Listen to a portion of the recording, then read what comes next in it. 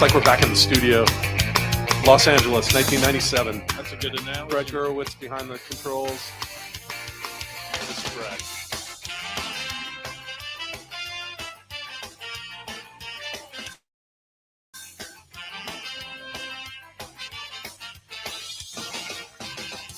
I don't need to tell the truth, but I never lie. I don't need to bow to you. You're just passing by. I never wanted to be the one you bitch and moan and come home to. But as long as you look good, I'll come back to you. Get inside my troubled mind with all of your threats. Sometimes I think I was blind. Not before we met. I never wanted to be the one that you depend on for your life. When you cry, it smells like soup. Sounds like Shona knife. Never fear about I said all night. I got a right. Each time I said all night. No, I just might. You make me stay all night. It's just that side of you tonight that makes me stay all night. I'm gonna stay all night. You're an evil little girl. I'm a twisted man, tearing through your perfect world. Make you understand. I never wanted to be the one you bitch and moan and come home to. But as long as you look good, I'll come back to you and do the things you do. Stay all night.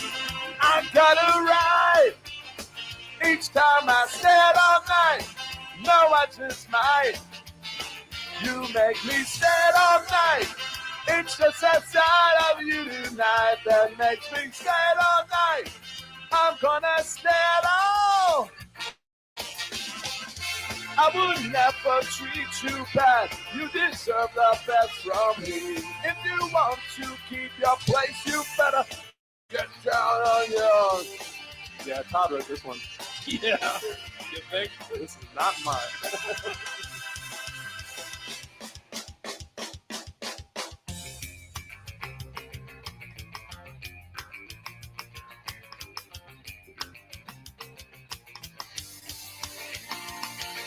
Stayed all night, I got a right.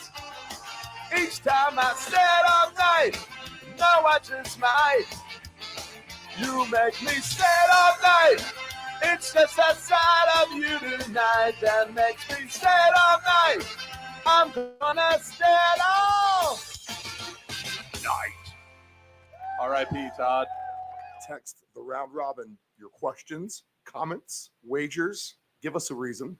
Sleeper fantasy play, your best alternative line, whatever you have. Text the round robin 757 354 5517. Can you see by the dawn's early light what so proudly we hailed at the twilight's last gleaming, whose cross stripes and bright stars through the perilous fight, o'er the ramparts we watched were so gallantly streaming, and the rocket's red glare, the bombs bursting in air, gave proof through the night that our flag was still there. Oh, take us as Star-Spangled Banner yet wave, for the land of the brave and the home of the brave. This is the Deep End Broadcasting Network. You are tuned in to the Round Robin with Stephen Murray on Deep End Broadcasting.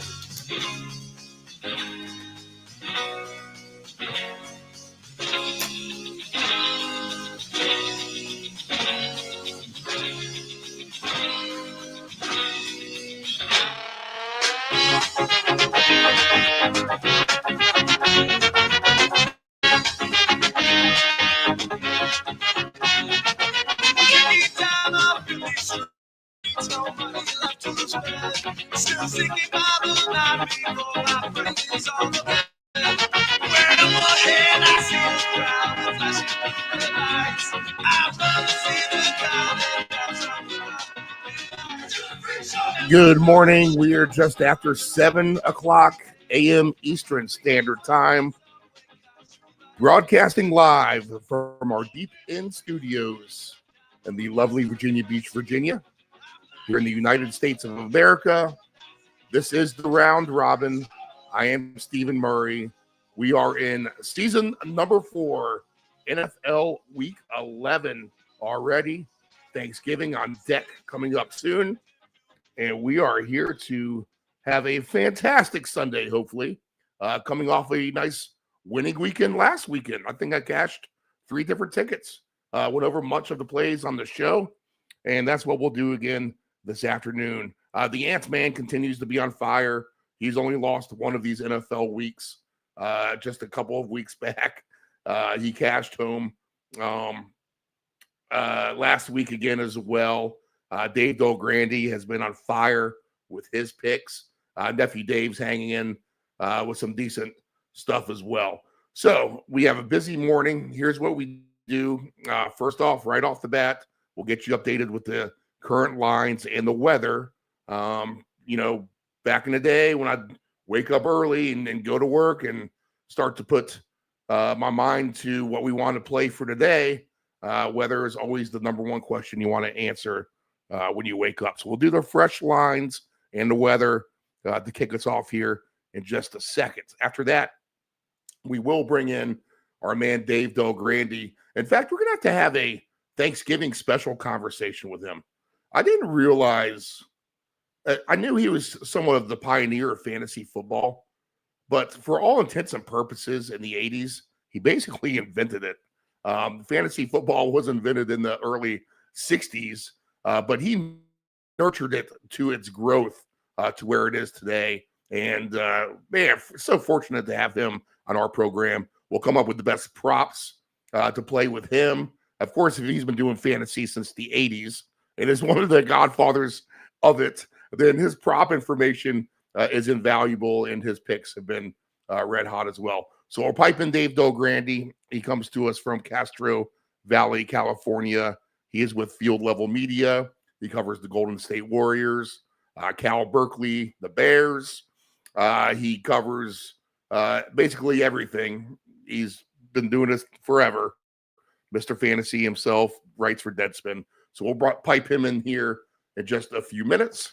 Then we'll bring in Nephew Dave and the Ant-Man, and we'll go through all the games, angle by angle, trying to invest the minimum to make the maximum.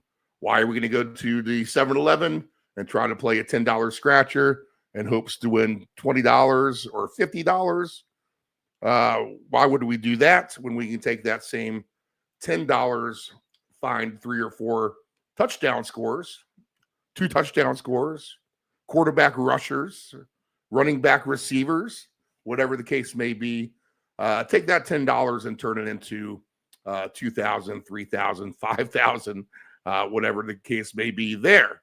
Now, I see we have a bunch of new viewers, and you might be a little skeptical from everything that you've been hearing so far, but think about it. It's simple math, and you hear all these gambling programs give you much disdain about how you should not play parlays. Meanwhile, they're playing teasers left and right, and how you should never do parlays, how they're so bad for you. Well, if we can find 4 things that we like and adjust the numbers odd-wise, and there are blowouts on the board, either with a prop number or a game number or whatever subject we want to tackle.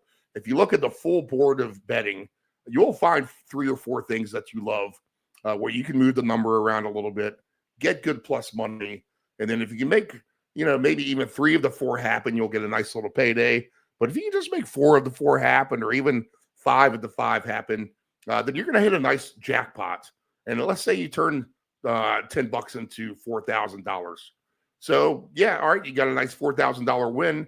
How many of those bets can you lose before you end up into the negative? You can lose 400 times. Okay. You can lose 400 times before you're in the negative. Do you think we're going to lose? We already talked about how we win every other week. So, in you're the case of the Ant-Man every week. So, do you think you're going to win within those 400 times? Yes, absolutely.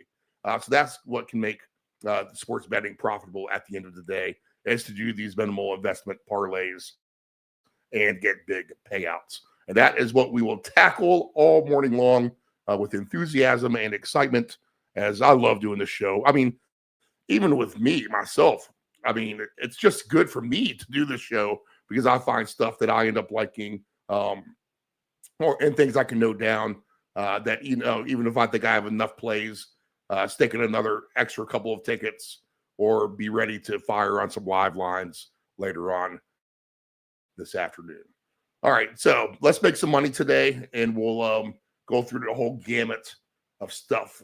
Any main headlines I want to discuss? I really haven't done a monologue in a while. Yeah, it's just been kind of soaking in college football, which is much more boring to me than NFL football. Nice little winner yesterday, actually. I think I posted that ticket on our Instagram story. With let's see, USC, Penn State. Thank you, Penn State, for that long run and not trying to fall down and run the clock out at the end of that game. And East Carolina, my Pirates get home for me. They've been a fun team to root for all season long as well. So nice little college 3-game winner. Feeling pretty good going into this morning. We do have TreVeyon Henderson, all right, sitting on some round robins already. So we banged him home with 2 touchdowns on Thursday night. And we await the next step, which is mainly going to be Achane this morning, as we do have a morning game from Madrid, and we will be away in Barcelona or Madrid. I think we're in Madrid this morning with the Commanders and the Dolphins. And I'll be rooting for Achane for 2 touchdowns in that game. I do have a pick for that. So let me just get that out, and I'll post that on the screen as well. But I just did a profit boost of anytime touchdown scorers, and I'm just going to keep it simple. We're going to take Achane for 1. We're going to take Waddle for the other. They both have been on fire, and I'll go ahead and throw in Krosky Merritt for the Commanders. So those 3 guys with the profit boost pay, I think, 13-1, 14-1, somewhere in that range. Anytime touchdown. I don't know how Achane doesn't get 1. That's for sure. So my question mark would be Krosky Merritt. Does he get counterfeited by Rodriguez? The lines tell you that he will. Rodriguez is a better favorite, but we have a hunch Krosky Merritt still is the go-to guy at running back in that offense. We do have the insider information on the Commanders here with Nephew Dave, and Del Grande insists it will not be Rodriguez either. So Krosky Merritt, will hope for him to get in. And then it just form holds true with Waddle. He's been as good as anybody. So Jalen Waddle, Krosky Merritt, and Achane all for 1 touchdown. There's your 9:30 a.m. play. 9:30 a.m. play from me. 2-0 last week. How about this? Tyler Algiers, 2 touchdowns, straight up winner. And Tyler Algiers over 20 rushing yards winner. If you recall that from listening last week. All right, let's go ahead and take a look at the weather here. Let's see what we have. And we do have some weather issues, I believe, this afternoon, right? Unless we've cleared up a little bit. Hey, it looks like we're going to kind of skate out of some of this stuff we were expecting for the weekend. How about that? Okay. Interesting. Maybe some wind. That might be our biggest nemesis that we see happening. But we are across the seas in Santiago Bernabeu. Is that how you say that? For the game with Washington and Miami. Miami -2.5 and 47. I also see 47.5 with the total as well. Let me make sure I'm getting all my fresh lines completely up here, so we're not missing anything. Yeah, 47.5 with the game with the Dolphins and the Commanders. 57 degrees, no chance of precipitation. So wide open there for points potentially. I know we get some bad scenarios with points on these early games. Last week we got a lot of them with the Colts and the Falcons. Highmark Stadium in Buffalo, 20-mile-per-hour winds, 40 degrees. The Bills and the Buccaneers. The Buccaneers are now a 6-point underdog.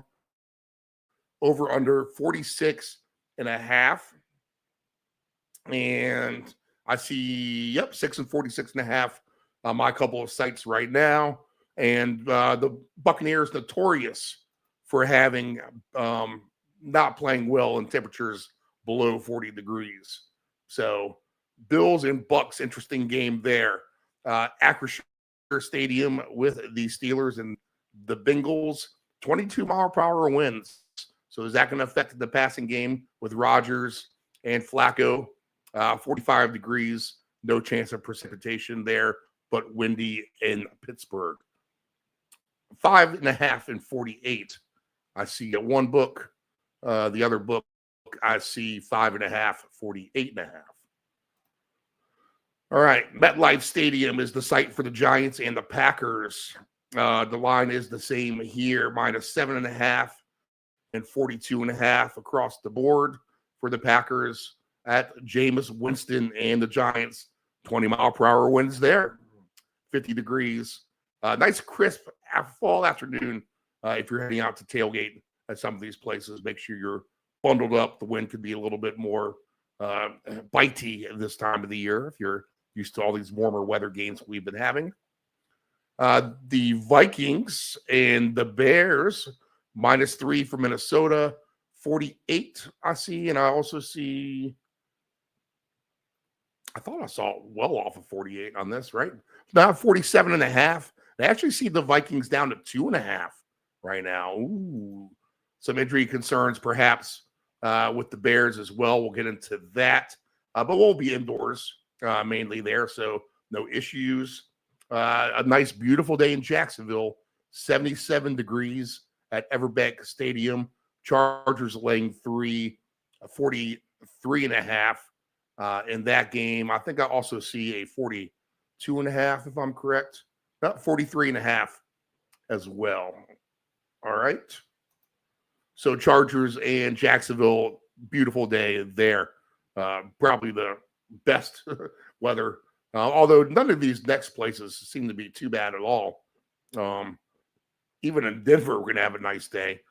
Nissan Stadium with the Tennessee Titans and Houston Texans, -5.5 and 37.5 for Houston is your latest line. I really haven't seen too many line moves of great significance from what, and that's what we're trying to identify really for the last couple of days where the money's really moving. Interesting to see that it's on the Bears a little bit, perhaps. But 5.5 for the Texans, 37.5. 64 degrees there at Nissan Stadium today. We'll be indoors at Atlanta, 72 degrees. 13-mile-per-hour winds at the Mercedes-Benz Stadium, which does have the open roof. Maybe they do open it.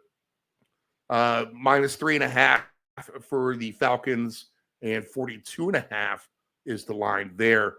Indoors at Arizona with the 49ers and the Cardinals, State Farm Stadium, 71 degrees outside, beautiful day there. Rams in Seattle, low 60s at SoFi Stadium. Great game, -3 for the Rams, 48.5. Outdoors with Baltimore and the Browns. Baltimore, I see now 8.5 in some spots. I see 7.5.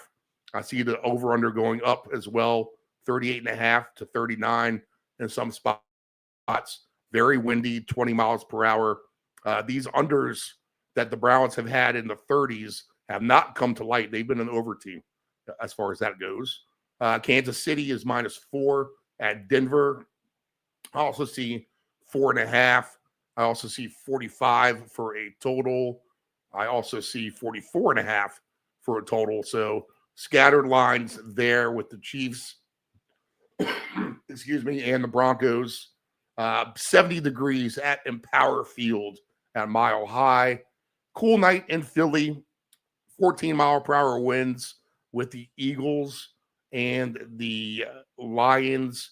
Detroit catching 2.5, 46.5 for our Sunday night game. And then your bailout game tomorrow night, Dallas minus 3.5 at Vegas, over under 50 at Allegiant Stadium. All right, so where weather looked like we could have some rain in Buffalo and in Pittsburgh and maybe even in Cleveland, it looks like we're going to miss that, but we'll get the wind. So we'll see how the wind does here at some of these places and everything that we're trying to accomplish. I think it helps for sure that the ball is not going to be slick. So wind could provide issues, but maybe where I was thinking we might have a few more underish type of scenarios, we might not be so bad off with the wind or with the lack of precipitation that we see for this afternoon. All right, so that's your weather forecast. Everything looks pretty decent weather-wise. Just those couple of windy spots in Buffalo at MetLife Stadium. Let's see, and Pittsburgh. That is your main ones right there. Everything else below 15 miles an hour. Oh, Cleveland as well later. All right, so those are your hot spots for wind. All right.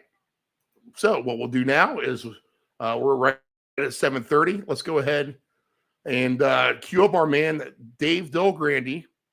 All right. He is a writer for Deadspin, a columnist at Field Level Media. He is a senior analyst at Stat Factor, Mr. Fantasy himself. Let's get some good props and let's try to bang home some winners. So let's see what Dave has. Let's go pick heavy. We'll go through all the games. One piece of off the field news, I was going to ask you about it, and then I decided just to kind of look it up because I haven't heard anything about Brandon Ayuk at all, really. And I see today that he's still pretty much an unknown to come back as of about an hour ago, I think the article was. So still an unknown for Ayuk. Do you think that, I mean, they're just going to make that like a playoff dependent type of thing? Obviously, you're not going to rush him back. It's going to take him his time. Maybe we assumed he'd be back by now. I mean, he kind of like just disappeared completely off my radar. So that's how he popped in my head. But Ayuk, do you think we'll see his face this season at all? Yes, I do. The Shanahan is asked basically every week about Ayuk, and obviously with Purdy Pearsall and too, all the other guys. Yeah. And so, and he never really gives you a great answer, but he's pretty honest.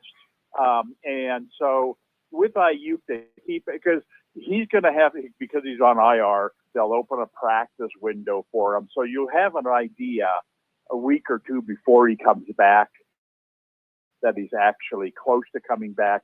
Now, they haven't opened that window yet, but the last time, in fact, earlier this week when Shanahan was asked about opening the practice window for him, he said, no, not this week, but maybe next week.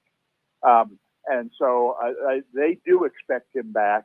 And no, I don't think it's going to be one of those things where maybe the last game of the regular season and hope to have him in the playoffs. I think that, and they have a bye still coming up as well. Right. And leading into the bye, their schedule is incredibly soft.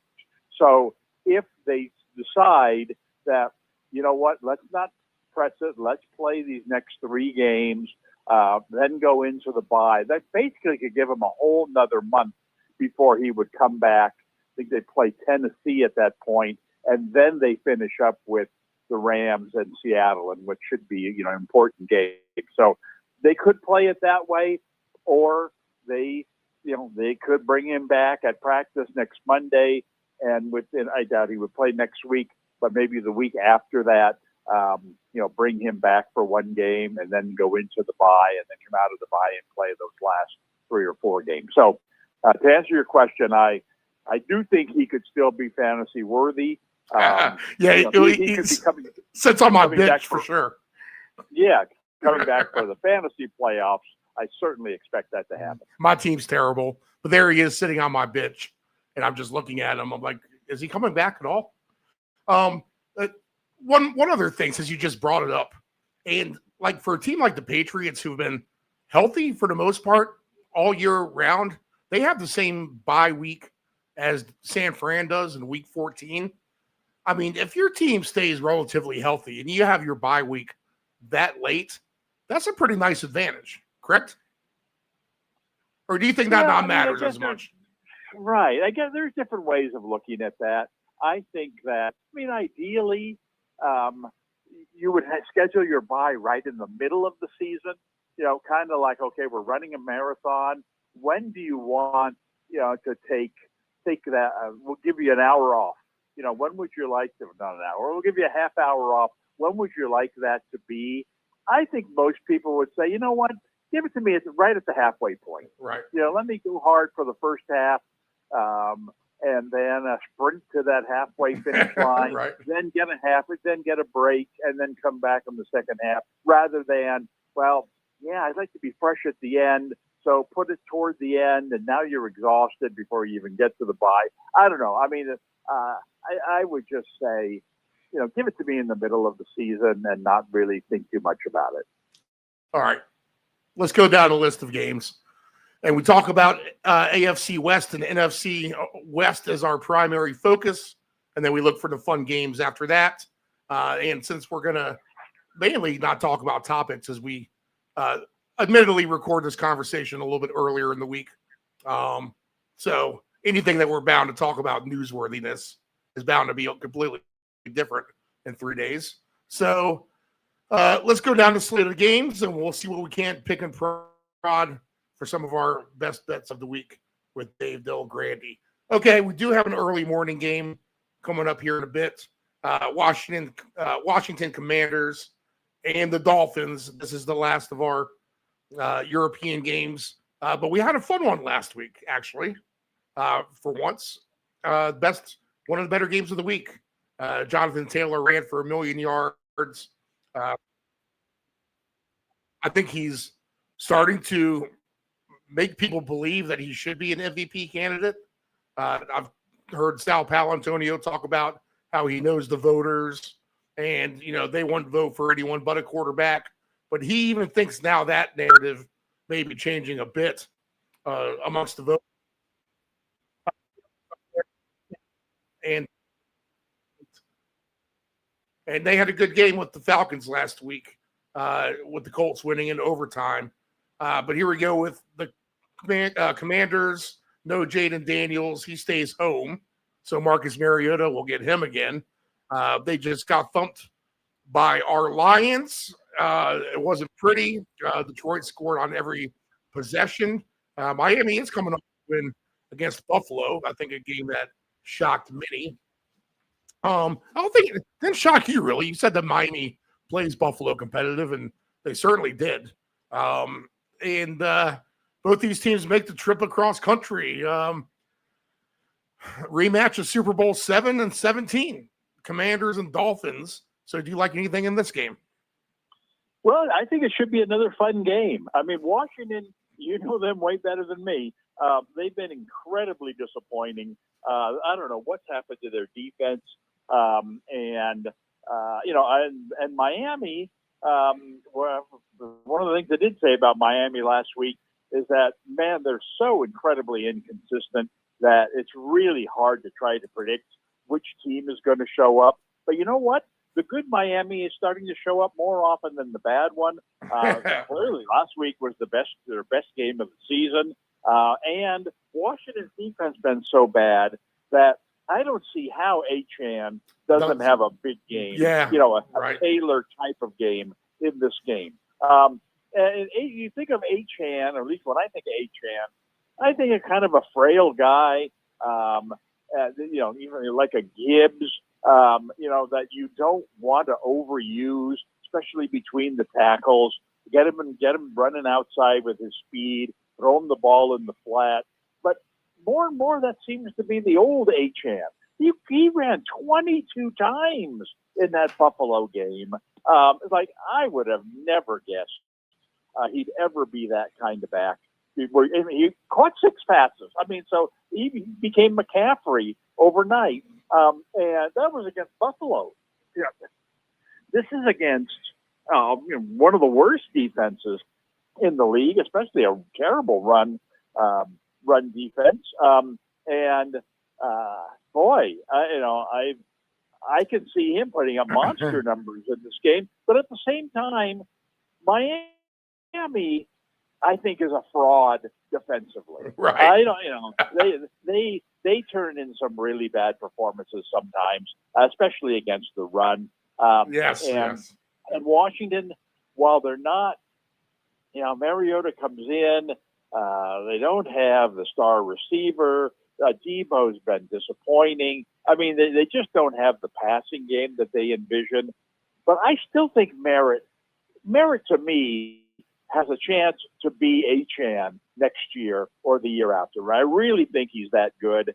And I think this could be a real nice situation for him. They got to try to use him a lot if they can. Miami's given up some really big numbers in the running game over the course of the season.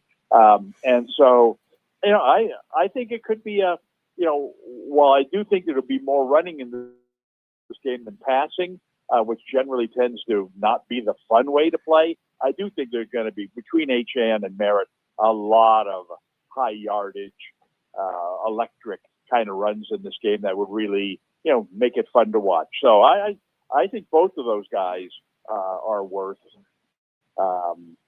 investing in. I have Achane for 2 already, 2 touchdowns. That's at plus 360. So I envision the same thing that you do. Minus 175 is his regular touchdown. 79.5 is his rushing prop. His receiving prop is at 36.5. Always a threat to get that. But you're right. He just is a Gibbs-esque type of player. He really is. Maybe if Gibbs is an A+, Achane is like an A. I don't even want to give him an A-, really. Yeah, right. Well, because he's that good. He's running through the tackles, like you said, too. Right, and Detroit. Detroit's got a lot of weapons, so maybe they can do this. But they recognize that Gibbs is not a 22-run kind of guy. And so, you see him, he gets his 10, 12, 14 runs and 4 or 5 catches. Now, he turns those into big numbers. Yeah, his volume is ridiculous. With those, but Achane, 20 against Buffalo.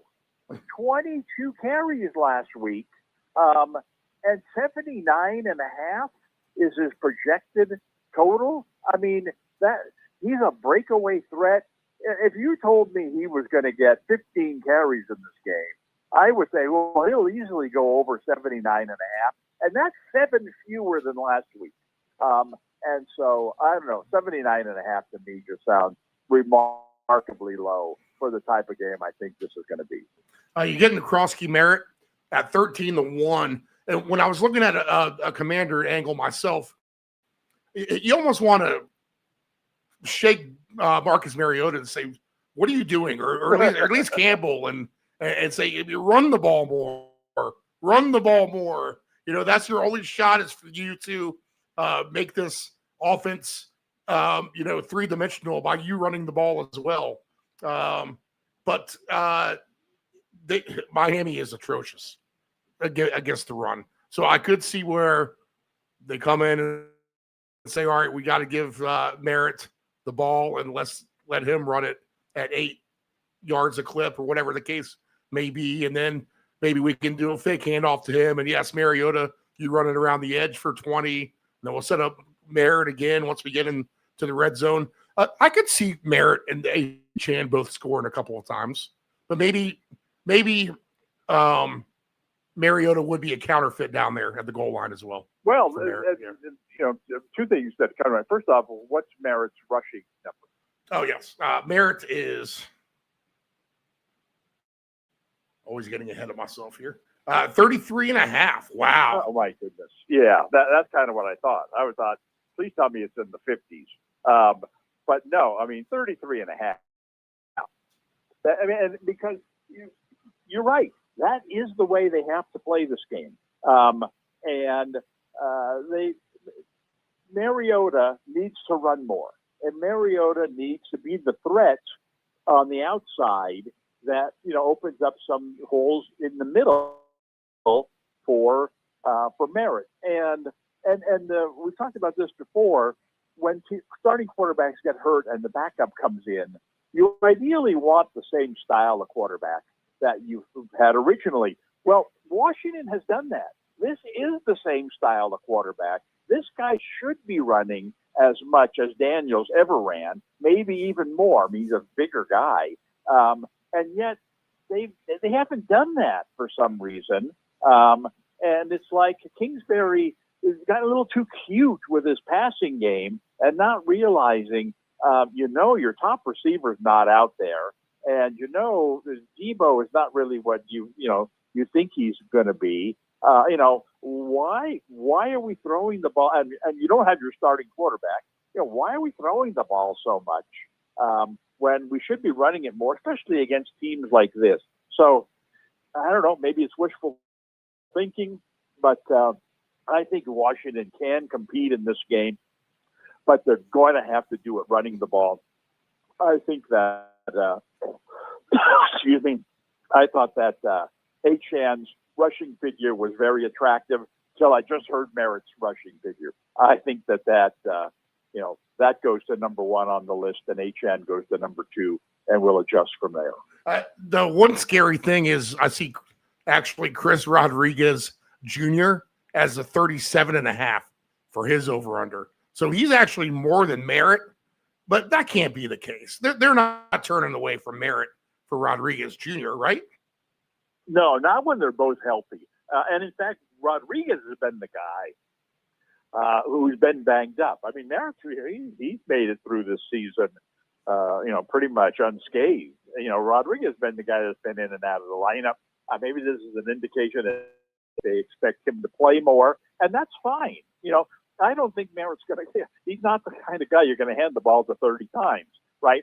But if you hand it to him 15 and you hand it to Rodriguez 15, which should be the game plan against, this defense, well, if he gets 15 carries in this game, I'll tell you what, he's going over 33 and a half yards. He's going over twice that. And so that wouldn't concern me that they will actually split carries in this game. I just think that would mean things are going well. Yeah, okay. I don't have an alternate number on Merritt yet for his rushing yards, but I'll be looking for that. That's for sure. Jalen Waddle, he's had a nice season. Even in despair, he's been good, I feel like. So if you want to get frisky on anything Jalen Waddle out there, I would not blame you. Go for it. I agree. Yes, he has been very good. He's kind of come out of Tyreek Hill's shadow. When they brought in Hill, they thought these guys could coexist really well, and it really hasn't worked out that way. I mean, Waddle's basically disappeared, but now that Hill has gotten injured, Waddle's having a fabulous season. As good as anybody, really. Yeah, it's going to be interesting to see moving forward when they both play together again, presuming they do next year, whether they can, get them both rolling, become like the Eagles, where you've got these two-star receivers, one on each side. And while we may not be able to predict from week to week which one's going to have the better game, it's going to split. One time it's going to be the guy on the left, one time it's going to be the guy on the right. Defenses are never going to know what hit him. So I think that Waddle has, to me, established himself as, like a top 10, top 15 type receiver in the league. And you're right. This is a game where, again, against a defense that's been really bad, I don't see why Waddle doesn't put up, they don't really have a second wide out. They're, the tight end that they thought they had there for a while, he's not playing anymore. So it's all Waddle and all Achan in this game. So I think he's got a really good chance to find the end zone. Then the difference between these two things is that the Washington quarterback is a threat in the red zone to run the ball, and that could take away touchdowns from guys, whereas Miami's isn't. Miami's going to score one of two ways in this game. Either it's going to be Achane or it's going to be Waddle, and that's comforting to know that, hey, you could actually play them both and cash both tickets. Right. If you're going to play a receiver ticket for 2 touchdowns, I won't blame you out there if you want to throw Waddle on there. And I think if you're going to play just an alpha dog of players, maybe try to find your 5 best players that score 2 touchdowns. I think Achane goes on that list. Yeah, he may be number 1 on that list. Yeah. Okay. All right. So some good things there early in the morning. Let's go along to the early window. Anyone of our characters here? Yes. Yep. Here we go. We go to Jacksonville with the Chargers and the Jaguars. And I was one over away from a nice big jackpot last week on Sunday night. And the stupid Steelers couldn't do anything against the Chargers defense. And I had to take home the secondary prize, which was still nice, but it wasn't the grand jackpot of $4,000. But the Chargers, good defense. I think it travels on the road here. They're the better team than Jacksonville to me. They're laying a field goal, 43.5. I would think now. I said it too. Whenever the Chargers kind of go east, they're much better playing night at home than they are traveling to the east, where they keep things a little bit closer than you'd like. In fact, Tennessee did end up covering the spread against the Chargers the last time out. But to me, especially the way that Jacksonville lost last week, which is one of the worst bad beats of all time. If you have 1.5 with Jacksonville, where they blew that huge lead to the Texans and then throw that crazy interception, which it literally is. You never see an interception like that where the quarterback basically is trying to throw it down the field, gets hit perfectly in the arm, and the ball goes 5 feet right into the gut of the lineman running at full pace to go in unstopped to cover the 1.5 point spread if you're the Texans. I don't know if that's going to have any kind of lingering effect. I don't think it matters. I just think the better team here are the Chargers. I'm not sure how they beat you here. They beat you by the passing game. They could run it a little bit too. Herbert runs the ball. They're one of the harder teams to me to figure out who's going to score, but I think they're the better team overall than the Jaguars. So if there's a best bet for me, then it's probably just going to be lay the points. And if they win by 10 points or more, that won't shock me. So what do you like? Yeah, no, I agree with you. It is a little scary. The Chargers do not seem to travel really well. And Jacksonville, for as much as they lost that game last week, they did have a nice offensive game against a good defensive Houston team. I think Jacksonville maybe could become the kind of offensive team that I thought they'd be at the beginning of the season. They get Thomas back now. I still think that adding Jacoby Myers in the trade that they got him will help. I mean, they lost Hunter now for the season, but Washington has been catching balls for them. I think they have a chance to be a decent offensive team as we move along. That said, I just think the Chargers, like you said, are the better team here. Jacksonville has been the worst team in the league defending tight ends. And the Chargers, when we last saw Gadsden, he was getting hurt in the last game. Would he even play this week? But I think I saw he was a full participant in practice even as early as Wednesday. So if he's in fact healthy and is out there, he's had an incredible season. Right. Jacksonville has given up a lot of numbers to far less tight ends. I think that he could be your player of the game here, given a reasonable asking price. All right. Let's see here what we got. For Rodney Gadsden 2.0, when I saw his name, because he has such a unique name, and I mean, if you are a historian of the game, then you know about Oronde Gadsden of the Dolphins. And I was like, man, this guy's still around, still playing? I was like, it was 25 years ago. Of course it's not. It's his son, which is just funny to me every time I think about it. Gadsden, plus 160 to score. And receiving wise, we don't have anything on him yet, but he's going to be somewhere around 35.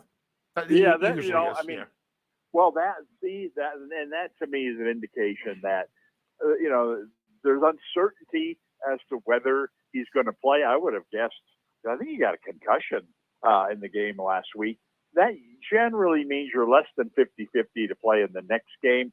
But I could have sworn I saw that he was out there at practice as early as Wednesday.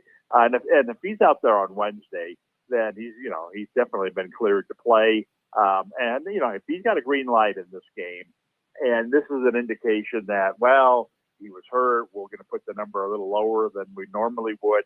Well, then I'd be ready to jump on that come Sunday. I'm looking at the other sports book, and I do not see him listed.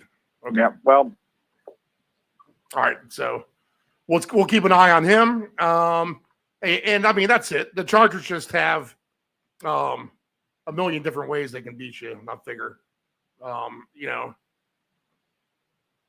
let's see here. So, yeah, I mean, Quentin Johnson, is guy that we've been following for a couple of years, right. And now all of a sudden, man, as he exploded onto the team, he's cheap now. I mean, yeah, and 10 targets last week. I mean, when I think of him, I think of Jameson Williams, kind of guy where, well, we'll throw him 2 or 3 balls a game and hope he catches one. If he does, it'll go for a touchdown.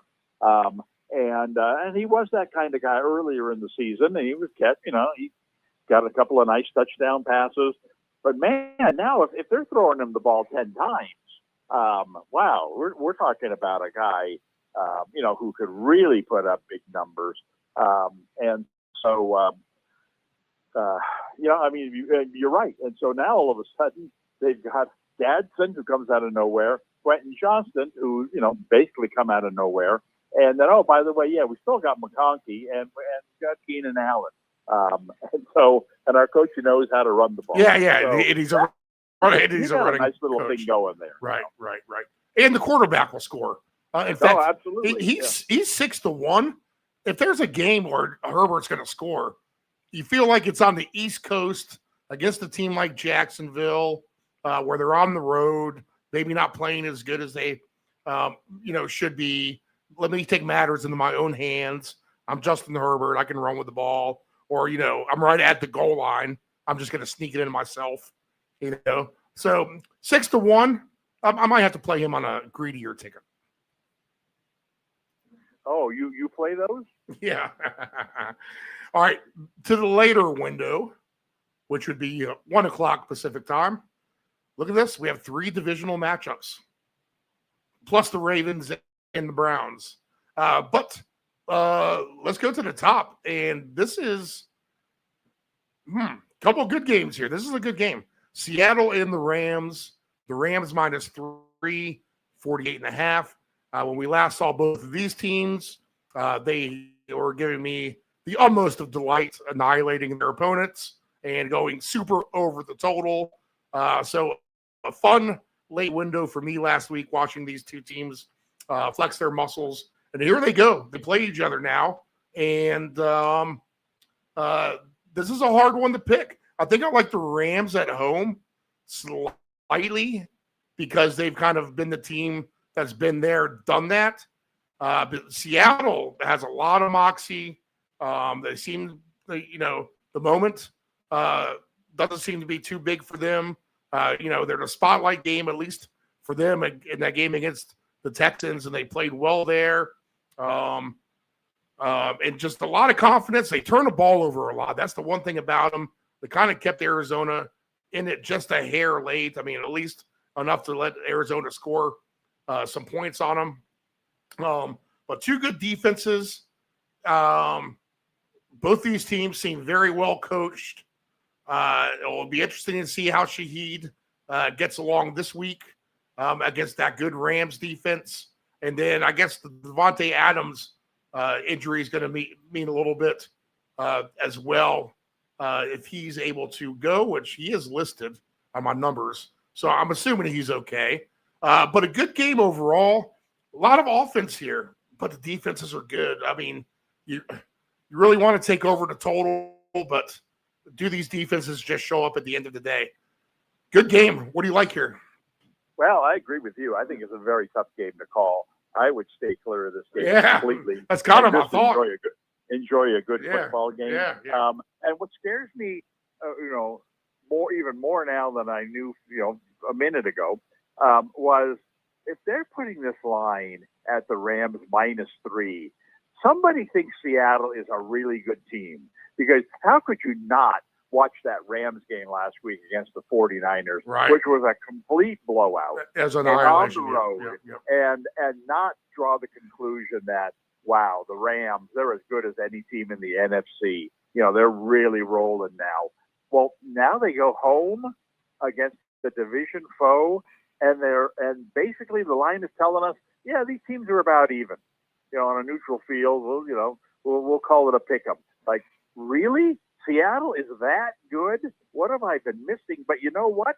They have been that good in recent games, and maybe they are that good. I don't know. I mean, this is going to be a real nice test for them. But again, this line is telling me, hey, don't be surprised if Seattle wins this game. They really are better than you think that they are. Okay, you know what? I'm not going to dispute that. I'll give them a shot to win this game, but I'm not going to bet on it. I mean, how can you bet against the Rams team that we saw last week? So I'm going to, I'll just say, you know what? We spent 15 minutes talking about a Washington-Miami game, but that's the way, that's kind of the way it is in this business, because it's a good game doesn't mean that that's where your attention needs to go. So I'm going to pass on this game. Yeah, I feel like it falls right at the numbers. And the one thing I would say, if you had to ask yourself, which quarterback am I going to just trust the most at the end of the day, which is sometimes, especially, in the playoffs, when you're trying to, bet a game and you have to have a bet in because there's a game on. All right, I mean, who can I trust the most? I guess you have to answer that Stafford, but he is exactly 500 for his career and his record. So it's not like he's blowing the doors off his whole career. Yes, better as of late in his later years and all those bad years at Detroit. But I guess you got to trust him just a hair more than Darnold, only because we've seen Darnold fold in that big moment. But man, he does look good. He does. All right. Next game. 49ers and the Cardinals. 49ers -3, 47.5. I didn't even look at that part. Is this Mac Jones again for us? No. They hope to have Purdy back this week. I have unlisted quarterback right now. Right. At the first, Wednesday, Thursday, Friday are the big practices for these teams. And so going in, before they went on the field Wednesday, Shanahan was asked about Purdy's situation, and he basically said, we're going to push him as hard as we can this week to play. That doesn't mean that he will play, but, come Saturday morning, after what we view during the week, if we think he's doing well, and he says Saturday morning he's feeling good, then he's going to be the guy. And people were expecting a controversy, how are you going to make a decision? I mean, he came right out and said, no, you don't understand. We have a starting quarterback here, and we have a really nice backup. When the starting quarterback's ready, he's going to play. And so to me, unless there's some kind of a setback, and they've been very conservative, with his return to health here, and with Mac Jones playing so well, they could afford to be. But I think I even mentioned this last week. They got exactly what they needed last week in terms of making this transition as smooth, as seamless as possible. And that is, they lost if they had beaten the Rams last week and now they're rolling and they've won a bunch in a row and now they're playing another game they should win, how in the world do you take Mac Jones out of the lineup? Well, you know what? Not that it was Jones' fault, but they lost that game last week. They lost it kind of one-sidedly. And I think there's a lot. Some of the air came out of Jones's balloon, even though it wasn't, like I said, wasn't necessarily his fault. I just think that from a 49ers fan standpoint, it was, you know what? We're not good enough with Mac Jones as our quarterback to beat a team like the Rams. Not sure that we are with Purdy at quarterback, but you know what? Let's see what he's got. So I think people are ready for the transition back. I think they're going to get far less criticism for making the move, win or lose this game. But also, it's a perfect spot because this starts their run of lightweight opponents, four straight bad opponents. So if you were ever going to make a change and want the new guy to look good, this is the time to do it. So I that doesn't mean he's going to be healthy enough to do it. That remains to be seen. But the plan is to throw him in there. And if he is in there, I think they're going to win this game easily. Because, I mean, say what we want about Seattle looking really good and being impressive. That was embarrassing last week. Right. I wasn't even watching the game. Right. I was just watching the scores come in as I was watching whatever game was. Oh, the Rams and the 49ers were on in the afternoon last week. Like, oh boy, look at that. Seattle's up 14-0. The Rams and 49ers had barely kicked off. You know, oh goodness, it's 21-0. It's 28-0. It's 35-7 or something. They're barely in the second quarter. I thought, what are they going to do? Score 100? This is, in Arizona. I think came to the realization, our backup quarterback stinks. Harrison is injured now. We got no running game. We got one guy, McBride. That's all we got, and that had to be extremely demoralizing last week. And I don't know. I don't see how they recover from that. I think the 49ers, this is kind of what they've been waiting for. I mean, if you looked at their schedule at the beginning of the year and you identified their toughest games, it was Tampa, it was Houston, it was the Rams. It's like, okay, we've played all those teams. We've played the Rams twice already. We played those other teams. Now we got a bunch of Jacksonville's and Carolinas and Tennessee's and Arizona's coming up. This is where we make our run. So even though they're coming off a loss that some would foresee as a big game last week, that was not a big game. This is a big game. And these next three after it are all because they've got to win these games because they're 2 touchdowns better than every team that they'll play these next 4 weeks. And that's not because they're a good team. It's because these other teams are bad teams. And so this starts it. I think they are looking forward to this. I'm not sure what Arizona's possibly looking forward to. So I think 49ers are going to win this game easily. Yeah, I could see that. Now that you're looking at it on paper, it really does make a lot of sense. I did hop on Trey McBride the last few weeks to big success. So one of my good calls was actually jumping on him at the right time, and he's paid off on some tickets for me. But this would probably be the weekend to jump off. You're right. There's just no help around him. But but that's not a reason to not jump off. I mean, this game could. I mean, so he does score a touchdown. You think? Probably. Yeah, and he can't. You got nobody else to throw him the ball to. Right. That's the case. You don't even have Harrison there anymore. Right. And so you got no receivers. They got no running game. I mean, what are they going to do? I mean, triple team them? I mean, right? Well, but the weakness of the 49er defense, is that linebacker. Right. They don't have the star middle linebacker, Warner, out there anymore. They don't have their star from last year who plays for the Broncos now, flanking him. I mean, those guys could guard tight ends, could take tight ends out of the game. These guys that got in there now crying out loud. I'm not sure that they start for Cal. I mean, they're terrible.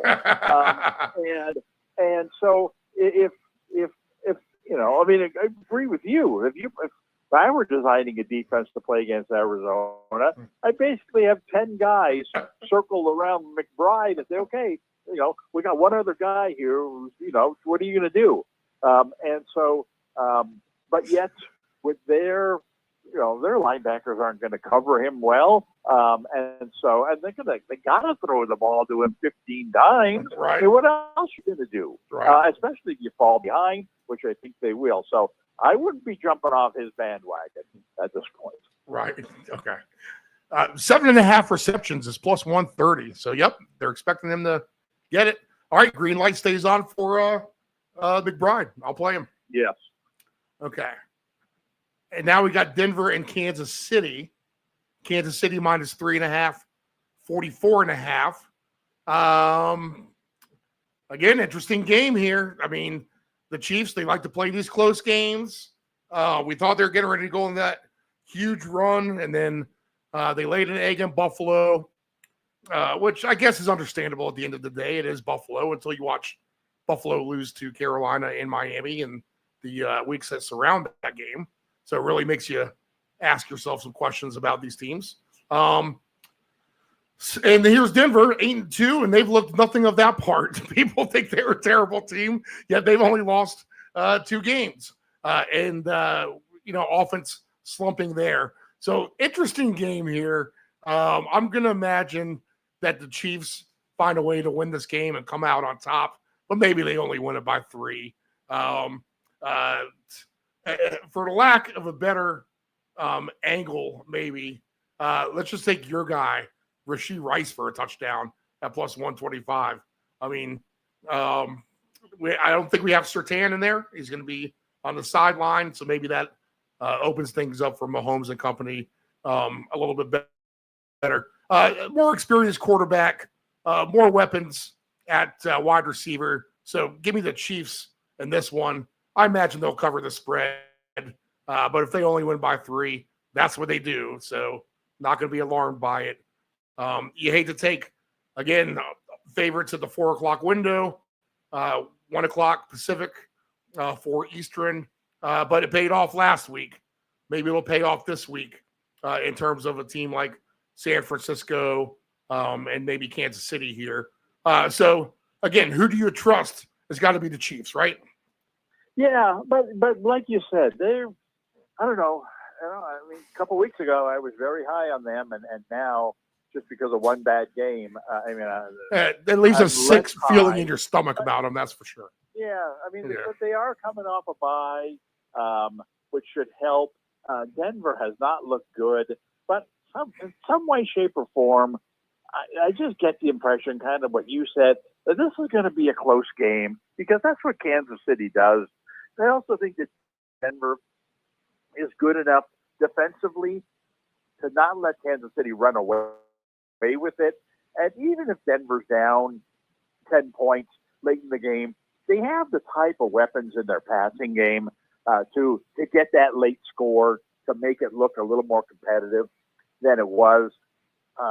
So I'll give them a chance to do that. I'm going to pass on this game. I think that Denver, like I said, Denver has, it's a little easier these days, and maybe this is not even going to pan out, right? But it's a little easier to predict who's getting the ball in Denver's passing game than Kansas City's. That's a little hard to believe. But Kansas City, Mahomes, he spreads the ball around with the best of them, even though he does throw to Rice now more than anybody else. But he's got a lot of weapons there, including his tight end.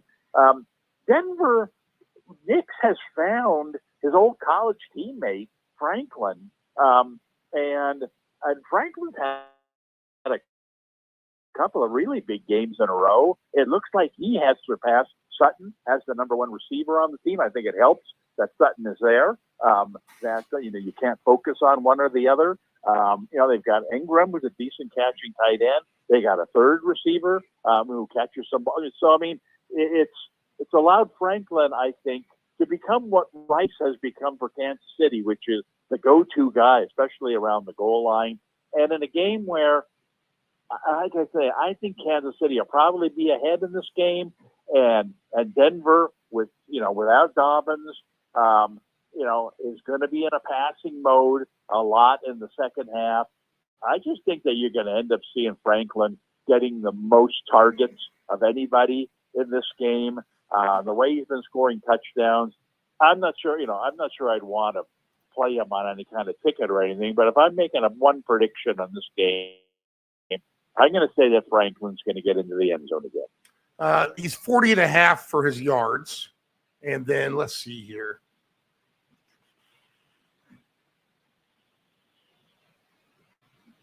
Do we have anything? Nothing yet on will he lead the game in receiving? Because I bet he pays pretty good with all those guys. That'll pop on later. I'd be interested to see that maybe. Franklin for a touchdown is 2-1. There you go. Yeah, again, like I said, let's just make this a prediction, unbacked financially. But I'm going to say that Franklin gets more targets than anybody else in this game. And then you do with that what you want. Gotcha. 10-4. Let's see. Does he have a receptions number? I can get 6 catches at plus 235.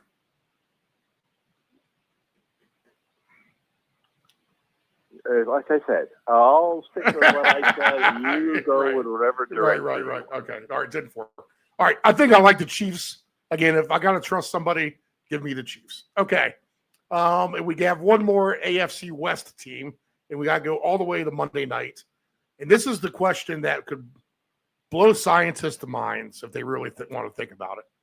But who has the more perfect situation?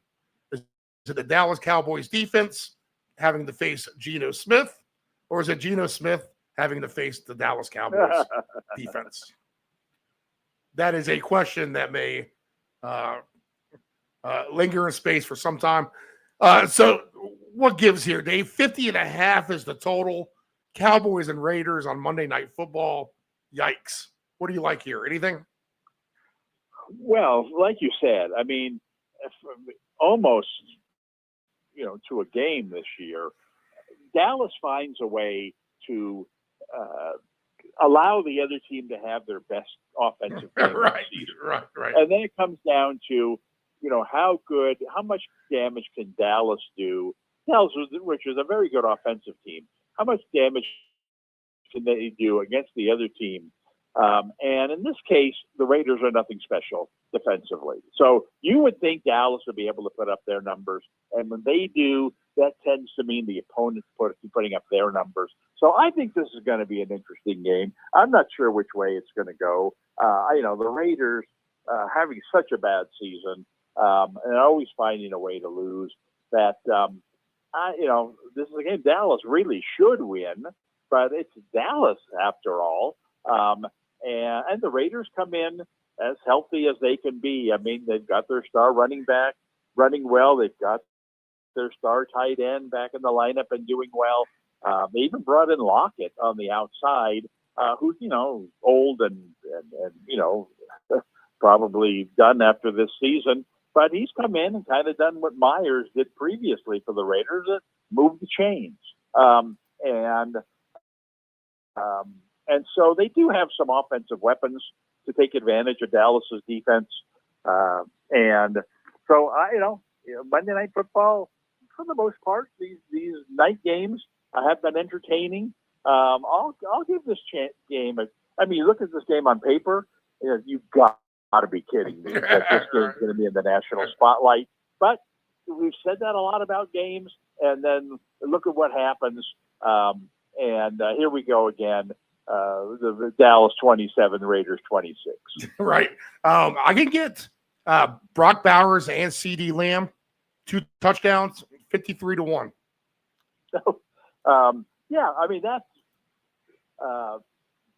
that's especially Lamb. You would think that he should have a monster game. He's due for a real monster game, right? Yes, Right. and this is the kind of opponent where he could put up big numbers, and they love to throw to him when they're ahead. They become the Lions when they're ahead in the middle of the fourth quarter by 2 touchdowns, and it's time to call off the dogs. Oh, there's a long one to Lamb for a touchdown, to pad his numbers.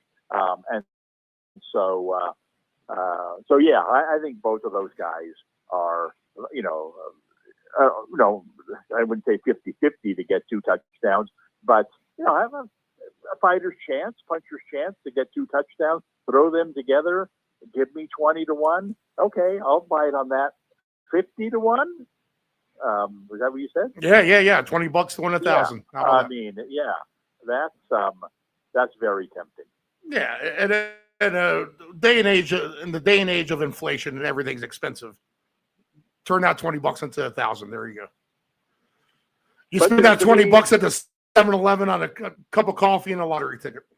Exactly, or yeah, it would have to be a small coffee. But the Raiders are a lot like Arizona, if you're not throwing the ball to Bowers, you're making a big mistake because he's just so much better option than anything else you got. So why are you wasting your time? Right. And yeah, the other defense could know that as well, but these guys are good enough to get open. And the quarterbacks, while not the best quarterbacks in the world, in either case, a lot easier throwing the ball 10 yards to a tight end than it is to find a mediocre receiver open 35 yards down the field. So why not just keep throwing the short ones to the tight end? And in both of their cases, they catch the ball and they run with it. It's not like you're getting 8 yards and the guy falls down. Every third catch, the guy's busting for 25 yards. So I don't see how. And I like both these matchups for those tight ends. So that might be 2 guys to throw together. Right. Right. McBride and Bowers, that both have big games. Right. All right. Let's see here. Moving on, and we'll go back to well, let me ask you this as my my lines have froze. So let me try to get these unfrozen. Here we go. We have, I think, a potential to have a few fun games of the games remaining on our list. I know we got a couple of potential weather scenarios that could be involved in those fun games if we're thinking along the same. Do you have one that sticks out to you that's going to be a little ping pong affair? Well, I have an under the radar game. That would be good. Let me guess that. Okay. All right. I'll give you a hint. It won't be impacted by weather. I'm going to say that it's going to be Chicago and Minnesota. You know what? That game I have up there on my list too. My problem with that game is Minnesota killed me last week on that same premise. You don't have enough time, tape or whatever however you tape these shows or whatever, to hear my rant about Caleb Williams. Caleb Williams stinks. The Bears are going nowhere with Caleb Williams as their quarterback. He's just another classic example, and I guess you got to throw Trevor Lawrence into that kind of group where you just, man, this guy looked good in college, and he could run. He's tall, he could run, he got a big arm, and it's just not translating to the pros. And I don't know if it's just a lack of general intelligence or just the fact that they don't know how to throw a changeup. That Caleb Williams throws one pitch and that's a fastball. And I mean, there were times in the game, and especially when the weather's bad, you can't afford to be throwing the ball 110 miles an hour on a 6-yard curl on 5, and which he must have done 10 different times in the game last week. They were so lucky, to come out of that game with a win. He played a terrible game against a bad defense, and they got lucky. And now this week, Moore is injured, Odunze is injured, although Right. he'll probably play. So some of these great weapons, even Swift hasn't been playing full time. Some of these great weapons that they have are not firing on all cylinders, and this is going to be a very tough spot at Minnesota. Minnesota really needs this. Well, both teams would like to win this game, but I think Minnesota needs this game from a mental standpoint way more than Chicago does. And so I think this is going to be a tough game. So anyway, no, that's not my game. Let's all that said. let's stick on this real quick, because I think, like, we've been waiting for CeeDee Lamb to have the big game. We've definitely been waiting for Justin Jefferson to have his big game. Do you see that coming this week? I know McCarthy's got a bagged up hand. Coming. You know what? This kind of the 49ers, we learned this from the 49ers over the years, is that when the 49ers had a running back who got injured, they plugged in a second guy, and the guy always did well. And whether it was Mostert or Mason or Right. Brady. Williams, whoever, Breida, right. It didn't really matter that the starting running back was injured, because the other guy came in and did surprisingly well. And then when that guy went to play for another team, lo and behold, geez, this guy isn't very good. Well, no, because it was all the system. And I think in Minnesota, Mason has gone in, and played a lot for when Jones was hurt this year, and had some really nice games. And it's like, and now he's kind of slumping a little. It's like, you know what? He's just not very good. At Minnesota, once Jones gets healthy, they can immediately put him back in the lineup, and he's going to do way better than Mason's done. And even though Mason has been productive, to me, it's like when Jones comes back to play healthy, be ready to jump on him before he puts up his big numbers. Well, this is the week. I mean, he demonstrated last week that he, 9 carries last week, 47 yards and a touchdown, 6 targets last week, 3 catches. So he's, 15 touches last week. He's healthy. He got a touchdown last week. This is an important game for them against a middle of the pack defense. I think he's going to have his best game of the season in this game. Now, does that mean Jefferson won't have a big game? Well, no, not necessarily. I just think that, if half as much is expected from one guy than the other, give me the guy that half is expected. And, because his numbers are going to be better. So I think that, to me, Jones is the buy guy in this game. Yeah, that's why we do the show, because it makes sense, too. With the quarterback, he's got his own injury issue on that hand. So maybe, and they didn't look good last week. So let's kind of keep things a little simpler.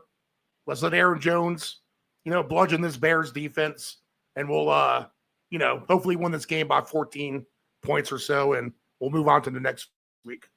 Okay. What's his rushing total in this game? I like his angle. 50.5.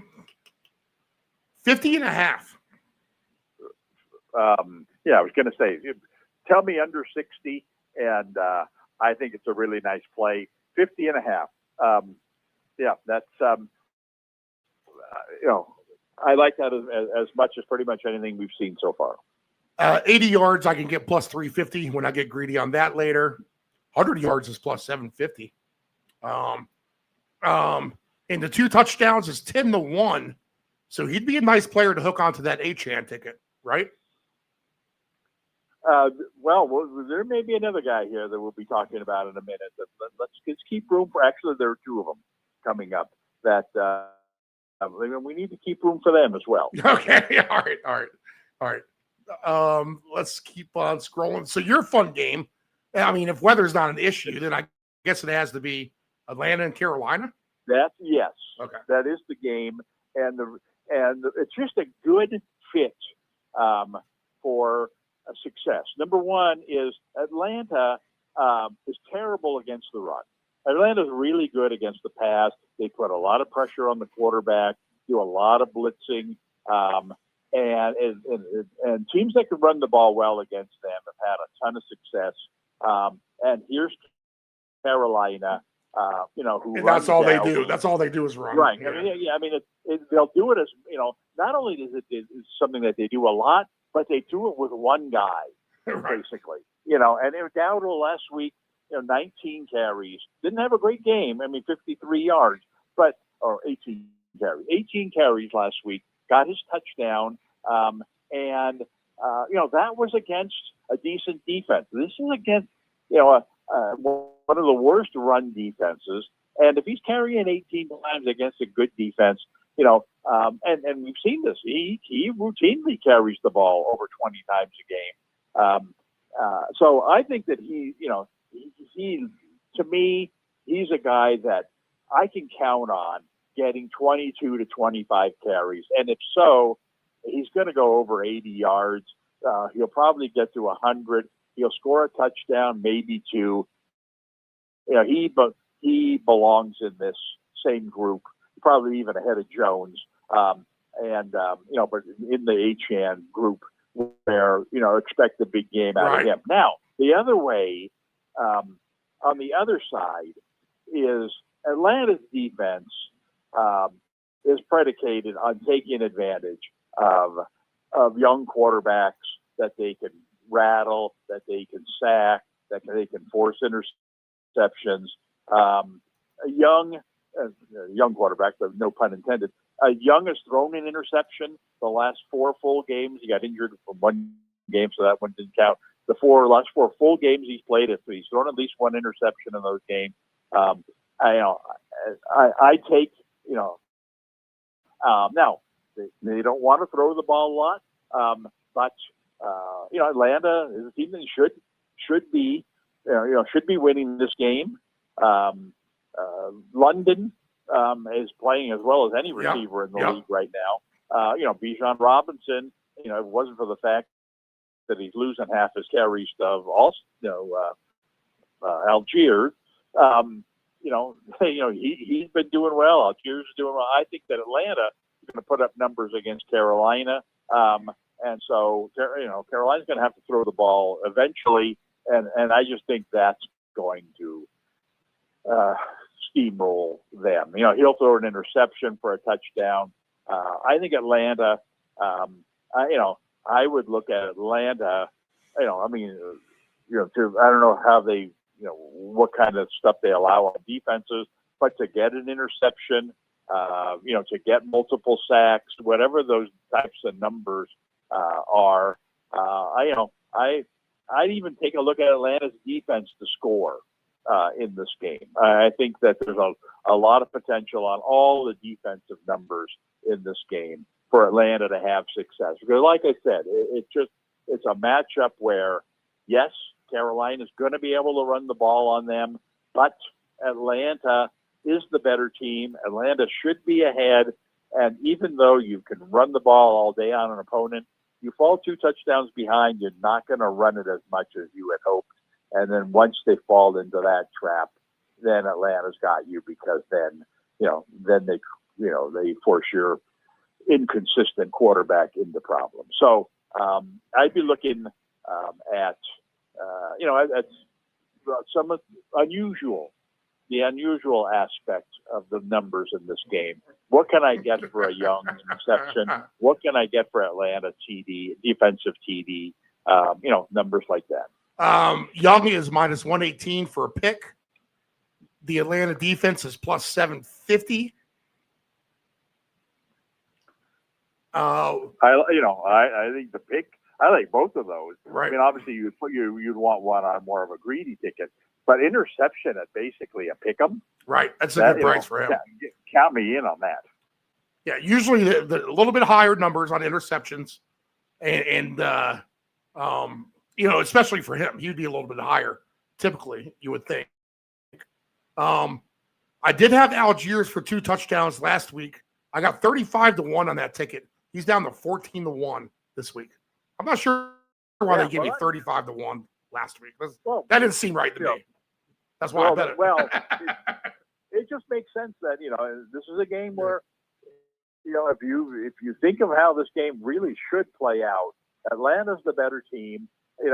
Atlanta should be able to control this game, and if they do, then they're going to run the ball a lot. If they run the ball a lot, then who's been scoring those touchdowns down by the goal line? You'd be hard pressed to say, well, they're splitting those. No, they're not splitting those. Algiers is getting most of them. Right. So yeah, I can see where you would project this week. Well, he's never going to score 2 touchdowns. It's going to be in a game like this. So 14-1 is still a nice price. I mean, not 35-1, but 14-1 is still a legitimate price in this game. He did good about going over my 20 yards rushing last week too. I thought that was way cheap. He crushed it. So I might look at that again as well when that pops on the board. What's Dowdle's rushing yards in this game? Dowdle is at 88.5. Yeah, see that, and that's what I was afraid of. I mean, it's an obvious play, but like I said, my concern is just Carolina falling behind, and all of a sudden the guy I thought was going to carry the ball 24 times is only going to get 14 carries. And if that's the case, he ain't getting his 88 yards because he's not someone who's going to bust one for 50 yards. Right. And so, yeah, I mean, I still like him. The play, I still like him to get a touchdown. I think he's the most logical Carolina guy to get a touchdown in this game. But I just don't know that I would want him on my A ticket. Because there's like I said, there's one other guy who I think is an automatic play. I mean, last week there was an automatic play I thought on Taylor in the European game. And not that I was projecting 3 touchdowns, mind you, but just I remember they were minus 320 to score 1. And, we were talking about, well, you're not going to get much for that, but you throw that on top of a parlay and it just, boosts your total by 30%. There's a guy in one of these other games okay. who's that kind of guy this week. All right. Let's see here. Next game on the board. Let's see if we can identify that. Yeah. So over 42.5. I mean, if you think this is going to be a fun game, you like this game over, right? Atlanta, Carolina? Sure. Yes. Okay. Well, because like I said, what you want in a game with a fairly low total like that is some kind of a break, some kind of, oh man, I didn't deserve that, but I'll take it. And this is, this is where you get that interception or the strip sack for a fumble, and it just gives you 7 free points. And not only does it give you 7 free points, but it then puts the opponent in an even more uncomfortable situation where, okay, I guess we're going to have to pass more, not what we wanted. And then next thing you know, he's throwing the interception, and they're getting a second defensive score. So, so I think that, in the end, you might look and say, wow, this game had fewer total yards gained than any other game on the board. How in the world did it end up being 31-21? Well, thank you for the fumble, the sack that turned into a touchdown, and thank you for that interception where the guy ran it back to the 10. That's how you get numbers in some of these games. So yeah, I think it could very well be one of those games, and don't have to worry about the weather in this game. I've used the words ineptitude scale the last few weeks or so, and I kind of picture that ineptitude scale in my mind. Today, I'm actually looking at it almost like the old school XY graph system where they have like the plots on the graph paper going from 0 to 10. Well, the ineptitude scale for either one of these teams could be very high at any given point, which could definitely lead to complete chaos if that's the case as well. So you have that going for you, over 42.5. Let's see, next game on the board. Let's keep it in this early window. Packers and Giants. I'm hard-pressed since Green Bay can't score, and they're still completely overrated again to me. And who knows what the Giants have. I'm assuming your alpha dog running back to score 2 touchdowns is not in this game, correct? You're not correct. It is Jacobs. It is Jacobs. Jacobs, okay. Green Bay's passing game is, continues to be disappointing. And I don't see it coming back to life this week. If there's any kind of a weather or if it's cold or what, this game is just, I mean, Green Bay is far and away the better team in this game. They should be able to run the ball all day long against a very bad rushing defense. And Jacobs is one of these guys who, my son's team was going against him in the Eagles game. And, well, you would think, wow, he must have done well because, it was a very low scoring game. But it was amazing in that game that, just watching the play-by-play, because I have YouTube TV and I don't get to see ESPN's football games anymore, right? So I was watching the play-by-play on the internet, and first play of the game, Jacobs for 5, Jacobs for 4, Jacobs for 2, first down. Love passes to Jacobs for 5 yards, Jacobs for 4, Jacobs. I was like, will you do something else besides give the ball to Jacobs? This is ridiculous. But anyway, so he ended up, he didn't have a great game, but good enough. My point is that this has got to be where they're, this is their kind of their one dimension now in a game like this. He's an every down back for the most part. He scores touchdowns. This is a game Green Bay absolutely positively can't let get away. I mean, with their division schedule where every game's tough, you can't slip up in a game like this. And so, how do you do that? Well, you know what? Let's just run the ball all day against this team and get out of there with a 24-10 win where Jacobs gets his 2 touchdowns and 24 carries for 125 yards. I really think it's going to be a very boring, let's just churn it out kind of game. Now, that said, on the other side of the spectrum, we have my boy, Mr. Excitement, returning at quarterback. And this is going to be very interesting to see how this pans out, because Jameis Winston is an all or nothing kind of guy. He doesn't, I don't know him at all, but just from the way he plays, he's like, I don't care how many interceptions I get. I'm going to keep throwing the ball 40 yards down the field and let my guy jump up. And when he catches it and runs, I look good. And when he gets it, intercepted, oh, well, we're supposed to lose anyway. Problem is that, obviously they don't have neighbors. And I'm not sure who his long distance target is going to be. Wan'Dale Robinson's a guy that catches a lot of passes, but I don't really consider him a deep threat. I gotta believe that guy's going to be Slayton. Slayton last week caught 4 passes and went for 89 yards. It seems to me that he's going to be the guy who gets the deep passes thrown to him, and Winston's going to throw more deep passes than anybody else. This is not an ideal matchup. The way Winston plays, I can almost guarantee you there's going to be an interception or 2 in this game, and Green Bay's a good defensive team. But I'll stick with my one play in this game, but I got to put Jacobs right up there, if not ahead of Achane, in terms of, number of yards, touchdowns, etc. He's plus 230 for the 2 touchdowns. For the 1 touchdown is minus 250. And for his rushing number, I don't have it yet.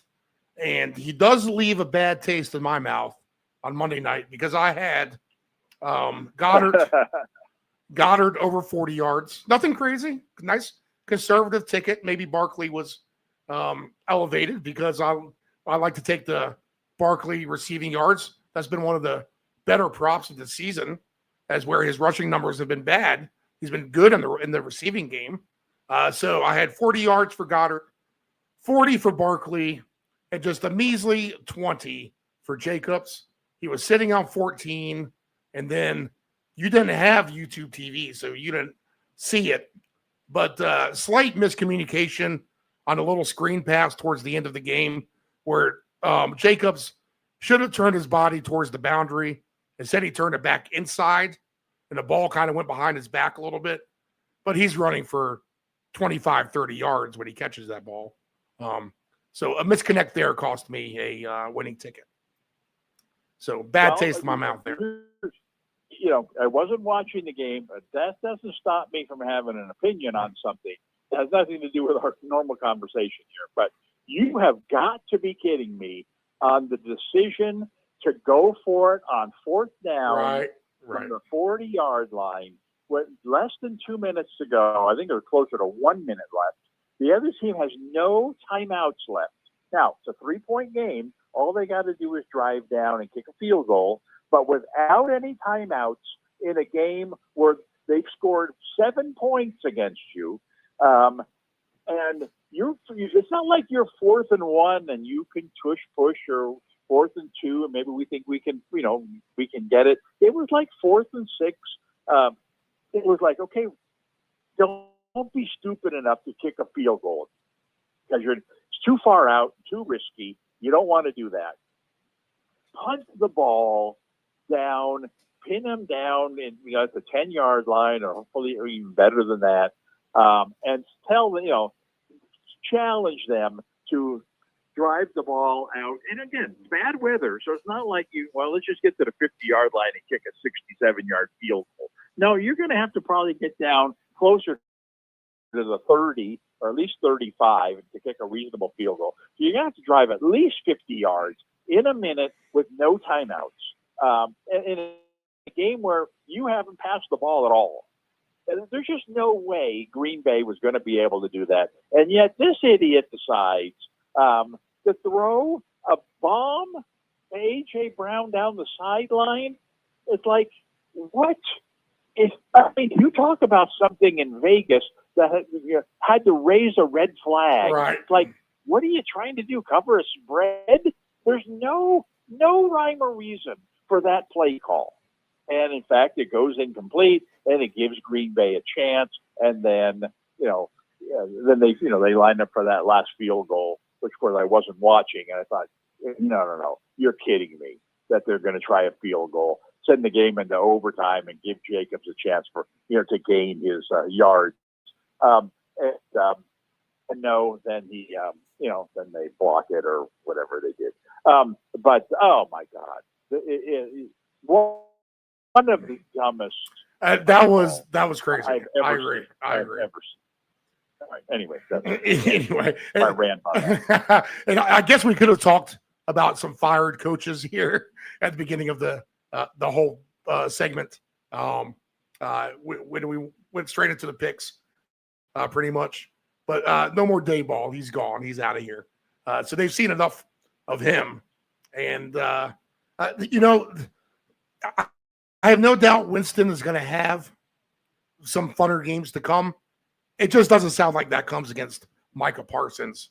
So I'll add on. Yeah, I agree. I'll add on I agree with that. Under 17.5 team points for the Giants in this game. Well, you want your lock of the week. Winston will throw an interception. Minus 220 on that. Yeah, see, that's, so it's almost like, well, you're going to have to play for him for 2, which is possible, but not, obviously not nearly as likely. But, again, it's almost like Taylor last week when you lay the 330 or whatever, you throw them on top of a parlay. You just want to be able to put a W down, halfway through the morning games, and they'll juice up a ticket. For an interception at minus 220 and throw him on to your most gutless ticket. Plus 172 for 2. And you know what? Plus 370 for 3. And it's kind of funny because they don't offer alternate interceptions for anybody. But Jameis Winston, they'll offer it for him. Well, he's the one player I've ever seen they have it for, which is funny. Well, tells you everything you need to know. And I applaud it. I applaud him for, we got no chance in this game, and I'm just going to, I'm shooting for them. I'm swinging for the fences on every one of my throws.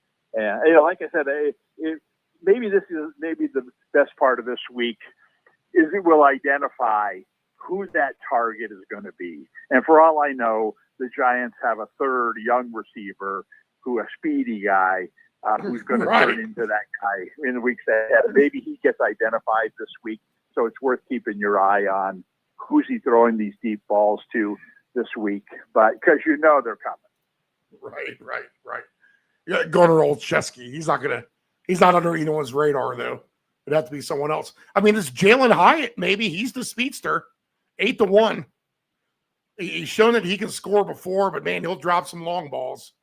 But Jalen Hyatt at 8-1 might not be the worst play this week. Yeah, there you go. You got your really greedy ticket. There's that would be a booster. The other thing I'll say too is shame on the sports books. Why would they not offer alternate? Because how often do quarterbacks throw 2 interceptions? Still not very often. And they never throw 3. So why not offer those numbers so idiots like me can take Caleb Williams for 3 interceptions at plus 750, Well, I guess the big thing is they're so cautious about who's betting on themselves, right. Who's giving out the tip on themselves on this game. And with someone like Jameis Winston, who's their biggest nightmare, probably not making a whole lot of money. If he gets banned for life, big deal. He's probably out of the game next year anyway. If he goes and tells somebody, hey, take this over 2.5 interceptions with me this week, I'll make you proud. And then goes out and throws 3, that wouldn't draw any red flags because it happens all the time with Jason Winston, for Jameis Winston. So it's like, they you get away with it with a guy like him. So, I can see where the books would say, we don't want to play that game. So forget it. It was a Saturday game, Tampa Bay and Tennessee, where Jameis Winston needed to throw 1 interception to get the 40 interceptions for the season. And on the very first play of the game, he got everybody happy and threw that interception, if you recall that. The very first play of the game, he got the 40. Well, how fitting. Like I said, and it was a touchdown. Put him, you got to, just for the old time's sake, you got to have him on it. Right. All right. Bengals and Steelers has a chance to be a fun game, but we have weather issues, rain. We got some wind potentially. So that might bog some things down. I think the Steelers are begging for that kind of weather, to be honest. I don't think they want to have a clean field against Flacco and these receivers. So they'll make it as muddy as possible. If they have a tarp, which they usually tarp the field for a couple of days beforehand, maybe that thing's stored away in the back of the closet somewhere. Hey, where's that tarp at? I don't know. I haven't seen the tarp. Don't whatever you do, make sure that damn tarp doesn't get on the field. So I don't know what kind of how weather's going to affect this game. But I mean, both defenses are terrible. Neither one is good. And the Bengals, I think, just have a little bit better thing going offensively. I mean, I wish conditions would warrant it because I'd be all over Jamar Chase in this game again. He throttled the Steelers just a couple of weeks ago. Why wouldn't it be the same? Flacco knows these guys well. Tomlin's had enough of Flacco. We know that. So 5.5, and probably still in the elements, is probably too many points. So give me the Bengals plus 5.5 here. I'll play Chase on some tickets here, and I'll probably end up taking him for 2 touchdowns because he's 6-1. But weather is a little dicey. I'm going to admit that offhand. And if it doesn't get there, it doesn't get there. But I'm going to go with what we saw last time and at least try to ride it a little bit. So Bengals plus 5.5. I think that's just too many points. against the Steeler team who looked awful on Sunday night, let's be honest. So can the Steelers straighten things out at home for you? Is there a green light on Chase, even if the weather's bad? Anything here? Well, I see a different game than you do. I mean, you don't see this a lot in the NFL necessarily, but maybe more so in rivalries than anything else.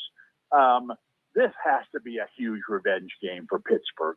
They were embarrassed by the Bengals in that last game that you referred to, that 39-38 game or whatever the score was. That's just not Steeler football.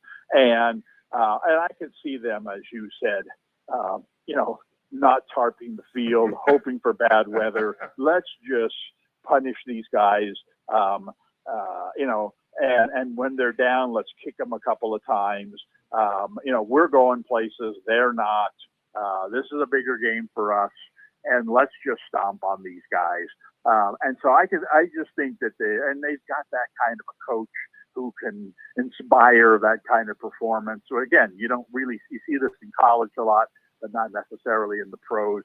I just think that they have way more to play for, when you factor in the revenge factor. And I thought their defense, which has been bad this year, actually played a good game while their offense was terrible in that last game you referenced. And so how's this going to happen this week? Well, I was surprised how much they used Warren in that game. I guess I just haven't paid close enough attention to what Pittsburgh has been doing this year. But this just seems to be, his kind of game where he's not someone who I think of as, a 15 to 20 carry back, but he got 14 carries in that last game, even though they weren't doing anything offensively.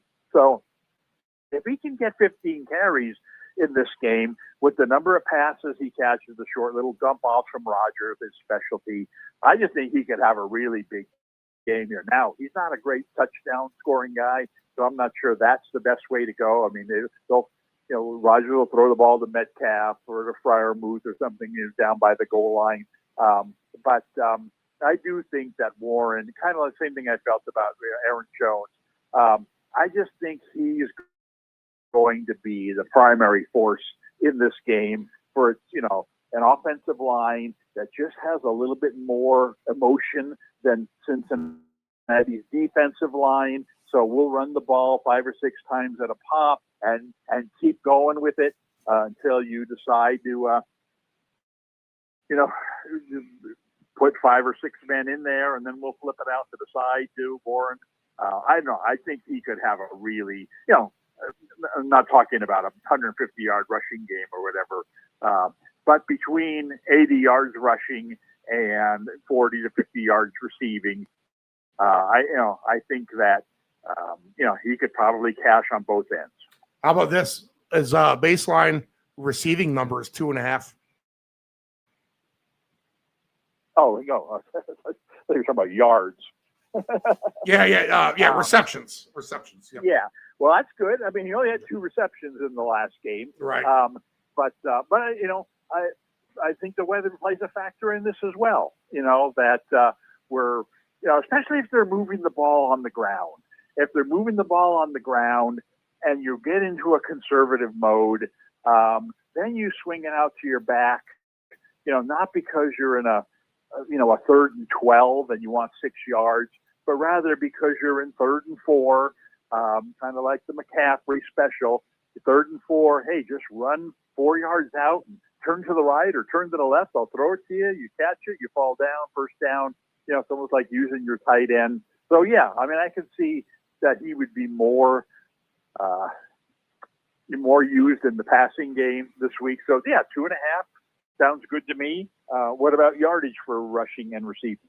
Let's see here. Receiving yards for Warren is at 20.5 and 76.5 for rushing. Yeah, I mean, I wouldn't say. I mean, I think 20.5 that goes hand in hand with the number of catches. I mean, if Right. he's not going to get the 2.5 receiving receptions, he's not going to get the 20.5 yards. But if he gets 3 or 4 catches, then he's going over that. So that's basically a way of, parlaying two things together that they're either both going to happen or both not going to happen, and that's good for the, for the player. So, that's those two things go well together. Those two things, you could parlay together. The rushing yards is a little high for him, but that's just the way I see this game playing out. If Pittsburgh is able to dominate this game like I think they can, and Rodgers is basically a conservative quarterback. He's perfectly happy handing the ball off if that's what's moving the ball. And so I'd somehow, some way use all three of those things. So you like under 49.5? No, I can't say that just because, like you said, these teams just played a 77-point game or whatever. And is Pittsburgh as good as they looked defensively in this last game, or are they as mediocre as they've looked the rest of the year? Because Cincinnati does come at you with some weapons. And Flacco, we've seen go in there and have some success. They got both their wideouts healthy. They got their running back healthy. I mean, if Pittsburgh is, if Pittsburgh fooled us with their last defensive performance, then I don't see why Cincinnati can't put up, 17, 21 points in this game. And if they do, and I still think Pittsburgh is going to win, then they're going to have to score 24, 27 points too, and I think they can against Cincinnati defense. So I would trust the first game and say, this game will probably be an over again. Okay. Tampa Bay and Buffalo, which looks like a great game on paper, but Tampa Bay does have the injuries. They showed last week losing to New England, where New England won, not convincingly, but they showed that they definitely were the better team. Baker got some pressure, and really only after the one long touchdown to Ibuka, their offense was rather ineffective. Buffalo was completely ineffective in Miami. Made Miami's defense look like the 86 Bears to some extent. So they're not coming off a very good performance at all. I got to figure with the cold, the weather perhaps here too, the fact that this is a Florida team, this has to be a bad spot for the Buccaneers. The Bills have to be the right side at home here. They're used to the elements. Both teams really need a win for their division, but you got to figure that Tampa Bay will still end up winning that division at the end of the day, even if they end up somewhere around 500, perhaps. Important game for the Bills as well, and I think 5.5 might be too light here. I don't like this warm weather team coming north for this one when it could be sloppy. So if there are going to be elements, I'll trust Josh Allen here, and I'll count on the Bills to take care of business. What do you like?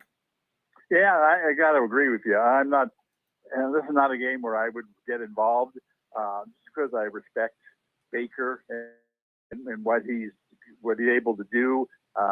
Passing from behind and somehow, some way keep the team competitive. But you're right; they've got a lot of injuries. They really shouldn't be able to compete in this game. You throw in the location of the game that hurts Tampa Bay as well. Buffalo's psyche coming up a terrible game last week that hurts Tampa Bay as well. I just think everything's pointing to Buffalo in this game. Shakir to me would be a guy I would trust to do something in this game. I don't know. I mean, Ibuka on the other side, he's kind of like we've talked about some of the Arizona about having really only one passing option. I mean, he's really he's their go-to guy, especially if they fall behind. But, how bad's the weather going to be? What's Tampa's mindset going to be if they start falling behind and it's cold and it's like, get me out of here, let's go home. I want to play New Orleans, again. I want to play Carolina. I don't want to play Buffalo. So that scares me a bit. So I'll pass on this game, but if I picked one, it would be Buffalo. I think I like Josh Allen for a touchdown. I think he might be able to even put him on the list for 2. He's going to be a hard man to tackle if he gets running out around the perimeter and running downhill in the cold weather. And, if it's not going to be Cook, it's going to be Allen. The other thing I'll say, too, and we were talking about this around the studios, is just, without Evans and Godwin, I'm sorry, not without those guys, but the Buffalo, their receivers, just in general, you feel like they're just a bunch of number 3s, right? Yep. That's their problem. Yeah, no, and that's why Shakir, is probably a bit underrated in that he's more like a 2. He's just someone who's not spectacular, but he's better than the other guys, right, and more consistent, and they'll throw the ball to him more often than the other guys. When push comes to shove, he's the guy that ends up with 6 catches, and everybody else has 3. And it's not real attractive or real fancy or anything, but almost every game, when all is said and done, he's the guy who ends up with the best numbers. So, that's why I, would say if I'm picking one guy to do something special in this game, it would, from Buffalo standpoint, it would be him. Yeah, if you're looking for 4 or 5 players for a touchdown, then plus 185 for Shakir is going to be a nice little price. So, agreed. Okay. Next on the list. Oof, let's go down to Nashville. Do we have to? No, we don't have to. I'll cut you off right there. A pass for me. This game is totally unattractive to me. I don't like the Tennessee games. I can't even stand to watch them. They're that bad. Give me Cam Ward for an interception. How about that? Yeah. There's my pick. No comment on my end. I'll parlay Cam Ward and Jameis Winston. That will dumb down the price of Jameis Winston on his ridiculous minus 215 number for a pick if I add Cam Ward to that list, because Houston has a good defense, and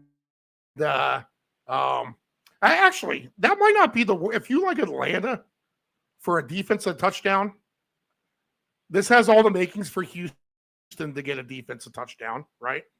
And then that's good point. And then throw Green Bay on there, because even if Parsons gets in to the face of Winston, that could be an easy ball that goes fluttering straight up into the air, down into a lineman running at pace the other end. So how about that 3-game parlay? Atlanta, the Texans, and the Packers, all for a defensive touchdown. Oh, and then one other game we haven't talked about, which falls into the same category. It would be the Baltimore game against Cleveland. Ah, interesting. Yeah, and and what helps, make stuff like this possible is that the weather has to play somewhat of a factor. I don't care where you are.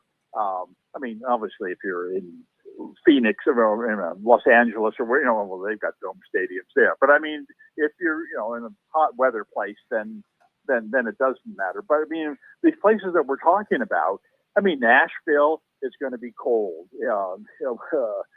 Cleveland, well, we know what it's going to be like there. Giant Stadium, we know what it's going to be like there. So, there's a fact, the weather could, cause a lot of this craziness to happen. It's much more likely to happen now than to happen on September 1st. So I think this is a good time, especially with these matchups. Say, okay, give me Baltimore for one, Green Bay for one, Atlanta for one, and Houston for one. And round robin together. Hope that it's a real, hope that it's a real crazy day.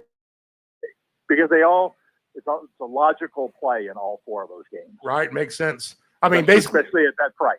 well, we can stick on this game because I think that's next on the list here, right? Yep. We have one more game after this, actually. So Ravens 7.5, 39.5. I mean, are they doing Shedeur Sanders dirty by just not giving him any reps? Do they got to throw him in there like just at some point just to see him? Or are they really going to let Gabriel just look as bad as he does? Well, this is kind of one of my pet peeves in sports.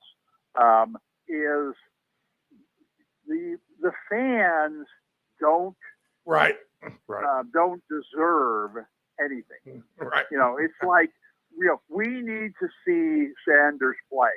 No, actually, you don't.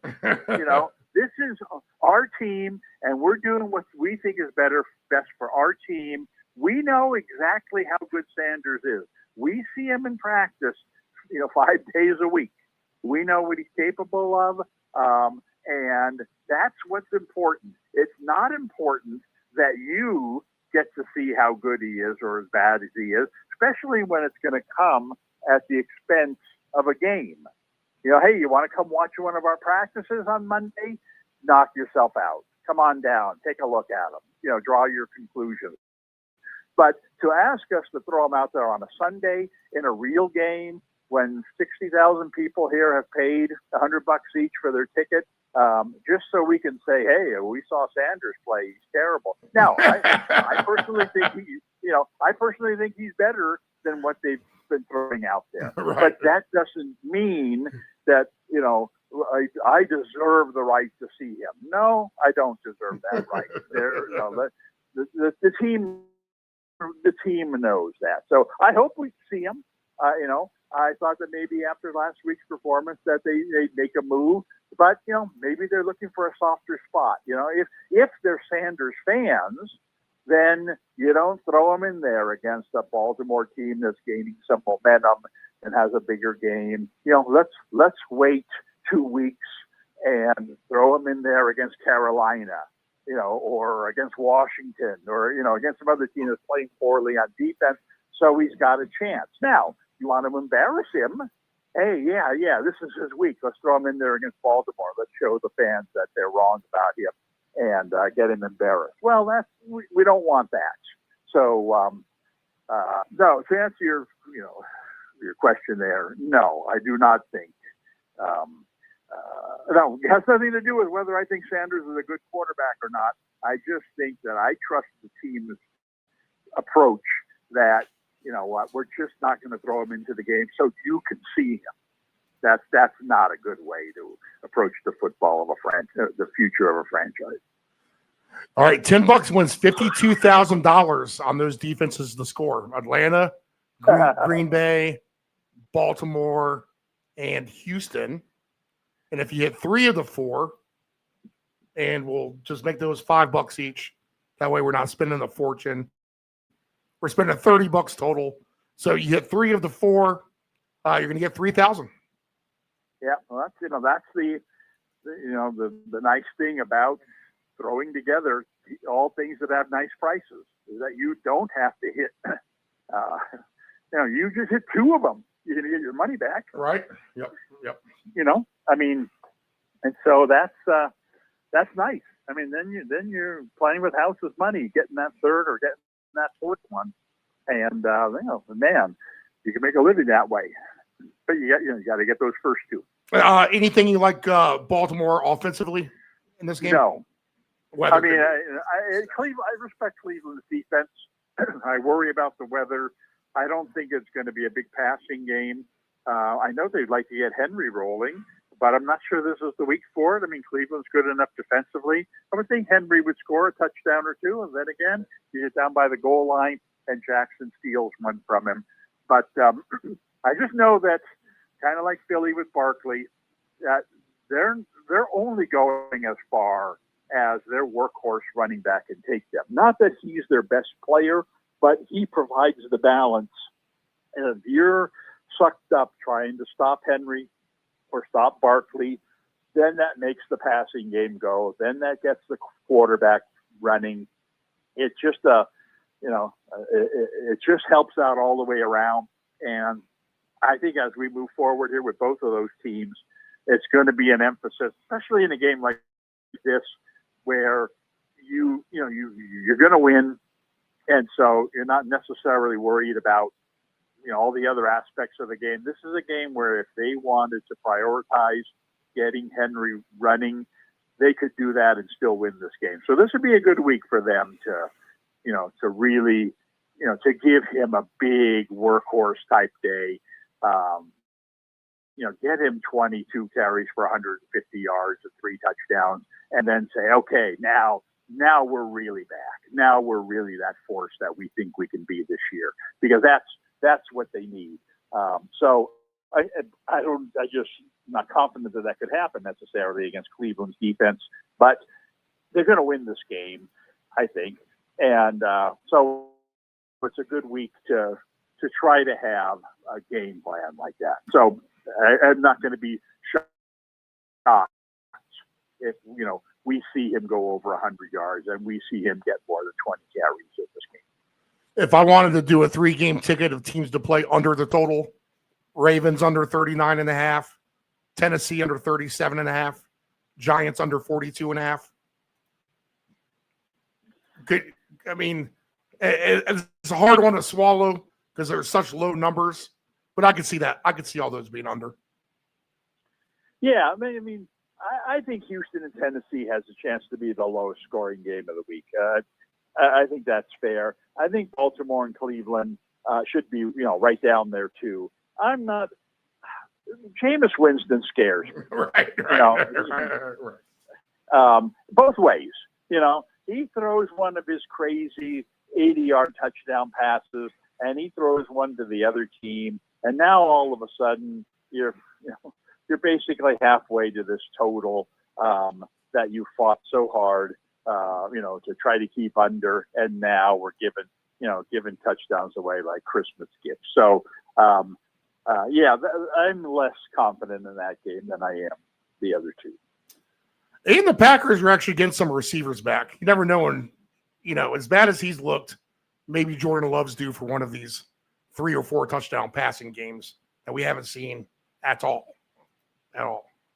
All right, one last game. Detroit and Philadelphia. If Philadelphia is going to, and I might be underrating their defense a little bit. If I have a top 5 defenses in the league, they're going to be up there. I think Philadelphia probably belongs in that category. I'm probably going to underrate them a little bit, though.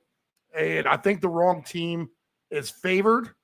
And I'll underrate them in the sense that they're going to have to do a lot if Philadelphia puts up that same kind of offensive output they did last Monday against Green Bay, they're losing this game by a couple of scores. They're going to have to bring something better to the table than what they did Monday night. Because the Lions, as bad as they can look sometimes, they can still look really, really good. So I like Detroit on the road here. I'm not so sure the right team's favored in this instance. Detroit is the underdog, getting 2.5. I love Gibbs. I really do. So throw him on a 2 touchdown list again of running backs. Why not? Your thoughts for this one? Yeah, what I like is the fact that, that Dan Campbell took over calling the offensive plays last week. Now, was that necessarily going to be a good thing or a bad thing? I had no idea. But the fact is, after watching it for one game, mind you, against not a great defense, but it did show us what he wants to do. And clearly his emphasis is, A, get the ball to Gibbs as much as possible, which was their emphasis at the end of the year last year when they were really rolling. And B, get Jameson Williams more involved. I don't think it's any coincidence that, for a guy who kind of had a disappointing season, that, this was going to be a better year than the year before. He seemed to be trending slightly upward over the years, but he really hadn't done anything this year until last week. And now all of a sudden, he gets 7 targets last week. And when Jameson Williams is one of those guys. You give him 7 targets, even if he only catches 4 of them, he's got a chance for a 100-yard game. Heck, he's got a chance for a 100-yard game if he catches just 2 of them. But, he was used to getting 4 targets. 7 targets, if that's the game plan moving forward, then he's sitting on, if you drafted him in fantasy this year, you've been disappointed, you've been waiting for him, well, that to me was the buy side. That's, get him in the lineup. This is not an ideal opponent, like you said, probably a top 5 defense. But when Detroit's rolling on offense, they're a classic case of good offense beats good defense because they can hit you in so many ways. Exactly. And Gibbs last week, like I said, as much as I'd say Williams is a guy who's going to get more action. We got Gibbs last week, 142 yards rushing, 30 more receiving, 18 touches, 3 touchdowns. This is a guy you better be looking out for. And you still got St. Brown, and you still got Laporta. And then, oh, by the way, you better keep a safety or 2 back there because we got Jameson Williams we're throwing the ball to. So, I don't see how any defense can really slow these guys down. Now, like I said, is this the ideal situation? Well, no, they're an indoor team. They're out in the weather. They're out in the road. They're against a good defense. You wouldn't expect a 40-point explosion. But with Detroit, every game they play, you would expect 30 points, and especially the way this new look offense is working. So, I'm not, as confident as I usually am in Detroit's offense, but I do think they're going to put up 30 points in this game. And Philly is going to have to try to match that, and they certainly have the weapons to do so. So I think Philly's going to have a big offensive game here. I think Detroit's going to have for them, an average offensive game. And this should fly over a total that's going to be in the 50 range. 46.5. How about that? Yeah. I mean, that's reflective of the, Philadelphia's defense. It's in order for the game to go under that total, Philly's going to have to really play well defensively early on, because if they do, and it's a low-scoring first half, then Philly will play conservatively on offense. Right. But if Detroit wins that toss and goes right down and scores the touchdown, they'll force them into it. They'll force them. You're going to want to double the amount you put on that overplay, because that starts the pinball game really clanging. So and so I just think for the foreseeable future, until it gets out of hand, you got to play Gibbs in some way, and Jameson Williams is going to be, have very attractive numbers for at least a couple more weeks. Let me, I'll get to those numbers in a second, but I've been plugging some other numbers in because this is the perfect storm. The baseline for these two guys receiving wise, Gibbs is 21.5 receiving. And I mentioned before how Barkley's been on top of his number, 16.5 for him. So I can take them both and get 7-1 odds at 30 yards each. I can get 19-1 odds for both of them to get 40 yards each. And I can get 53-1 on both of them to get 50 yards each. I'm going to climb the ladder with both of those guys. So hopefully I'll have a big Sunday that I can splurge a little bit, because that could really be a dagger shot if I put some hefty money on some, run it back a little bit on some wins from Sunday on Gibbs and Barkley receiving wise. Any thought there? Yeah, well, if I'm not mistaken, Barkley had a real nice catch, a 40-yarder in this last game. Either one can just take one catch is what it takes for either of these guys to go. Definitely. I mean, Gibbs, I could definitely see this happening, because Philly got a really good defensive line, and it's going to be hard to run the ball on them, and they're going to put some pressure on Goff, and Goff is not a scrambler. So they're going to be looking to neutralize that pass rush by throwing some quick balls early on. And that just means swinging it out to Gibbs. And so, I can see him, getting 5 or 6 catches in this game. In Barkley's case, I don't think he's going to get 5 or 6 catches, but like you said, he's much more the type of guy. You throw him one screen pass, it's kind of like sending him around the end, and he breaks that one tackle on the edge, and there he goes down the sideline for 40. That's what it's going to take from him is to get him one of those. He might only catch 2 balls in this game, but if one of them is one of his 40-yard specials, then cha-ching, you're cashing, your big ticket. So I think both are interesting plays. They'll throw some intermediate to deep balls to Barkley once in a while too. You're not expecting it, then oh man, they just hit Barkley down the sideline from 35 yards away. He's done that about 3 times this year. Right. Detroit is not a great defensive team. And Philly has the offensive weapons to be really good if you give them a little bit of room to operate. And Detroit generally does that. I mean, their big win against Washington. Washington ended up scoring 20 some odd points in that game. So, I can see both teams going over 30 in this game, which should be a really good game to watch. You mentioned Goff's not the scrambler. Man, he does a real good job standing up to the pressure in the pocket and really getting rid of that ball before he gets clobbered, and accurately as well. Well, then, that comes with confidence in the system. Right. If you've been told count 1 1,000, 2 1,000, 3 1,000, throw it, to this spot, then you're much more confident standing there. It's the guys who, I hate to keep picking on them. Actually, I don't hate to keep picking on them, but, Caleb Williams, who drops back to pass, he's looking at one guy, the guy doesn't break free, and then instead of, going to a second guy or a third guy, he's going to put his head down and try to scramble out of trouble, and he gets sacked or he ends up running toward the sideline where all the receivers are on the other side. And it was a big third and 4 play that was scripted for a quick throw to somebody. And this guy's not open, go to this guy. And that's something Goff does really well in quick situations like that, and something that Williams is terrible at. And so you're right.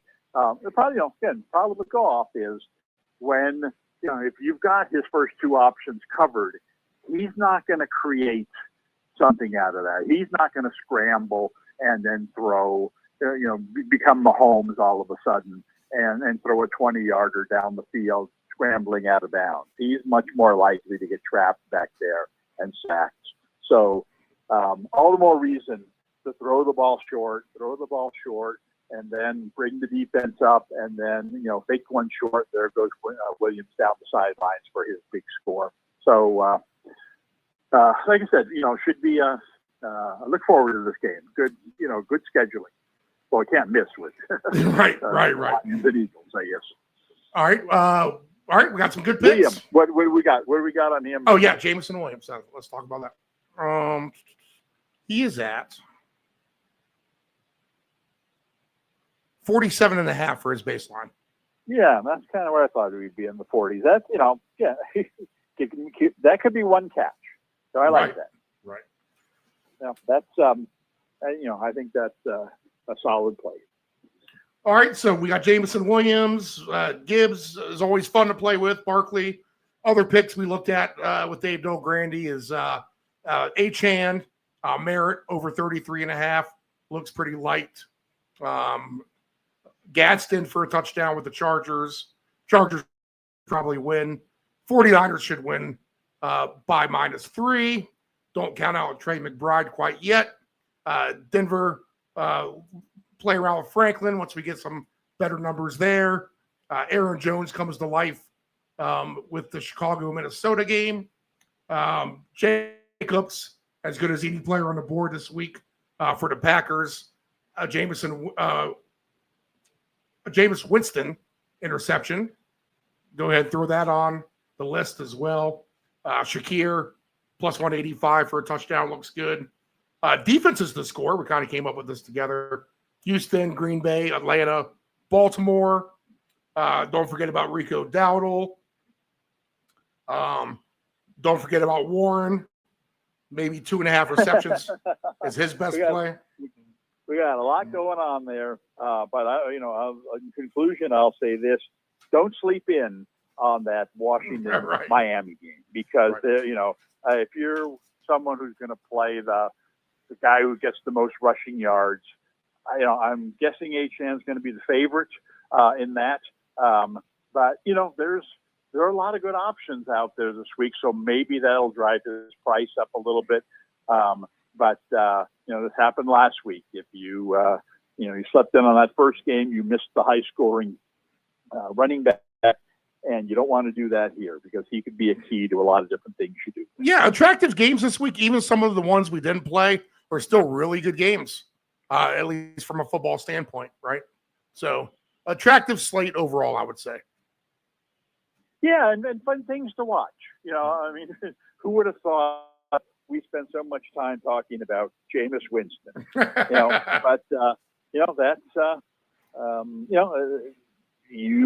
Everyone's talking about the Lions and Eagles. That one's easy to talk about. Who could talk about Jameis Winston like us? So, we were the ones that gave you Achan last year as right. A guy that was going to break through. And while he didn't have a huge season last year, here he comes. So, we're next year. 2 years ago, it was his rookie year. 2 years ago, he came out of nowhere. Well, he didn't really come out of nowhere, but you're all over him. He killed it his rookie season, right? Slowed down a little bit last year. Now back better again this year. When we give you Jameis Winston, pay attention. All right, you mentioned your son's fantasy team, and we haven't talked about his team at all. And he went to the playoffs last year. Is he in contention this year, or is he regressing a little bit in year two? I mean, he's I've mentioned this before, but he's in a 12-team league, which I'm not. I don't play in 12-team leagues, and every time I look at his roster, I'm reminded why. Because it's very hard to reshape your roster over the course of the year, because so many guys are gone. That's me. And so it all comes down to, were you right on draft day or were you wrong on draft day? And in his case, I can give him some guidelines on what I think are, who the better players are going to be. But he has no experience playing, and so he'll draft right off a list that I gave him without recognizing that, I already had 3 running backs. And I didn't have any wide receivers yet, but this was the next guy on your list. That's not the way it works. Right. And last year when he drafted 3 Lions, 3 Lions backs, counting the quarterback, Goff, Gibbs, and Montgomery, I thought, no. Rule number 1, you can't overload on a single team, especially 2 guys at the same position. You just can't win that way. Well, lo and behold, the Lions were so good last year that, it did. He ended up getting into the finals in his league. But this year he comes out and he takes Goff again, Montgomery again, and Williams. And obviously they haven't done nearly as well as the guys did last year, nor have the Lions done as well. But there's still room for that. And Montgomery's been a disappointment. Again, the mindset here of a kid drafting who doesn't really know the NFL, but is only playing because his friends are playing, right? And he's drafting off, he doesn't tell anybody this, but he's drafting off his dad's list, is he had the number 9 pick. And of course, I'm not watching his draft unfold or anything. I'm just looking at his roster afterward. And he didn't have him in order that he picked them. He just had his roster.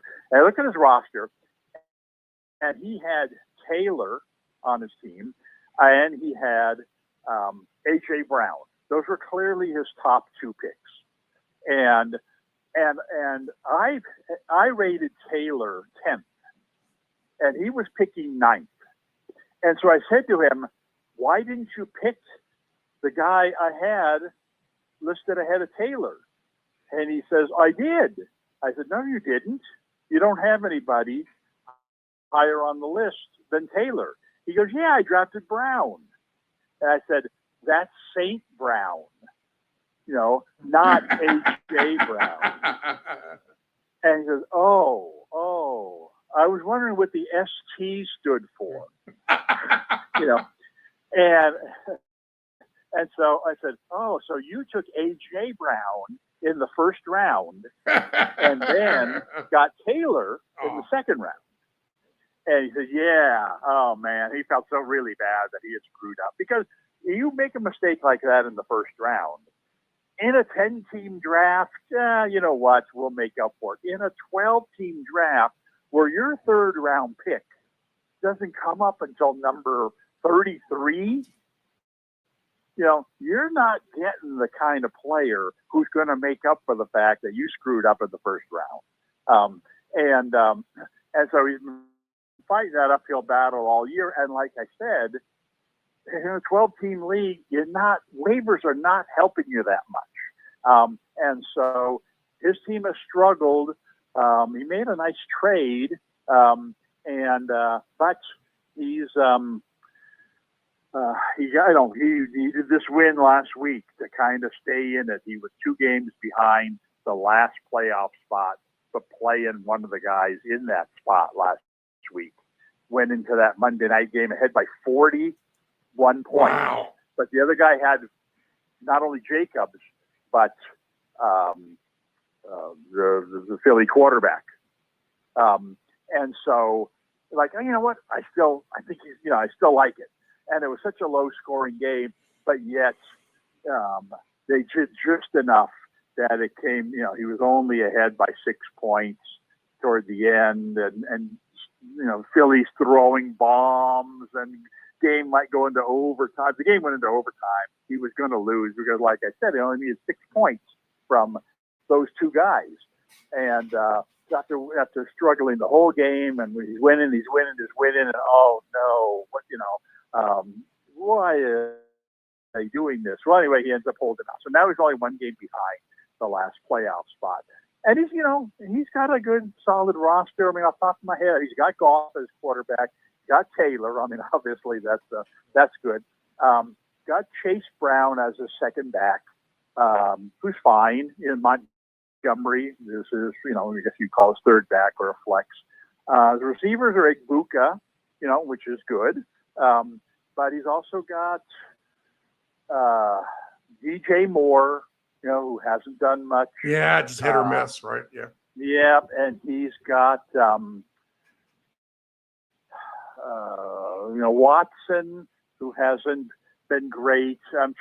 He has Debo, who hasn't been good. He's been struggling to find a second receiver. Oh, he's gotten, but here's Jameson Williams, who I don't think he's played yet this year, maybe one time. He even told me last week, should have had Jameson Williams in the lineup. You know what? No, he didn't deserve to be in the lineup yet. Now he deserves to be in. So now you put him in there with Egbuka. And, got Taylor on a bye, unfortunately, this week. But with Taylor and Chase Brown and Egbuka and Jameson Williams could keep this up. Then all of a sudden, all right, you know what? In a 12-team league, that's pretty strong. And he's got Ferguson as his tight end, so he's good there. He's got my boy, of course, Aubrey kicking. It's a must on my teams. And so he's a good, he's solid. And he just needs, he still needs the Lions to play well every week, and he's going to have 3 of them in there this week. But that's, only one game out of the last playoff spot, and this team really hasn't hit its big time stride. I think seems to me I'm forgetting somebody that he has who's actually, again, one of these guys who is pretty decent, should be doing better than he is. Maybe he's been hurt. I don't know who that could be though. But anyway, he's having a good time with it. He's more certainly, he's what fantasy football, when I invented fantasy football, this is what I envisioned, is that it's kind of it's a way for people to become more interested in watching the game. Who in the world, especially on the West Coast, who would wake up at 6:30 in the morning on a Sunday to watch a football game? Well, you know what? You got Achane going. You Right. got Merritt going. You know, if you woke up at 6:30 last week and you had Taylor in your lineup like my son did, you know, you're glad you did. That was certainly a fun breakfast. You know, so he's asked him if he watched the game, and you know, he'll say, "Oh yeah, I watched the game. You know, I can't stand whatever the Rams." All right, it's like, well, you can't stand the Rams. You don't even watch football. You know? But whatever it is. So anyway, so he's become a fan, and you know, he plays. You know, he plays on a college volleyball team. And all the guys in his league are from his team or have graduated from his team. So it keeps them all together, and they're having fun away from the court together. And, you know, like being in a fraternity. So he's really enjoyed the experience. And, you know, I just hope that, you know, his team continues to do well enough that it just doesn't completely sour the experience. But, I think he's hanging in there, even though it hasn't been a great season. So I always thought that the funnest part of fantasy is when you kind of were just one game out of the playoffs, kind of getting towards the end, trying to fight your way in there. That's when it's the most exciting to me. Well, absolutely, and that's in the old days. There were no playoffs in fantasy. It was not created as part of the original game. So you just played 17 weeks. And in fact, it wasn't even head to head. And so the guy who scored the most points at the end of the season, was the champion. And so, and then it started to become head to head, and then you threw playoffs in there. And then, it's become a much better game, and the playoffs have really added to it because it's shortened the season. You know, it's made these first 13 weeks or whatever more important. And now you get into the playoffs, and now it's a completely different game. You could even draft.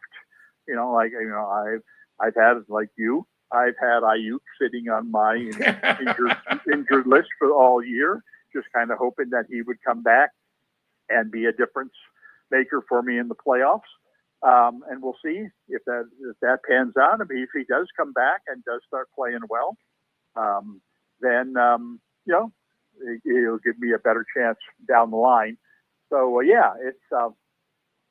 it's really been I've had probably more joy playing fantasy football than anybody in the world. It's something that I've done for 40 years. But it's nice to get others involved in something where, they come back to you and say, "Oh my God, I got to tell you about my fantasy team."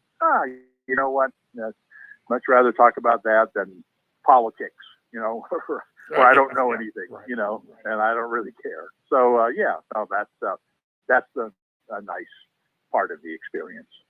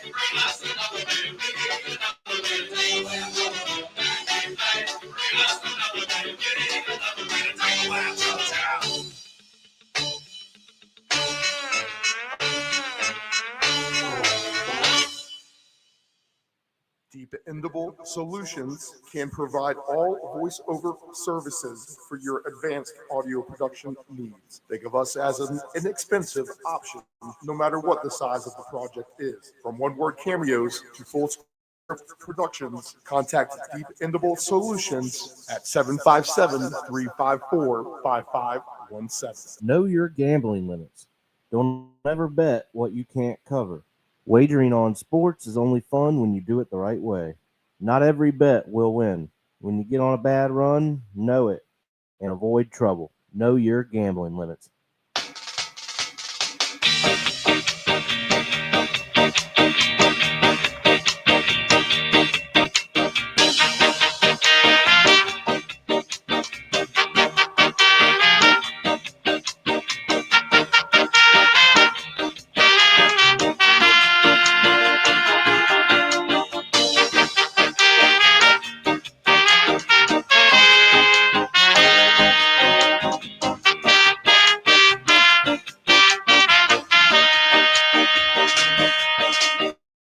You said it was a waste of time.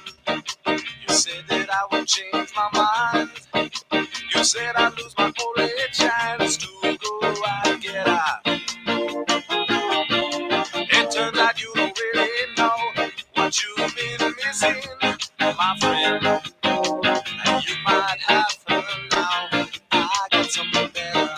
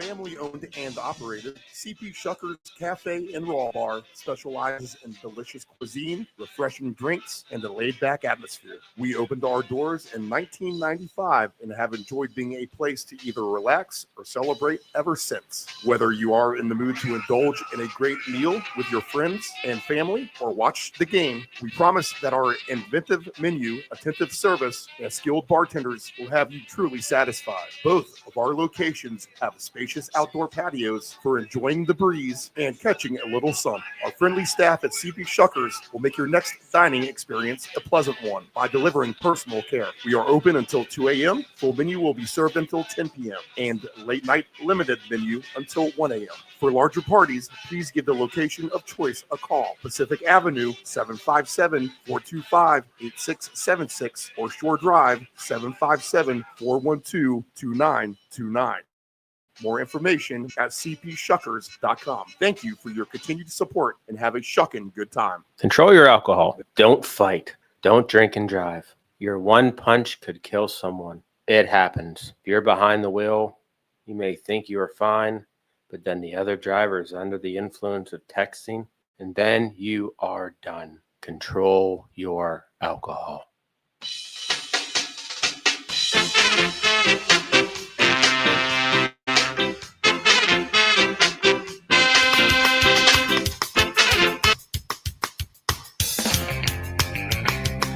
It's like we're back in the studio.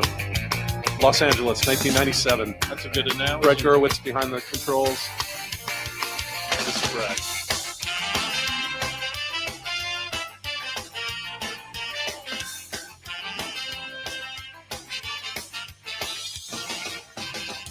I don't need to tell the truth, but I never lie.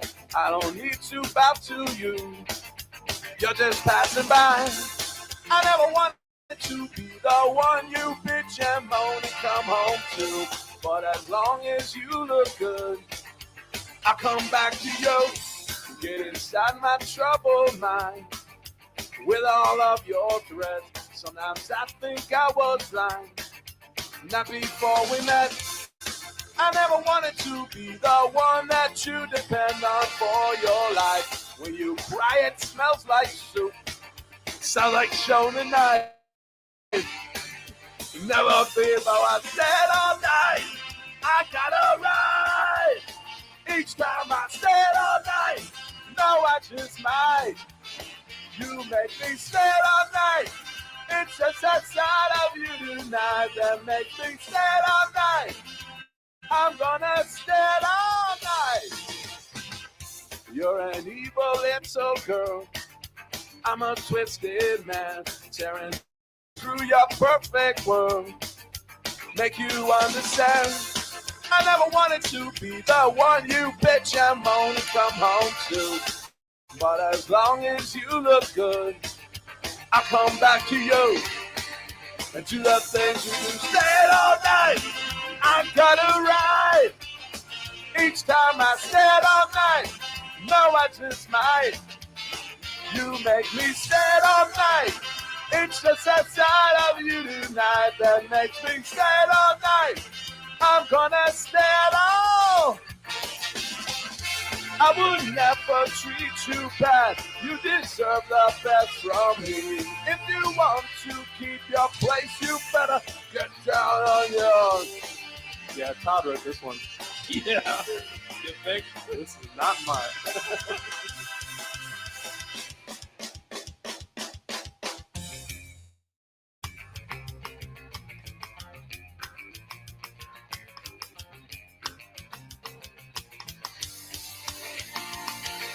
Stand all night, I gotta ride. Each time I stand all night, no, I just might. You make me stand all night. It's just that side of you tonight that makes me Colson stand all Yankoff. night. Colson I'm gonna Yankoff. stand all Good morning. This is All the right, round Todd. robin on the Deep End Broadcasting Network, 9:49 a.m. on this November the 16th, 2025, broadcasting live from our Deep End studios in the lovely Virginia Beach, Virginia, the United States of America. We have a football game on right now, 6:35 and counting left in the first quarter. Miami 3, Washington 0, and we welcome in our Washington expert, co-host of the show, Dave Metzger. Dave, Good morning, sir. Good morning, sir. How are you? Doing well. Hockey on right now too, Dave. Yeah, we got a little global series action going on. Yeah, from Stockholm, Sweden, correct? Yes. Yep. Do we have an updated score? You know what? Let me check. A game on I that. meant to gamble on, but I did not, and I'm going to slap myself silly for not doing it because I see it right now. Oh wow, 3-0. 3-0 Penguins, and I loved the Penguins for over 1.5 goals at what? Maybe 4-1 in the first period. Yeah, that would have been a great price. That would have been an excellent price for that. So I missed the boat, basically listening to our show and doing this. But that's okay. We try to win this with football this afternoon. You know, it's not like I was thinking long and hard about it, but I was like, you know what? I just feel like Pittsburgh is going to win this game. They lost the other night. They've been there a couple days. They'll come out with a better effort, and they'll score quick. Sure enough, 3-0. Let's see, Dave. State of the art of the union of your Commanders. Let's just knock that out of the way. I mean, they have the ball. They're attempting to put points onto the board here in a second. You're trying to set an NFL record, I believe, by your 5th straight 20-point loss in a row, if that were to happen today. So things have not been, they've been gloomy, injuries, I get it. So, I mean, what are the fans thinking over there? You know, Steve, I mean, I guess it's just you get the fun Madrid game. So there's the factor of that if you travel to that or you're watching it, prime time, I guess it would be. But Steve, I don't know, man. I think it's about a draft pick now, 3-7. That's pretty much your season. So, I mean, just look at you name me a more banged up team than Washington. That's just how it goes, Steve. That's the NFL. Things have not been what we thought they would be. You can make an argument for letting Mariota go the rest of the way out and have Jaden be as healthy as he can be. You would hate for a repeat scenario in a week 15 game that just really means nothing but getting him some reps. So a lot of decisions there in the coaching staff and whatnot. So we'll see what transpires there, but just a year derailed by injuries and again, not what we thought it would be. So hopefully they adjust the depth, Steve, because that's the one thing I said since preseason. You think of those games, it's just preseason games, but you do get to see the depth of what you have with your team. And I did not like what I saw, not even a little bit. I knew it was going to be a concern. Surprise, surprise, it was. So hopefully that gets addressed, Steve. We'll see what they do in the offseason, and hopefully next year is what we thought this year would be. What's up with Rodriguez Jr. and Krosky Merritt? Now, Rodriguez Jr. had all the favorite lines as the running back.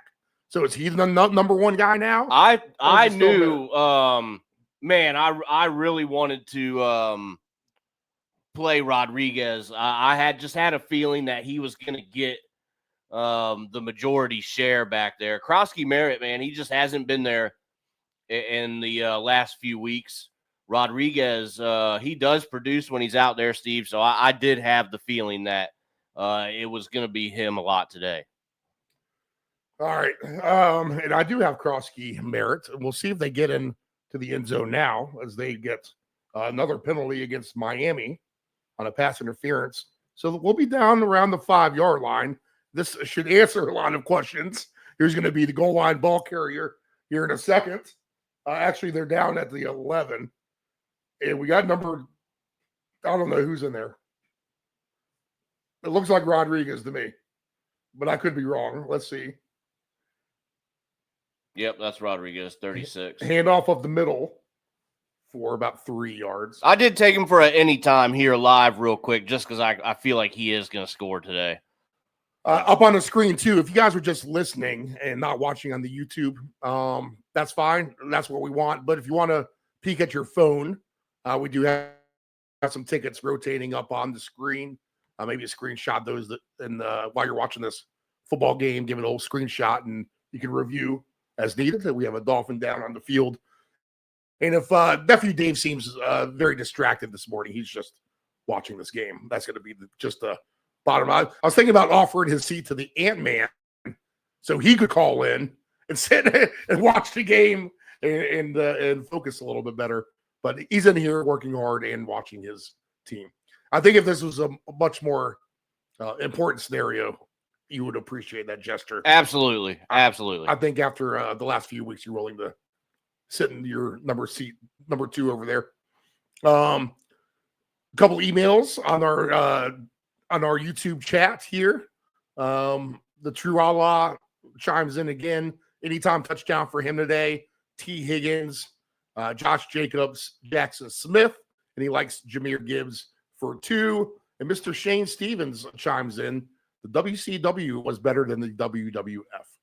I agree, Shane. But NWA was better than the WCW before that changed hands. So if you can recall all that, the original. We used to go to the Friday Night Scope, Dave, me and my dad, and watch Ric Flair and the Four Horsemen and the Midnight Express, the Rock and Roll Express, the Road Warriors, the whole cast of crew. So the good old days of the Norfolk Scope Wrestling. Magnum TA, local favorite around here.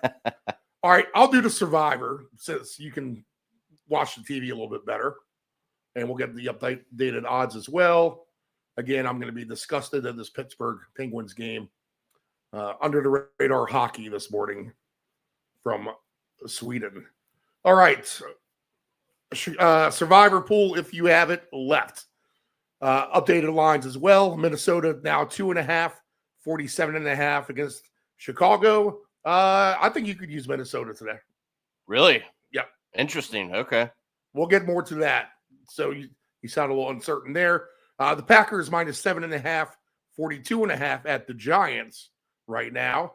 I'll pass because the Packers are overrated to me, and they're not going to convince me otherwise at the moment. Scary enough, Steve. I got one pool left, and I am taking the Packers today. I have 0 pools left, so I'm not taking anybody. I'm not sure who I would actually take yet. We'll go through the whole list before I determine that. Atlanta minus 3.5, 41.5. A pass for me on Survivor. Yeah, absolutely. The Chargers minus 3, 43.5 at Jacksonville. If this was a home game, I'd consider the Chargers on the road, East Coast morning game. They play much better at home and at night. Pass for me. Steve, I don't know. I think I would take them today, actually. Really? I think so. So that's Rodriguez again? Yeah, 36. What happened to Krosky Merritt? Did they just not like him? I guess, Steve, I don't know. That's just the mountain of questions they have going on with this team. I have no idea. Rodriguez his output has been much better. So give it to him again. Let's check a box. It looks like he might be checking out. Actually. Yeah, I think so. No, or Chris checking. Moore. I didn't play that ticket. God damn it. 32's in there. Who's that? 32 is going to be Merritt's 33. So that might be McNichols. That's what you call him. God damn. Mariota does not get in. All right, I got to focus. Pittsburgh minus 5.5, 48.5. Pass for me. Yes, pass. Bills minus 6.5, 46.5. Pass for me. Pass. Houston minus 5.5 at Tennessee, 37.5. Pass. I think you could use Houston if you still have them. All right, I have interesting stuff to say about this as well. Seattle is catching a field goal, +3. Rams -3. That's a false start penalty. Yeah. Get Krosky Merritt in there. 48.5 is the total pass for me on Survivor. Great game, but yeah, definitely a pass. 49ers -3.5, 48.5. I would consider the 49ers today. I would as well. Chiefs -4.5, 44.5 against the Broncos. Pass. Yeah, pass. Ravens -7.5, 38.5. Windy scenario in Cleveland. I can see the Ravens, but pass. I think you could take the Ravens, trending in the right direction. Lions and Eagles, nobody's taking that. Nope. -2.5, 46.5. And you got to be out of your mind if anyone's taking the Monday night game. Dallas minus 3.5, 50.5. That's you're waiting all week to do Survivor for Dallas and the Raiders on Monday night. Then please. The Commanders settle for 3. We are tied 3-3. Steve, do you have the hotline number flashing across the bottom of the screen? Because if you're waiting for Dallas, then you may need to take a look at that. All right. So that is Survivor, and your pick is Dave. I'm gonna go with the Packers today. Give me Minnesota. Oh man, that's why I'm curious to see what you think of that game when we get to it, Steve. Plain and simple, because we're going to get to it right off the bat, because it's the first one on my list. As we go through the entire list of games right now with Nephew Dave, and we'll get the Ant-Man to chime in here in just a few minutes. Let's see where we're starting. Right at 10 a.m. Eastern. Perfect. All right. So let me rotate one more ticket through. I got some interesting tickets. We'll go through all of them at the end. In our first game on the board is the Minnesota Vikings and the Bears. The Bears taking money too a little bit this morning. 2.5 now for the Vikings. 47.5 is the total. And when we last saw Minnesota, we saw J.J. McCarthy kind of stink it up a little bit. The Ravens kind of stymied him. It was a much lower scoring game than I thought it was going to be. And the Vikings were a complete disappointment. I mean, we have seen bad Viking teams. We have seen good Viking teams in the course of this season, and you never know which one you're going to get, literally. They can lose by 40 or they can win by 40. They basically have done both. So Minnesota is as schizophrenic as it comes. So, yeah, why not? Let's make them our Survivor pick. But more importantly, how about this? I've been on the Bears bandwagon. I've been a Bears guy. The Bears have done me right. They've won me some bets. They've been checking the box for me. So I feel pretty good about how I've been playing with the Bears here. And I thought that they had a better chance than what they did last week. They've kind of let me down a couple times in spots, Dave. And Del Grande kind of said it himself. It's like Caleb Williams when he has the easy dump-off pass. He throws it 1,000,000 miles per hour at his running back, like right at his helmet. Like, come on, man. You can't do that kind of thing. Now we don't have DJ Moore. He's out today.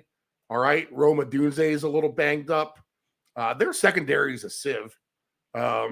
They are not very good on defense. And they're going to go to a division rival, which I get it. This kid McCarthy looked like garbage last week, and he looked much better the week before. But this is going to be a much easier defense than what I think he faced against the Ravens. And even the Ravens, when they look bad on defense, at least they have veteran names over on that side of the ball who can pick up the slack at times. I'm not so sure the Bears have anything like that. And I just think this is a bad spot for Chicago overall. Just on paper today, we're waiting for Justin Jefferson to absolutely explode at some point. Del Grande brings up a great angle in which Aaron Jones really is the featured back now. They've phased Mason out. You feel like now that he's healthier, Aaron Jones is just getting a little bit more of the ball. He might be the one that kind of counterfeits things at the end of the day for Jefferson. But I expect the Vikings to put up a lot of points at home here. I could see them scoring into the 30s, and I could see a big day on the ground and through the air. You're getting good numbers to do so. Let's take a look at the passing props first for this game. And I think this is a full green light on Minnesota's side, at least. The DJ Moore injury is going to be concerning because I think that just makes things easier to cover these guys. And the young receivers for Chicago have yet to really prove that they can be as dependable to take over a football game as that whole collective unit if they were to have a DJ Moore. As we have 1st and 10 for the Dolphins, a nice little 5-yard pass out to Achane. If you have Achane receiving yards out there, you'll be rooting for plenty of those passes today. But we got 222.5 for McCarthy passing, 222.5 for Caleb Williams. If anyone's going to get over that, it's going to be McCarthy. He is, for his passing touchdowns today, 2 is at minus 158. 3 is at plus 235. I don't want to do that just because I think the Aaron Jones factor does come into play because of how young McCarthy still is. Let's not get cute. Let's give it to Jones. Close to the. If you're a smart coach, at least that's what you're going to do. Let's not get too cute here. Let's just give this to Aaron Jones a couple of times and try to get into the end zone. So I really do like Jones. The receiving prop numbers, if you want to look at the low hanger guys, I mean, you're getting some low ones. Cole commits 8.5. You might get more opportunities for the Bears today. Aaron Jones, 19.5. I think he's live to go over that. You could have a couple of setup screens. Here goes A-Chain running down the sideline, and he runs out of bounds for Miami as they cross midfield. I do see a flag. Would it shock you if this is a flag fest, Dave? Not at all. Oh, man. DeAndre Swift, 17.5 receiving yards for him. Luther Burden the third, 19.5. Zacchaeus, 23.5. So there's plenty of low hanger number guys. If you want to get involved here, Colston Loveland, 26.5. And what could be a higher scoring game? I mean, you're not looking for a lot for guys like Cole Kmet to get 25 yards, Right. 25 yards for him is at 4-1. So there's some interesting numbers. I'll notate the low hanger receivers on some more tickets that I'll be building and take a look at for all of those. Rushing prop wise, the quarterbacks, McCarthy is at 24.5, Caleb Williams 23.5. Interestingly enough, Monangai is at 32.5. Jordan Mason, 29.5. I would look at that under, to be honest. That's not a bad one. Aaron Jones, 55.5. DeAndre Swift, 54.5. Yeah, Jordan Mason for 30 yards when he might not see many carries at all. Looks like a decent under to me. I'm just going to mark that down. I'm going to try to find a couple easy peasy unders to go with on a ticket. Touchdown scores in this game. And then I'll give you one more official breakdown by me and turn it to you, Dave. Let's see. Jefferson's even money for 1. Aaron Jones is plus 130. Swift plus 140. Addison plus 165. Oh, there is DJ Moore plus 210. So I guess he is going to be in this lineup now. Monangai plus 185. Adunze plus 170.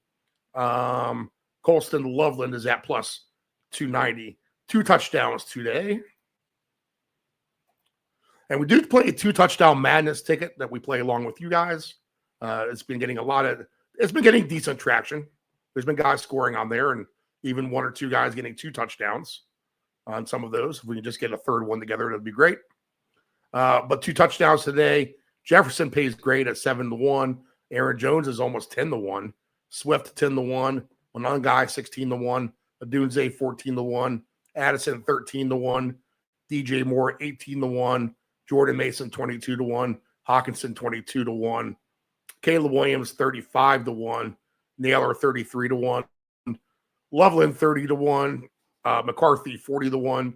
Zacchaeus is at 55-1. Luther Burden is at 80-1. All right, so I guess we do have some DJ Moore. He was trending out, and now it looks like they snuck him in here.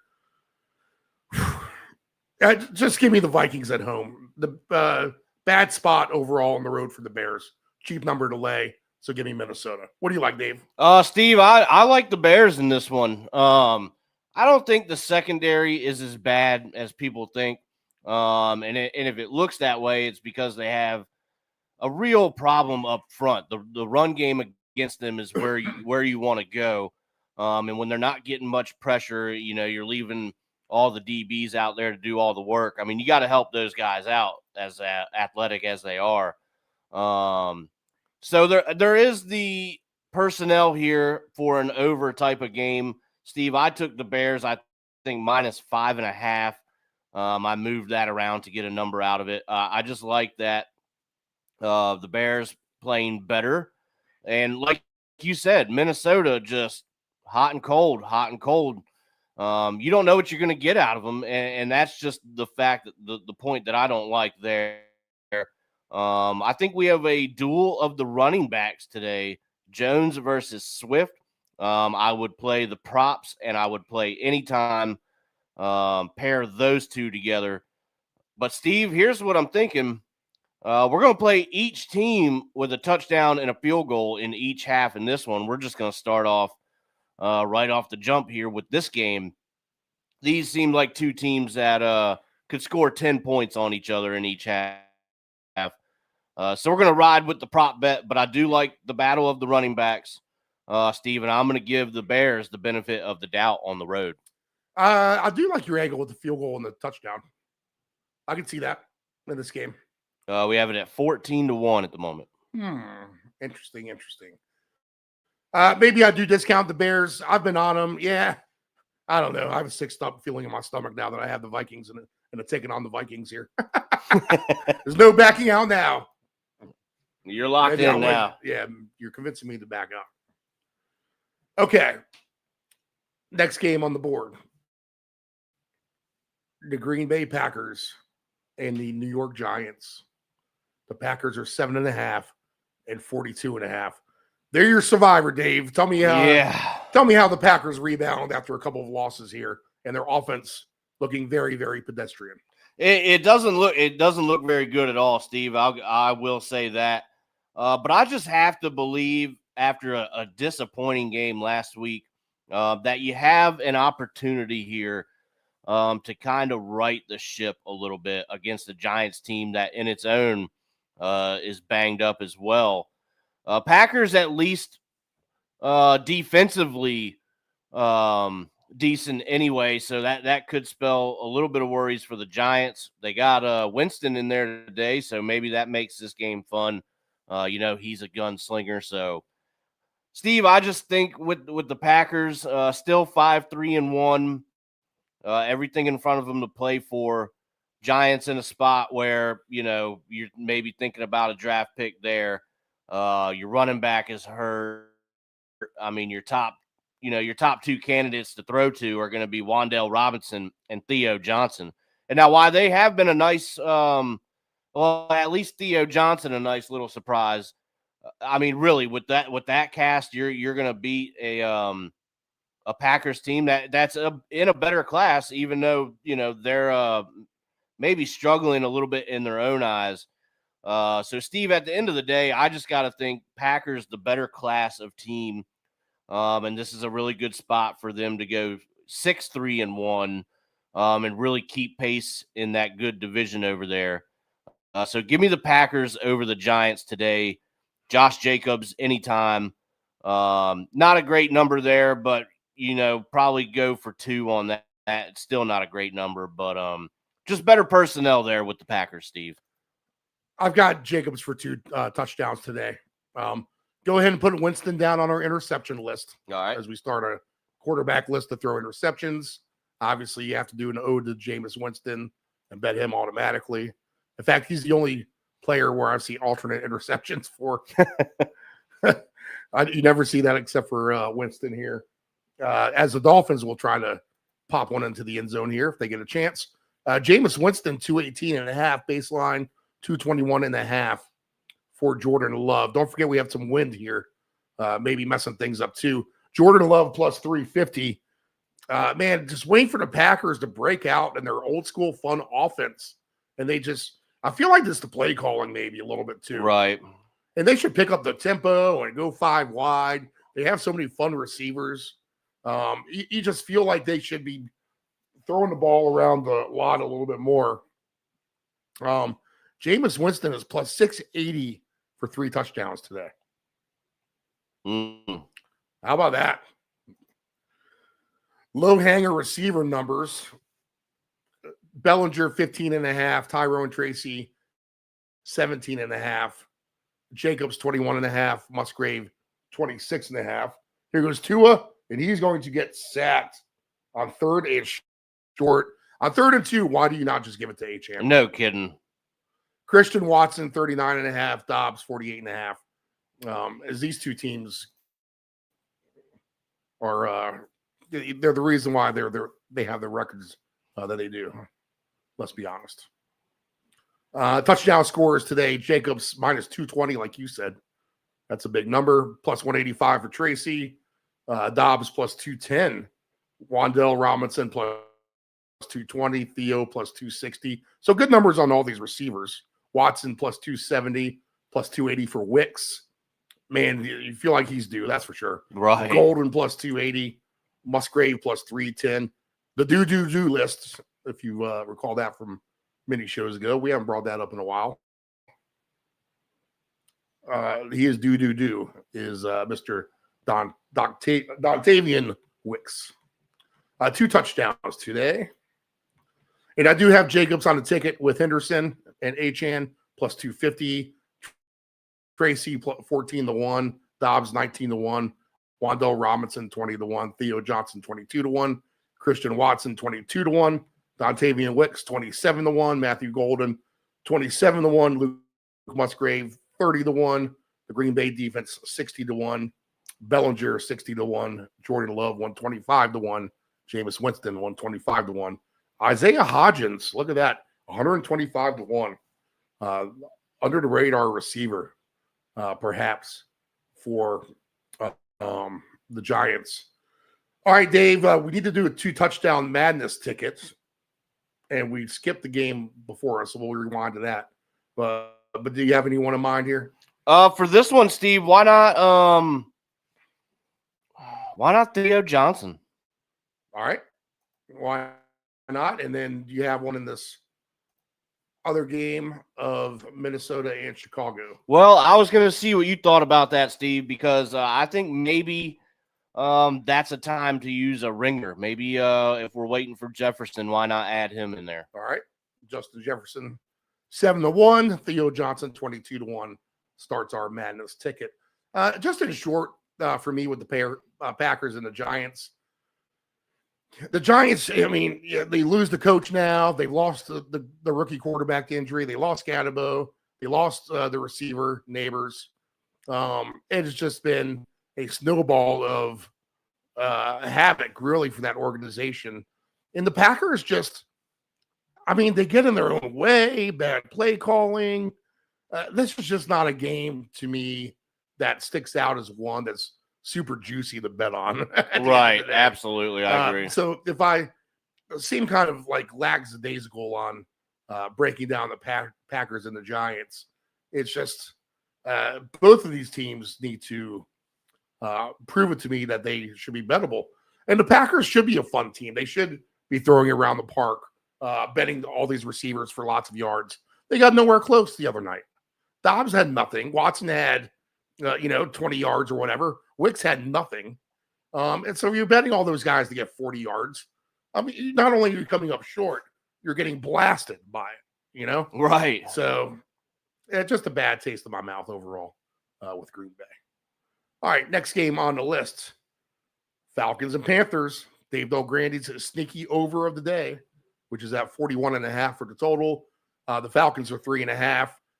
They played this game already this season, and the Panthers won 30-0 in a game that shocked everybody in the first few weeks. Atlanta, again, is Dr. Jekyll, Mr. Hyde, schizophrenic, but they seem to be on the low end of things. They can't get a win lately at all. Carolina, just when you wanted to put some faith into them, they lose to the Saints at home. So both of these teams coming off losses. Rico Dowdle's been a beast, obviously, and Atlanta can't stop the run. He's on my 2 touchdown ticket today. He's on everybody's touchdown ticket, I'm sure. Yep. Minus 105. I did have a nice hit with Tyler Algier to counterfeit Bijan Robinson. I mean, the fact is this. If they're at the goal line, Tyler Algier is getting the carries. Bijan has the score from outside the 10 or 15 to get his touchdowns. But he is a game breaker, so he's able to do that. Drake London is sick, but he's playing. Plus 115 for a touchdown for him today. Again, just 2 teams that I just can't trust at all. talked about way earlier on the program with Bill Grandy, the ineptitude scale.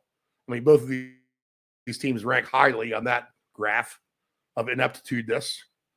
They could turn it over at any time or, make a good, fun play either way. I mean, so I could see how you could get over the total here in a chaotic scenario, plus the fact that they're indoors. For the most part, I just want to there were some good games today, good football games. Man, I mean, some of these are just tougher to bet than others. And I actually think this is one of them. Let's see. Quarterback props. Penix 225.5. Bryce Young 170.5. I mean, they both sound low, but I mean, I want neither. You're getting plus money for both quarterbacks to throw 2 touchdowns. Bryce Young never throws 2 touchdowns. Ever. He can't throw 1, much less 2. Rico Dowdle is 15.5 receiving yards. Jatavian Sanders 16.5. Xavier Leggett. No one's going to talk me into betting him this week after 3 weeks of no leggedness. 17.5. Jalen Coker 26.5.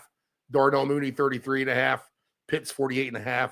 Bijan Robinson 36.5. Tet McMillan 56.5. Drake is at 75.5. I like the sneaky overplay. Just got to root for everyone to try to get the job done here. Bijan's minus 135 for 1. That's actually a pretty good price for him. Dowdle minus 105. That's a good price for him. Drake London is at plus 115. And here we go to Commanders crossing midfield. Oh, shocker, another flag. I think that's going to be on Miami, though. Okay, all right. Play stands, probably. Commanders at the Miami 30 if it does. Algier plus 170. That's actually a good number. Pitts plus 260. A balanced effort by all, Dave. I think we probably do get some points. I could see this being 27-24, something like that. So what do you think? Yeah, Steve, I do like the over in this one. I don't think it's going to be 30-0. Again, these two teams should be able to get some points on each other. I have a Dowdle touchdown. You have the same cast of characters. But here's what we're going to do, Steve. We're going to keep it simple, like you said. Maybe not a super attractive game just because they're both coming off a loss. And, you lose the trust factor with these two right as you're trying to build it up, just like you said, Steve. So you know what we're going to do? We're going to keep the ticket going. We're going to go each team a touchdown and a field goal in each half, 20-1. I like it. You know what? Paired with that Minnesota-Chicago game, we might be cooking with some gas on those two. Absolutely. And we're going to round robin it. So we're going to take 2 more, Steve. So keep your eye out. All right. Keeping an eye out for all this for sure. All right. I like it. 2 touchdown scores in this game. Robinson plus 460. Dowdle 6-1. Drake London 8-1. Algier down to 13-1 now. I got him a better number. Tet McMillan 16-1. Kyle Pitts 27-1. Mooney 30-1. Coker 45-1. Xavier Leggett 50-1. Mariota pump fakes, pulls it down, throws to the sideline in the end zone, looking for Zach Ertz. Did you see Yankoff over there, Steve? Did he get another run? No, he was in there though. He's in. What's he paying for anytime touchdown? Oh, we're gonna have to look at that. You like anyone for 2 touchdowns here, Dave? Oh man, Steve, I think I'm gonna defer to you on this one. Honestly, we'll throw Kyle Pitts in there. All right. I was really trying to decide who could be in madness there, and I guess you could really pick anybody, but let's see. Touchdown scores are off the board from what I see.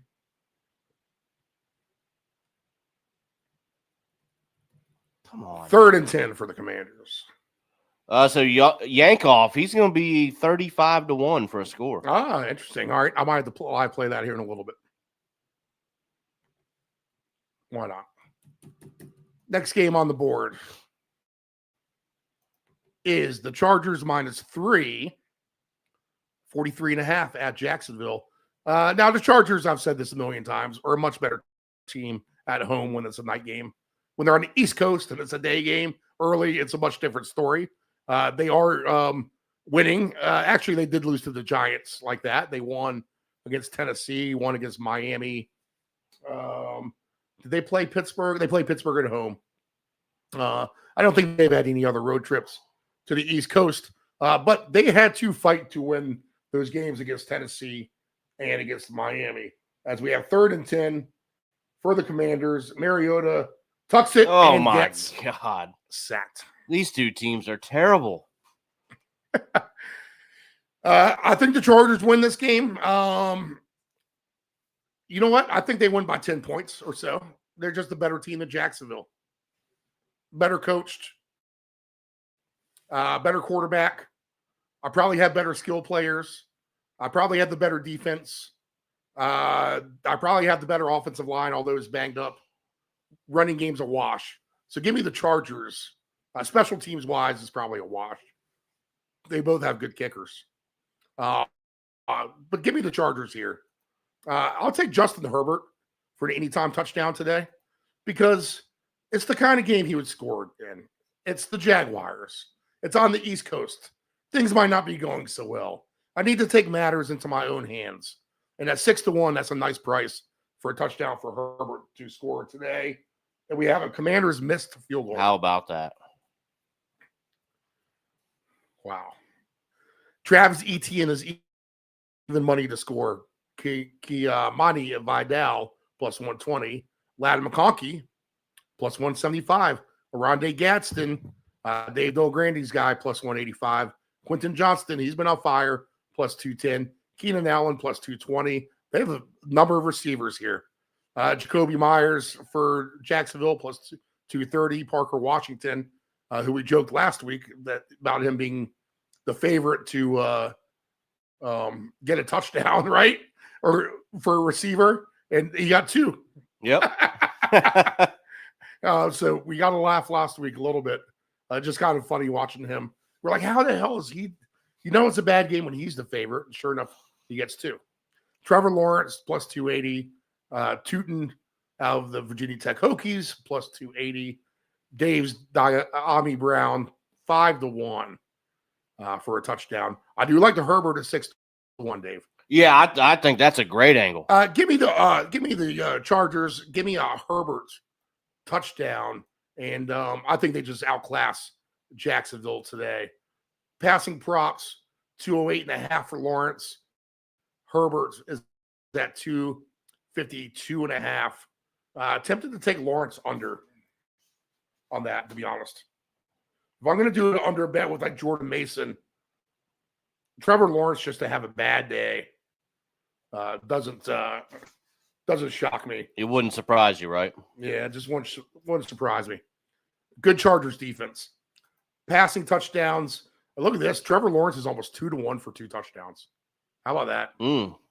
Herbert over 1.5 is at minus 136. I do have 5 quarterbacks to score or to throw for 2 touchdowns. Herbert is on that list. I haven't talked about any of the other quarterbacks, but that's on screen right now. Justin Herbert is one of my 5 quarterbacks to score or to throw for 2 touchdowns today. Let's see. Low hanger receivers in this game. Diami Brown is at 13.5. Trey Harris 11.5. Vidal 10.5. Etienne is at 17.5. Parker Washington 47.5. There's a catch by Waddle. Quentin Johnston 40.5. Aronde Gadsden 50.5. Ladd McConkey, your favorite, at 61.5. All right, Dave, what do you like in this game? I like the Chargers as well, Steve. I think I even moved that up, the spread. I think I went to 9.5 for the Chargers. We're not going to go anything here, Jacksonville, right? So I think it's a Chargers spread, alt spread for me. But give me some Gadsden anytime touchdown. He is on a ticket as well. I think he has a pretty good day. I think we could play with some props there as well. But Steve, short and sweet here. Chargers, the better class, alt spread play, and Aronde Gadsden. We'll throw Gadsden into our 2-touchdown madness ticket All right. at 15-1 as well. And I'll take the. I just have a feeling. Give me the Trevor Lawrence under passing yards today on my under prop ticket. On the under prop ticket of the week. That's what we should do. Be able to identify 5 things along the way that are all unders. And I think Tua just got tossed around again, maybe. That was a punt return, right? No, that was Tua. No, that was Tua on third down. Wow. They're bad, dude. They are bad. And when I say that, I mean both of the teams. I mean, he has a guy he can throw it to right there. No doubt. Maybe he can make that guy miss even. All right, they scored 1 million points the last time the Bengals and Steelers played on Thursday Night Football. And that was a great, fun game for us. I think we won some money on that game. Bengals and the Steelers. Steelers minus 5.5. 48.5 is the total. Oh, yeah, DK Metcalf kind of let me down at the end of the day. I had both quarterbacks for 3 touchdowns. I had Jamar Chase for 1 million yards, all which happened. And we have a little bit of win today. They played Notre Dame in the Pittsburgh Panther game on there yesterday on the same field. So I was joking around about wanting the field muddy and all choppy for the Bengals earlier, hide the tarp in the back of the closet in efforts to slow down Jamar Chase and company. They probably do have some bad footing on that field as they're playing a football game yesterday, right? Right. It has to be torn up a little bit. So footing will be interesting today with the Bengals and the Steelers. Honestly, I wouldn't be shocked if this game somehow played under 48.5. I just wouldn't be. But I'm not going to play it that way. Give me the Jamar Chase props again. I'm going to take him at least for 2. I got Jaylen Warren for some receptions. At 6 receptions for Jaylen Warren is at plus 880. That's a bet that burned me a few weeks back. But I'll try it again on a day game at home where, Rodgers likes to dump it off to his running backs anyway. At plus 880, that's a nice number for Warren just for 6 catches. Passing prop wise, Rodgers is at 229.5. Flacco 252.5. Both are favorites minus money to throw for 2 touchdowns, for 3 touchdowns. Rodgers is only plus 205. Flacco is at plus 255. I'm just priced out of those, Dave. I can't play him. Yeah, no. Roman Wilson is a guy I love. He's been on fire for me.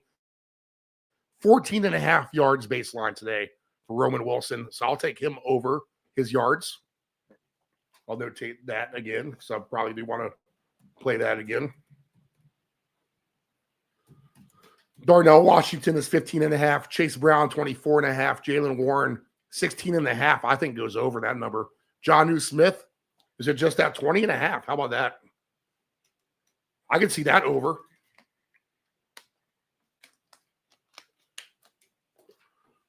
Noah Fant, 21.5. Freiermuth, 26.5.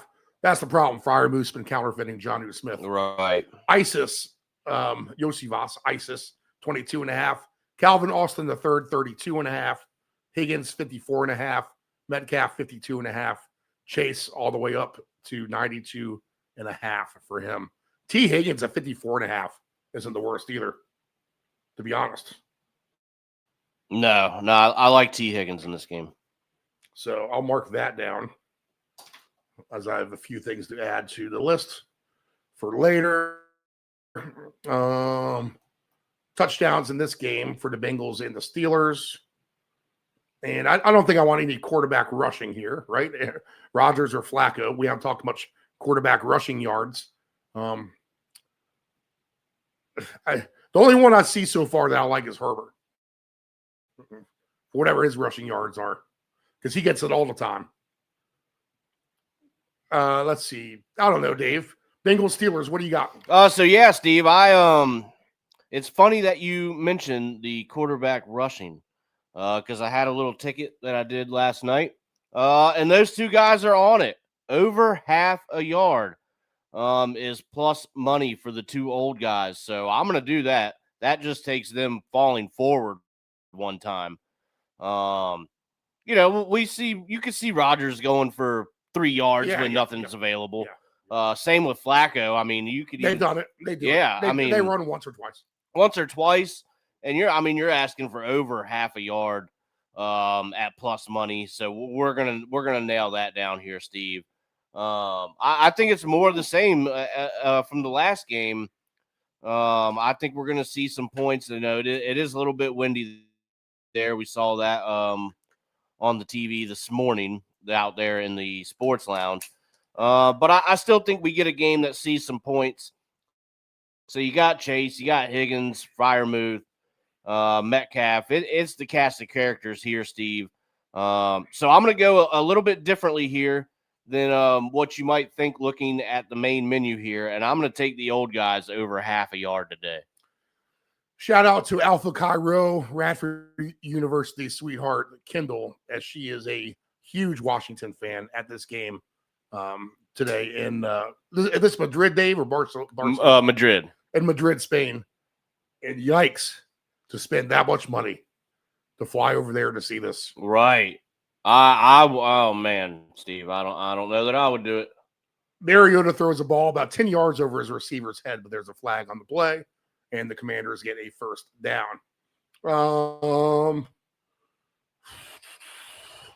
All the overseas games, they get all the clunkers, man. I don't think we get as many points on the last Thursday game. Do you agree with that? Maybe not that many. But you still think this is an over? Yeah, I still think so. Yeah, okay. I think it just even slides with the wind, right up to it. Even with the wind, okay. Yeah, it scares me for some reason in that regard. I wouldn't play it. I wouldn't play it as an alternate, but I think I would give it a ride at minus 108. I feel like you're priced in on the Bengals getting all those points, but like Doe Grandy says, I mean, well, their defense isn't all that either. If the Steelers can just put something together, you know, Krosky merits 22. 22, yep. He catches the ball there. Of course, I was looking for his receiver number this morning. It was off the board. I was going to play touchdown field goal here, Steve, but the wind scares me in that regard. It does back me off of that. Right. Another bad pass by Mariota. I mean, it is disgraceful. It's terrible. Just give me the Jamar Chase props. I'm going to hope for the best. I'll take Roman Wilson on his yards over, and I'll take Jalen Warren on his reception number. So touchdowns for Jamar Chase, Jalen Warren receptions, receiving yards Roman Wilson, and give me receiving yards T. Higgins as well. I think your Roman Wilson play is maybe the best play on the board in that regard. He's been on fire. Oh, look at that. First down. Chris Moore. Man, I had a touchdown ticket, Steve, that was really good, and I didn't fire it in last night. He was on it. We now have 6.5 money coming in all morning on the Bills. So this line is up to 6.5 now with the Buccaneers, who Tampa Bay traditionally not a very good team and 40 degrees or below. The total is 46.5. Baker is playing with a limited amount of weapons. Abuka is the main facets of that attack today, but still no Bucky Irving. All right. No Godwin. Evans done for the year. The touchdown scores today. Cook is at minus 160. Allen is at minus 115. Ibuka is plus 155. Rashad White's plus 170. Khalil Shakir is plus 220. Tucker is plus 230. Kate Otten plus 260. Tez Johnson 3-1. Dawson Knox plus 390. Gabe Davis back on the Bills plus 420. Look at this. The Commanders trying to approach the red zone. Josh Palmer plus 430. Sterling Shepard plus 490. I can read the Buccaneers like a book. When I've taken them, they've done good. And when I've bet against them or avoided them, they've done bad. And I'm pretty much about 100% on these Buccaneer games. So I got a good feel for this team. This is a terrible spot for Tampa Bay and Buffalo. This is not a good spot at all. And as bad as Buffalo has been playing, I got to think they rebound at home here. I would lay the points. They can win by 10 points or more. I think the Bills do. We talked about this in the sports lounge, me and Dave. I mean, the Bills have nothing but a bunch of number 3 receivers, so that doesn't help. But I think Josh Allen takes matters into his own hands today. And I think that's running the ball. I think that's probably throwing the ball to Shakir, right? He needs to find some receiver today. Somebody. To be a breadwinner. I think he's going to pick Shakir out. I got 3 players on a obscure touchdown ticket that no one would really think of today to score 3 touchdowns. And Shakir's on there. Aaron Jones is the other one that we talked about so far. And we'll get to the next guy here in a few minutes. But that's a nice it's a $55 ticket I played. 3 guys to score, and one of them's Shakir. So it's risky, but someone's got to be the breadwinner. It might as well be him.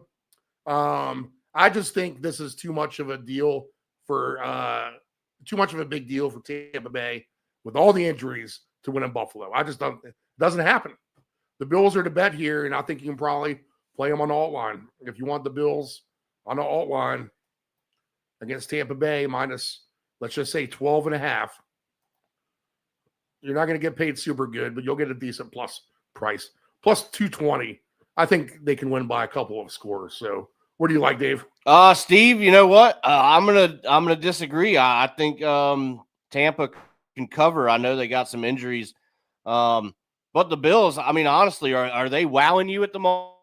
No, they're not wowing me. No, not at all. As you mentioned, a bunch of number 3 receivers. Who's going to stand out? I mean, really, you know, if you look at the touchdown scoring list, right, you have James Cook and Josh Allen. Okay, we understand that much. And then the next 3 favorites are Egbuka, Rashad White, and Sean Tucker. And then you get Khalil Shakir. So that kind of tells you some things that you need to know about the receiving core there in Buffalo. Now, their defense is decent. Does it wow me? It doesn't. I'm sorry. It just doesn't. This doesn't seem to be as stout of a Bills team as we're used to seeing. Maybe I'm wrong, but I think Tampa covers here. I know it's going to be cold. But, man, what Egbuka has turned out to be and what he could be in this league for years to come. I was high on him since the beginning. Held out, got him on a couple fantasy teams. I just had a feeling, Steve. And when you got him, you know, I feel like you're always in the game. He is a big target for Baker, game-changing ability. So we're going to go Tampa plus 6.5 here, Steve. Again, maybe I'm wrong. Maybe I'm sitting in the lounge later, you know, saying, wow, I'm an idiot. But I just don't think so. I think Tampa at least covers. Maybe they don't win. But I think they have what they need to keep this game close. Rewinding a hair, we'll throw Roman Wilson 80-1 on the 2 touchdown madness ticket. Nice. We'll throw Ibuka on there at 12-1 as a semi-ringer. Just dive, Mariota. If you dive, you get the first down, and he slides. Wherever you start that stupid slide where they mark you, and I hate that call. I do too. Yeah. That's a terrible referee rule. That where you start to slide is where you're down. Come on, man. Right. That doesn't make any sense. Make it where the guy touches him. You know. Right. Exactly. You can put 2 hands on him and not kill him. Yeah, if he's giving himself up and you touch him, I mean that's how it should be. Terrible rule. Baseline passing today, 216.5 for Josh Allen, 203.5 for Baker Mayfield. Touchdown passes today. Hey, Mayfield, if you like him, plus 550 for 3. I might play that. Plus 430 for Josh Allen for 3. In fact, that's not the worst ticket in the world. Just parlay those 2 guys together. I might do that actually. Now I think I will give I will give our prop here a chance in this one, Steve. It is windy. Is it windy over there? At Buffalo right there too on the Great Lakes. So, yeah. All right, yeah, we'll pull off of that then. I'm not saying. I mean, it's just anytime there's wind and field goals. Right. It's not a good recipe. First laugh of the day from the crowd. 3rd and 1 for the Commanders. I've seen Krosky Merritt involved a little bit more on this drive. He's not in there now, but maybe That's Rodriguez. Rodriguez can wear himself out a little bit and bring Krosky Merritt in at the goal line. I'd like him to punch one in, man. Just check our box and move on. Right. Low hanger receiver numbers today. Nothing is super low in this game, to be honest. Nothing super high either. Because 57.5.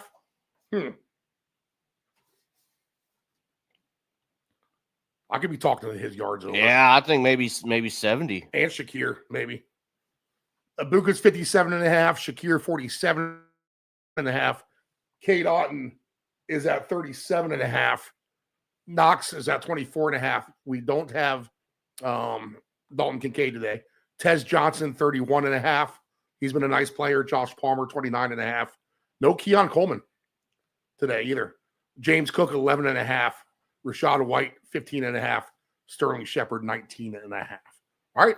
Got some disagreements. I like it. No, you know what, Dave? I mean, but where this could be a preseason Super Bowl prediction by me, I don't think either of these teams are worthy of a Super Bowl. Yeah. At the moment. Not with the injuries for Tampa Bay. And certainly Tampa Bay, we can blame the injuries. The Bills, we can't. We no, can't blame exactly. I couldn't agree more. We can't blame the injuries of the Bills. It's just I don't know about them this year, Steve. I really don't.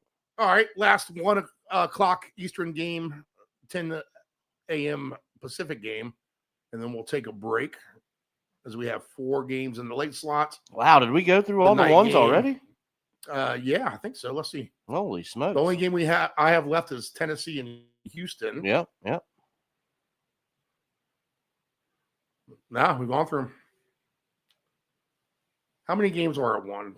1, 2, 3, 4, 5, 6, 7, 8. Is that 8? 1, 2, 3, 4, 5, 6, 7. 7 games at 1 o'clock. All right, that works out perfectly for our studio. Houston and Tennessee, Dave. How about this? I think Tennessee wins this game. Oh, upset alert! Wow. All right, they're on the do list to win. Some of these teams, when they're younger, it takes them definitely a while, and then towards the end of the season, they'll start to look like a football team a little bit more and maybe get a win or two. The Texans with Davis Mills pull victory out of the jaws of defeat last week, basically, and covered the most miraculous spread of all time on the last second interception that covered 1.5 points. If you ever thought 1.5 was, that's why you take the money line, people. To be honest, you would, but the Texans still covered that 1.5. But if you took the money line, you would have been good either way. But it takes that last second crazy interception to make that a 8-point victory for the Texans over Jacksonville in the huge comeback scenario. I think they were 30-1 at one point to come back to win that game. Wow. And they'll go to the road here at Tennessee. Now, the thing I like about Tennessee is they're healthier. I see Calvin Ridley back, right? Okay, we still have Tony Pollard. We have Tajay Spears complimenting him now. Elake Mander's been good. Shamir Dyke, right? Decent. And we have questions still about the offense for Houston. So and you know what? The Texans defense didn't look all but so great last week either in that victory. They did let Jacksonville get 1 million points. Here's Deebo Samuel. So this game is going to be 6-6 at halftime. Yeah. As we have 3 seconds until the half. I just think Houston's ripe for the picking, as they say, Dave. Interesting. And you can get a good alternate number on the Texans to win by 5.5 or by even 9.5. If you want to get super crazy, I think the money line's fine at plus 215.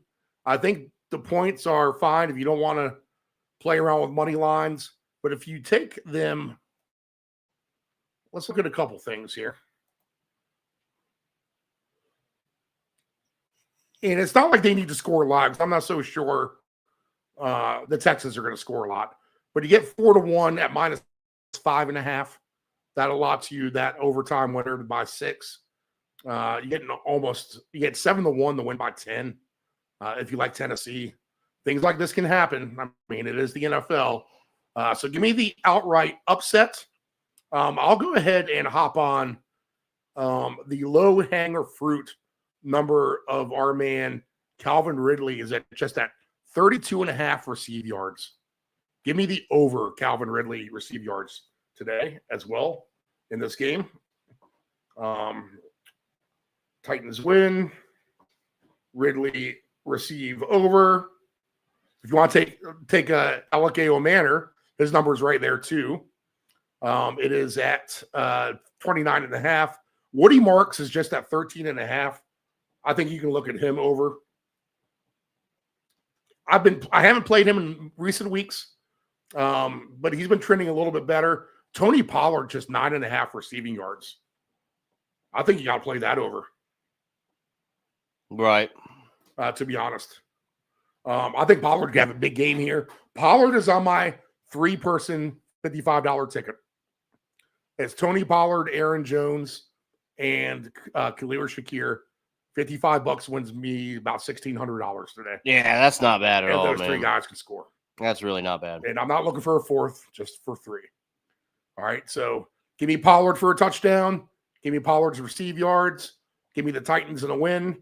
Give me the Woody Marks receive yards. Give me the Calvin Ridley receive yards.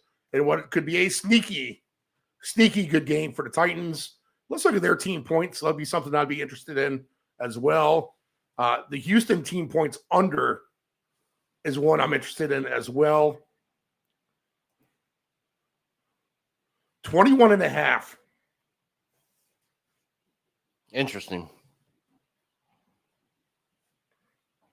I don't think they get to 21.5. Is there a passing prop on Davis Mills? Is that 213.5 for his passing yards? Would I rather have that or 21.5 under? I think I'd rather have the under points than the yards. I think at the end of the day, Woody Marks 61.5 rushing yards. Chubb is at 33.5. Maybe Chubb under. I mean, he's been trending off the field for sure. But all it takes is one run to break that kind of thing. Davis Mills 5.5 for his rushing yards. Cam Ward 5.5 for his rushing yards. The return of the Cam Ward rushing yards, Dave. How about that? Happens today. Oh boy! Throw Davis Mills on our interception list. All right. So a lot to like in this Tennessee game for me. What do you think, Dave? So yeah, Steve, we are, we have, this might be the first week in a while we've had this much disagreement. I've already, you make a lot of sense. And for everything that you said, I could absolutely see that happening. Not the year that Houston probably wanted as well or expected. But I got to think at the end of the day, they're just a little bit better. This Houston team really struggling. I think things do get better for them, just not today.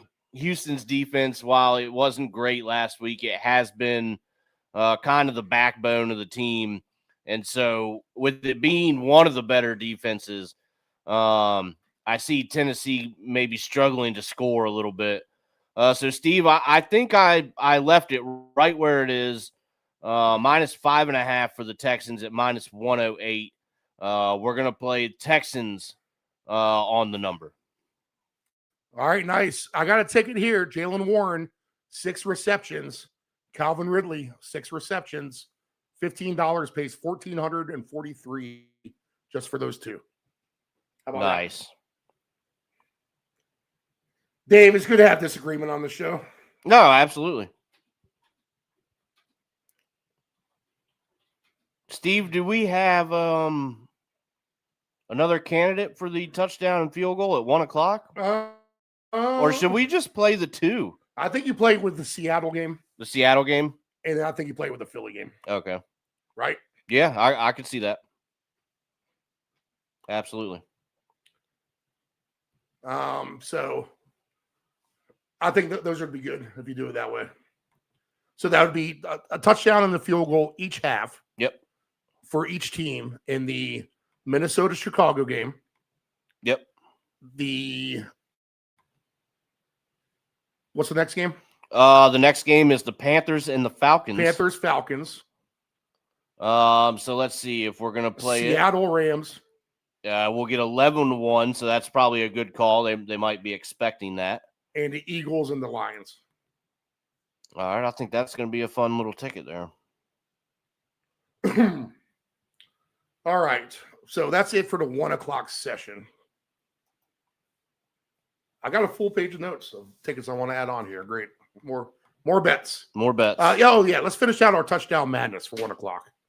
We need to do that. We stopped at the Buccaneer game. So in this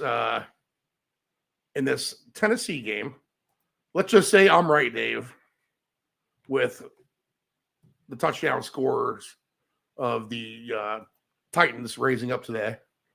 And let's throw in, Tony Pollard's 20-1. That's a nice payout. Yeah, why not? Calvin Ridley is, let's see here. I might have to do a straight bet on that. Calvin Ridley is 65-1 today for 2 touchdowns. Really?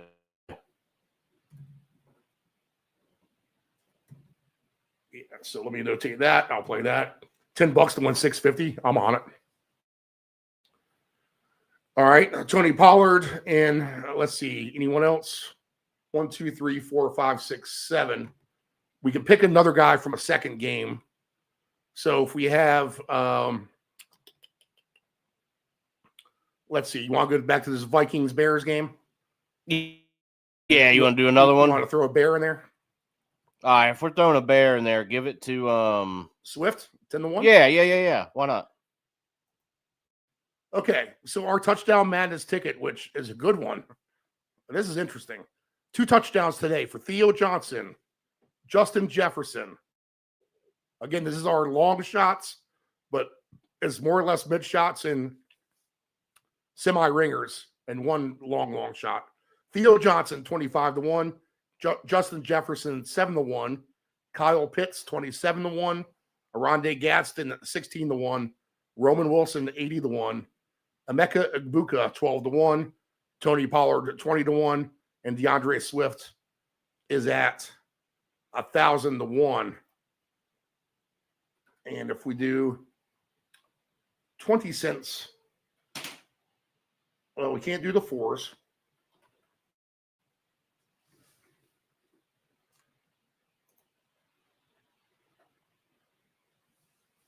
All right, any 2, and we'll get not quite $150.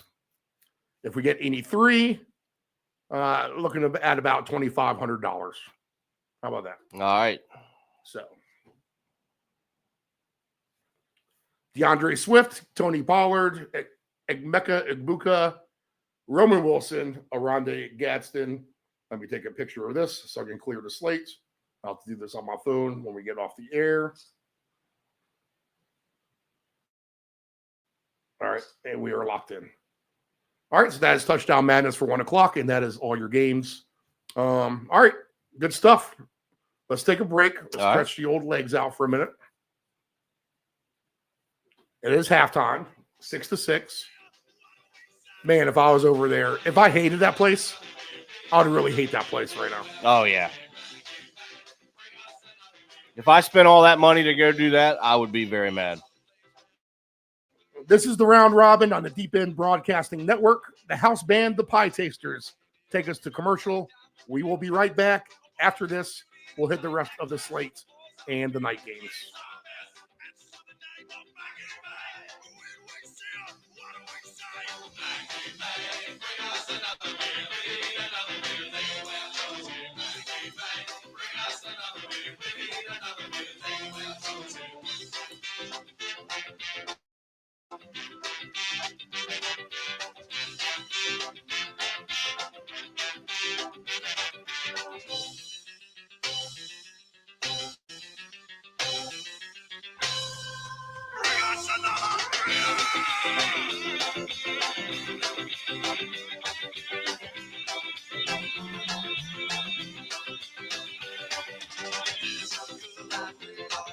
She's the one we're thinking of. That's the name of Maggie May. When we see her, what do we say? Maggie May, bring us another beer. We need another beer. Take away our troubles here. Maggie May, bring us another beer. We need another beer. Take away our troubles here.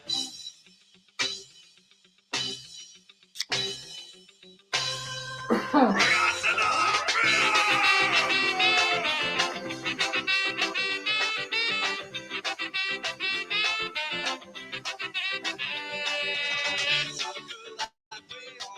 She's the one we're thinking of. That's the name of Maggie May.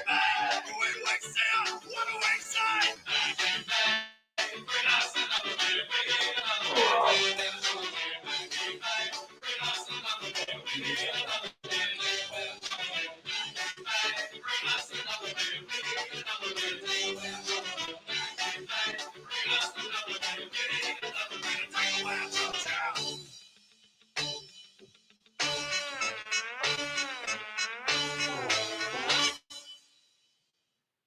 Dependable Solutions can provide all voiceover services for your advanced audio production needs. Think of us as an inexpensive option, no matter what the size of the project is. From one-word cameos to full script productions, contact Dependable Solutions at 757-354-5517. Know your gambling limits. Don't ever bet what you can't cover.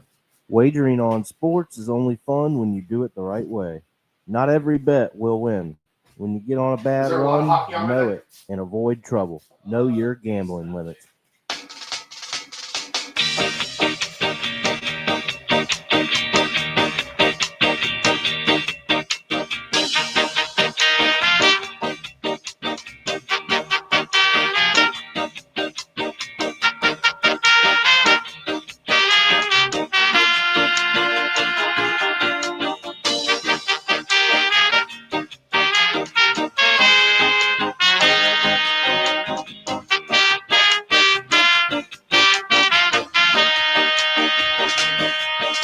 You said it was a waste of time. You said that I would change my mind. You said I'd lose my only chance to go and get out. It turns out you don't really know what you've been missing, my friend. And you might have her now. I got something better.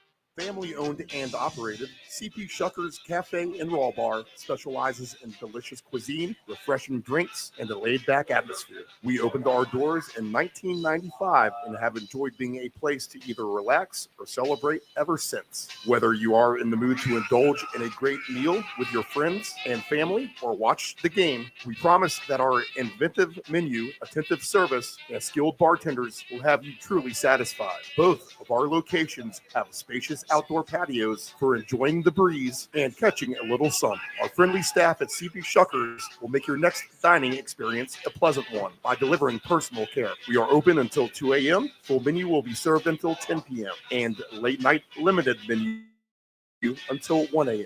For larger parties, please give the location of choice a call. Pacific Avenue, 757-425-8676 or Shore Drive, 757-412-2929. More information at cpshuckers.com. Thank you for your continued support and have a shuckin' good time. Control your alcohol. Don't fight.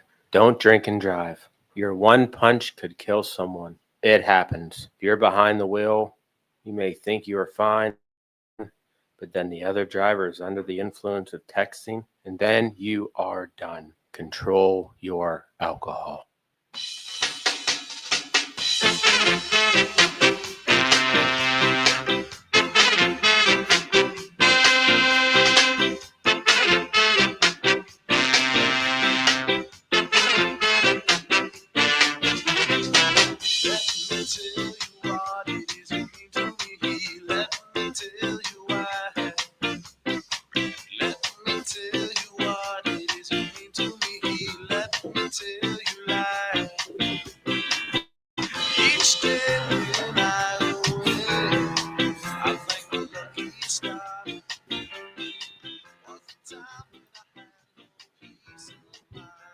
This is the Round Robin on the Deep End Broadcasting Network. I am Stephen Murray, nephew Dave alongside. The Ant-Man scrambling on his tickets. We'll see if we get him on board as well. There's my, on screen now is my 3-player, 1 o'clock trifecta of touchdown scores. A big ticket. I never bet $55 on 3 touchdown scores, but I did today. And they're not the normal ones, people. A little bit off the script here. I mean, kind of normal if you think about it. But I would say this is a sharp play. A very, very sharp play. Pollard, Shakir, Aaron Jones. So screen and shot that, if you will. And we are now into the second half. Washington and Miami, 6-6, Dave. 6-6. All right, continuing down our list. Let me clear the slate. We'll now start a late ticket for touchdowns, 2 touchdown scores as well. And the first game on the board, 4:05 Eastern. We keep it in the NFC West today in the earlier part of the 4 o'clock window with Seattle and the Rams, the first of 2 divisional matchups at that time. The Rams -3 and 48.5. We're just talking about a ticket in which you want to have each team get a touchdown and a field goal in each half. You try to identify the teams who can score and be able to do that. And these 2 teams certainly fit the profile, right, Dave? Absolutely. Good call there. That's yeah, absolutely. Seattle's been a fun team to watch, actually. And right out of the gates this year, I was on the, trying to pick a team to fade out of the gate. So, of course, I'll pick on Sam Darnold. I didn't stay on that train long. I got off it real fast and just kind of paid attention to them. And they've won me over. They're a good team. So I played them last week, and they killed it for me in the late ticket window I had. Yeah, that was – I mean, I didn't even really discuss what won it for me last week, but it was in the late window with those favorites and the overs, in which we talked about that being maybe the case here on this program, right, Dave? Yep. We were talking about the favorites and overs in the 4 o'clock window, and it was a walk. It was about as walk as you can get to hit all lines and everything with the favorites and the overs in the 4 o'clock window last week. Rodriguez Jr. into the red zone now for the Commanders. Let's see if they can not shoot themselves in the foot. Right. For a 4th time or so. Wow, if that tackle's not made, that's in the red zone. That's a touchdown. So you have any number of scorers today? That's for sure. Puka's minus 130. Devontae's minus 115. Kyron Williams, even money. Jackson Smith and Jigba plus 125. Zach Charbonnet plus 145. He does get the goal line carries over Walker lately. Plus 195 for Walker to third. AJ Barner. This is the kind of game where AJ Barner scores. Debo. Oh, is that a Debo touchdown? They do. Debo Samuel into the end zone. Man, I would love to see him 1 yard short, but Debo gets in there, and we have a Commander touchdown. I wonder if they're going to give it to him at the end of the day here. He was kind of going sideways, falling in. Right, yeah, they're definitely going to take a look at that. He is. They might call him just a hair short. We'll see. I think they give it to him, but they call him that butt when he hits the ground. Right. The tip of the ball is right there getting ready to cross the goal line. Plus 280 for Barner. Rashid Shaheed, 3-1 for a touchdown. How about that today? Elijah Arroyo, 4-1. Blake Corn, 4-1. Don't ever forget about Higbee, plus 410. The Debo touchdown counts. If you're sweating that out this morning, you can put that as a check mark. If you're listening to our show and not paying attention to that game, which, I guess you're doing if you're traveling around the country or at a tailgate or something like that, trying to get all your bets in. 2 touchdown scorers in this game. No shortage of them either, really. No, Puka 5-1, Devontae plus 550, Kyron 7-1, Jackson Smith plus 950, Charbonnet 10-1. Walker 16-1, Barner 27-1, Shaheed is at 30-1, Cooper Kupp 45-1. It's a revenge game. It's the revenge game of the week. Right. Cooper Kupp 45-1 for 2 touchdowns. Fun game. I think it ends up right around the spread and the over/under. Dave, I wouldn't be shocked if either team wins. I wouldn't be shocked if this game goes under. I wouldn't be shocked if it goes over. But for the fun and sake of it, I'll root for the over. Both of these teams have been fantastic on offense. So why would that change even against 2 good defenses, which we have here? We have 2 good defenses on the field. So give me a slight over and a fun game. What do you like? Yeah, Steve, I'm going to have to agree with you. As good as these defenses are, the offenses are there to match. 48.5 might be a little bit low. You got everything that you want here on the menu. As far as player props and touchdowns, I mean, you get a feeling for what it is. So I don't think we really need to touch on that too much. I mean, it's the cast of characters that you want. Let's call it a green light. Steve, I'm going to take the Seattle Seahawks on the road on the money line, plus 142. I'm going to take Cooper Kupp over his receiving yards, 33.5 today, on a sneaky play. I really want to take Rashid Shaheed over 36.5. Right. As I think opportunities for both teams here. I mean, this should be a fun game. Higbee's 21.5.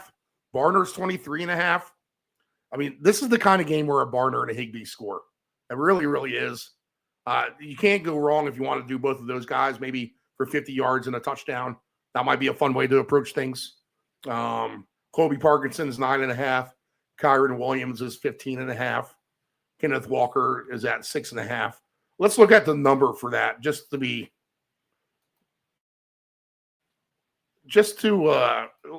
see. Higbee for 50. Barner for 50 is 32-1 by itself. Now with a touchdown each added onto that.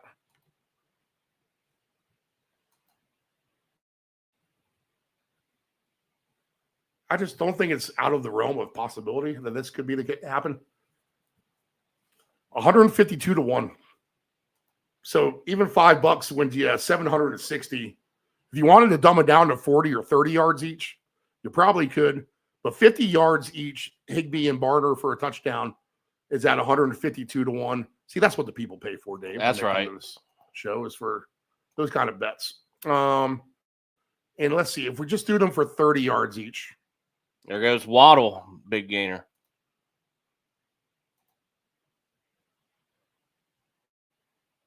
I mean, 30 yards for Barner and Higbee each and a touchdown each is 39-1.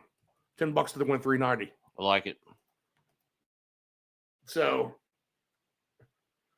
I think there's all kinds of good numbers to be had here. I mean, it's just so many different guys. You can't take them all. You got to weed through them. And who knows? Maybe the right thing to do is just both of these quarterbacks for like 3 touchdowns passing. Again, you know. Let's see. Passing touchdowns for Stafford is at plus 154. And Darnold is at plus 370. He's got a good number for 3. All right, Dave. Anything else? No, I think that's a great 4:00 game. Yeah. But I'm going to take Seattle on the money line. I got a feeling.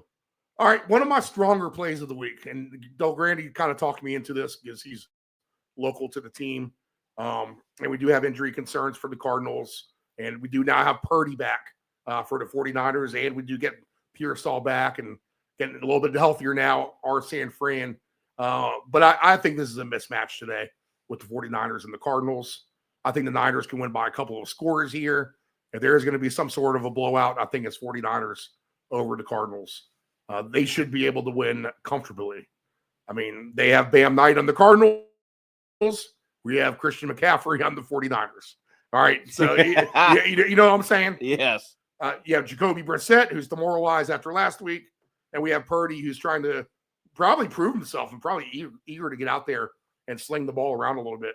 You won't see Purdy run today, but I think you have a chance now for some guys to get back into the mix wide receiver wise here for the 49ers. So I'd like the 49ers to win. I think you can take them on the alt line minus 12.5. If they win by more than that, it won't shock me. In fact, I might make them my play of the week on the point spread. Minus 12.5 is at plus 310. I will. So if you want a straight play for the week to win $1,000 on 1,000, and you just want to go old school, I'm 6-3 on the season. Took a loss last week with the Bears over the Giants. So that's the reason not to take Bears, Dave, is they lost to the Giants. Right. Give me the 49ers minus 3.5 over Arizona as the Big Steve lock of the week. How about that? We'll try to go to 7-3. And I think anyone would say that would be an impressive record if that's the case after 10 games. Now, you may be saying, Steve, it's week 11. Well, I did miss a week because I simply forgot. In my bad professional gambler, Steve. So in my DraftKings 5 picks a week contest, I forgot to do last week. Oh. And I'm still picking over 60%. Hey, that's good. But still, I kind of needed it. I mean, I took a flat 0 last week. Right. I would have gone to at least 3-2 or 2-3. Low hanger receiver numbers in this game. Let's definitely look at some 49ers here. Well, nothing's really too low.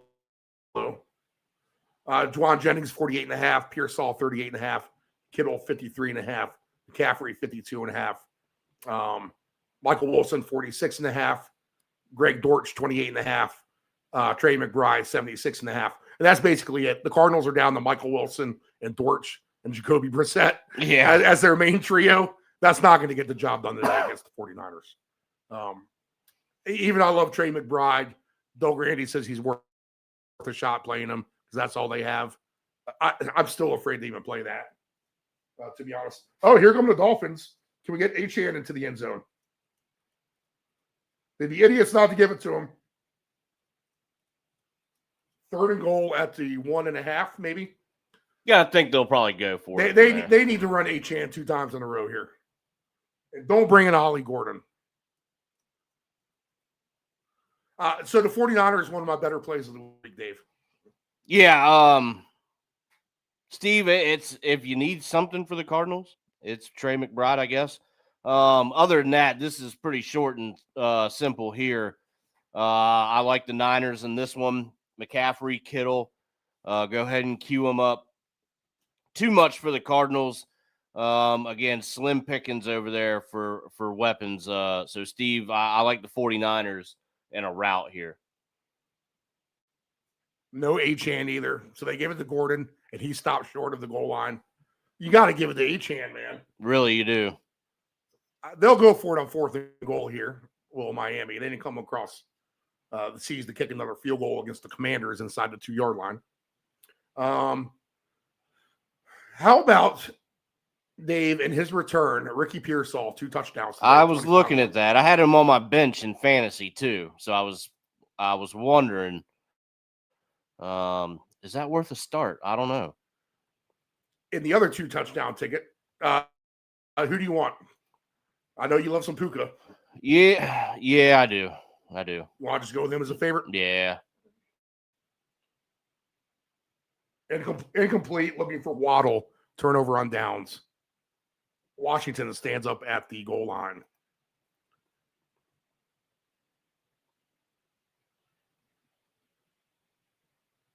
Not today, Tua, Bobby Wagner says. All right, Kansas City Chiefs are at Denver, 426. This is simple to me. Yeah. The Chiefs are just better at every position. At every equal defense, I think. But they have the better quarterback. Running back's a wash. I do like Harvey for the Broncos. Wide receivers, you got to give the edge to the Chiefs. Line, you got to give the edge to the Chiefs. Quarterback, you got to give the edge to the Chiefs. Now, they play everyone to a 3-point game, it seems like. And the Chiefs have looked terrible for sure at times. So that scares you. But I've said that on the show too. The ownership of the Broncos must all be staring at each other in the owner's box saying, weren't we a lot funner last year? Scoring a lot of points all the time. What happened? And it just hasn't been pretty for Denver offensively. So I'm going to just trust the Chiefs here. Kind of like almost if it is a playoff game. You got to ask yourself, when all things are, I don't know, who do you trust the most? So I'll trust the Chiefs here to lay the number. I might do some sort of an all-line parlay with the 49ers and the Chiefs here at the end of the day. I think this is the day we get Worthy and Rice in for a touchdown. So I would look for that. Both of those guys, let's see. I'm going to say it'll pay close to 5-1, but maybe better today. Worthy's plus 230, Rice plus 125. Yeah, so that's not too bad. 5 to 6-1 for both of them. I do like Harvey. Receiving number wise, Harvey is just at 16.5. So you got to take him over.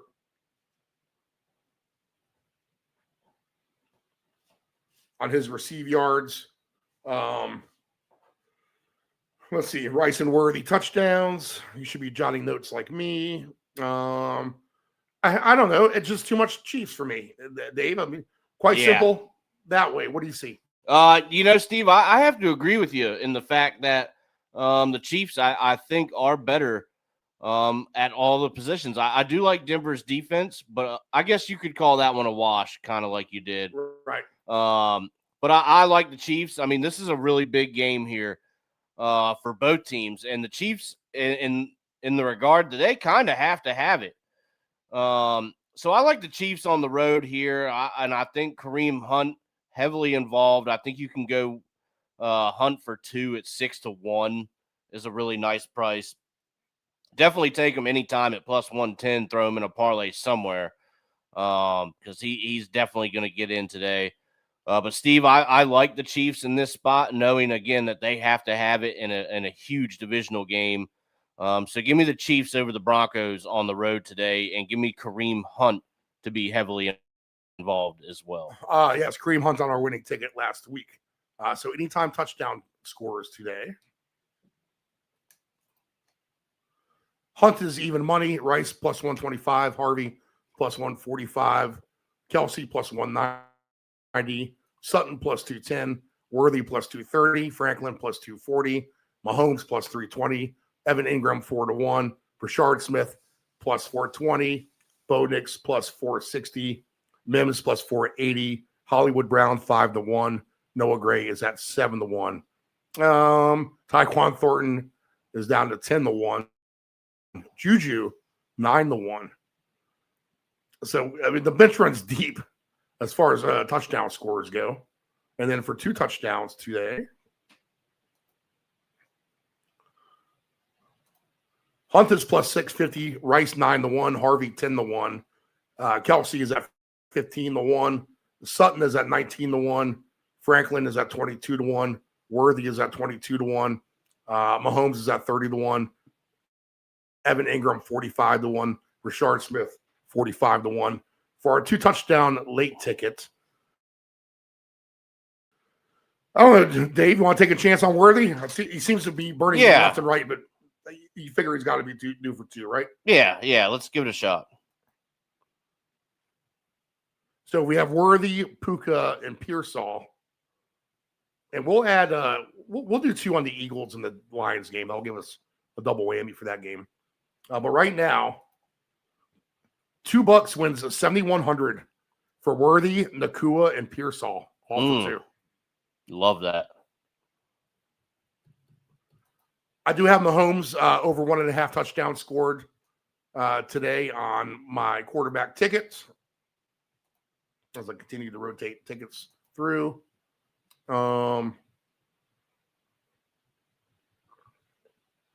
Let's see here. Sorry, guys. I'm trying to get the lines squared away. Everything's so hard live when you're trying to watch a game as well as do this show. And the Commanders deep in their own territory get a first down. Look on at that. 3rd and 9. First down. First down. Too much Chiefs, 3rd Broncos today, I think is the moral of the story. Yep. And pick your superstars to score for the Chiefs. Now, I think you'll have a good day. How about that? Ravens, Browns. Ravens 7.5, 37.5. Now, the Ravens have won, but it hasn't been super pretty, except maybe that 1/2 against Miami and even against Minnesota. Trust me, I was rooting for an over, and it wasn't pretty. But they did enough to get by. Windy scenario perhaps today. We know Cleveland has a really good defense. They lose to the Jets their last time out. Ravens winning in Minnesota. Can Cleveland keep this one close, Dave? Well, Steve, I don't know. Number being 7.5 here. I mean, what are they going to do if the Ravens, defense can step up a little bit? I don't know, Steve. This is a divisional game. I would say, maybe they can. But the Ravens are trending in the right direction, and they are in a spot where they have to have these games. They have to keep winning to catch up to the Steelers. So a big game in that regard with the Bengals today too.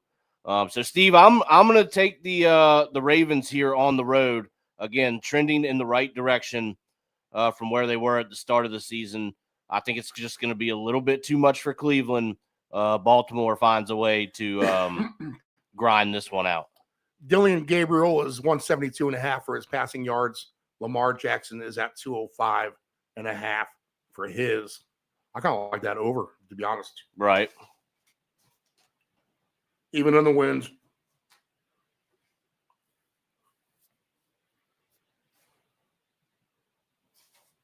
Oh my! What was that? Is that a safety? Oh my goodness! I don't know what happened. That was ugly. Marcus Mariota losing his footing on the paint of the end zone. Does a face flop, but I guess he got rid of the football. I mean, yeah, I guess so. There's nothing you can do but laugh at that. Oh my goodness! 3 touchdowns for Gabriel is at 14-1 today. If you want to try to swing for a jackpot, Lamar Jackson plus 320 for 3 of his own.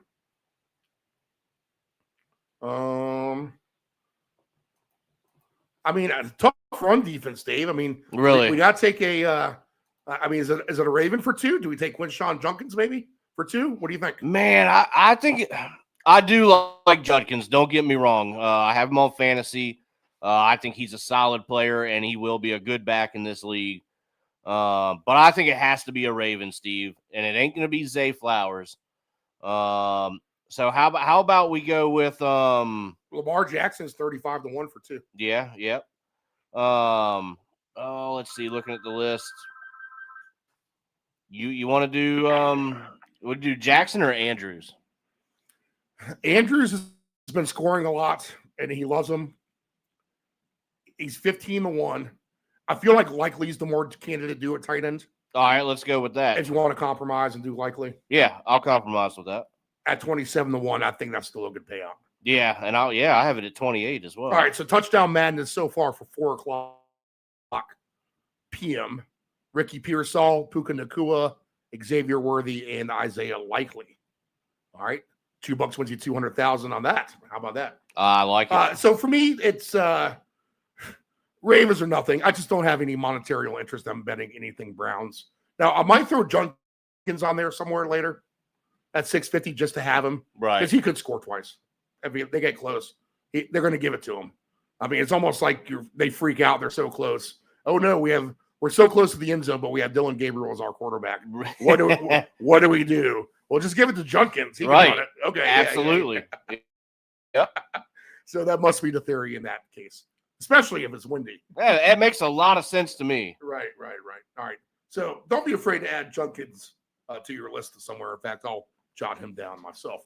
Now joining us, always better late than never, is the man who's only had one losing weekend this season. If you've been following the Ant-Man vlogs everywhere, you know that, you're probably living in Montenegro, driving a Rolls Royce if you're betting heavy. Good morning, Ant-Man. How are you doing? I am doing quite well. I took a little snooze this morning just to see Deebo Samuel score. So let's see if he can get in the end zone again. Unfortunately, it doesn't look like Mariota's going to be throwing on the ball. Is this Josh Johnson, Dave? Yeah, that's the backup. Oh boy. Well, I kind of rooting for Miami right now because we need to get Deebo in there for 2 because if he scores again, we got a haymaker today. All right. Who do you have him with? Out of interest. I have him with Ibuka, Justin Jefferson, and I think Josh Jacobs. All right. And that was part of the Travion Henderson 2-touchdown score. Nice. So if Deebo can score today, we're gonna have an interesting day. We have Achane and these coaches should be fired, both of them, to be honest. That's just terrible. bad. I figured I'd just throw a quick little inactives. Brian Thomas has been rolled out. Keon Coleman for the Bills rolled out. Yeah, we see that. So that was interesting. We already know that Godwin Bucky's out. And Calvin Ridley is active. So that's probably why those odds were shooting up to the moon. 65-1 for 2 touchdowns today, Calvin Ridley. What else we got? Well, we did all the 1s and the 4s. So we kind of went over our best plays. What do you everything that is a day game, 1 or 4? What are your favorite plays? Go ahead and knock them out now. Favorite plays. I'm going with all of the tight ends. But this all starts at the 4:00 window. So give me Old Kittles, throw me AJ Barner.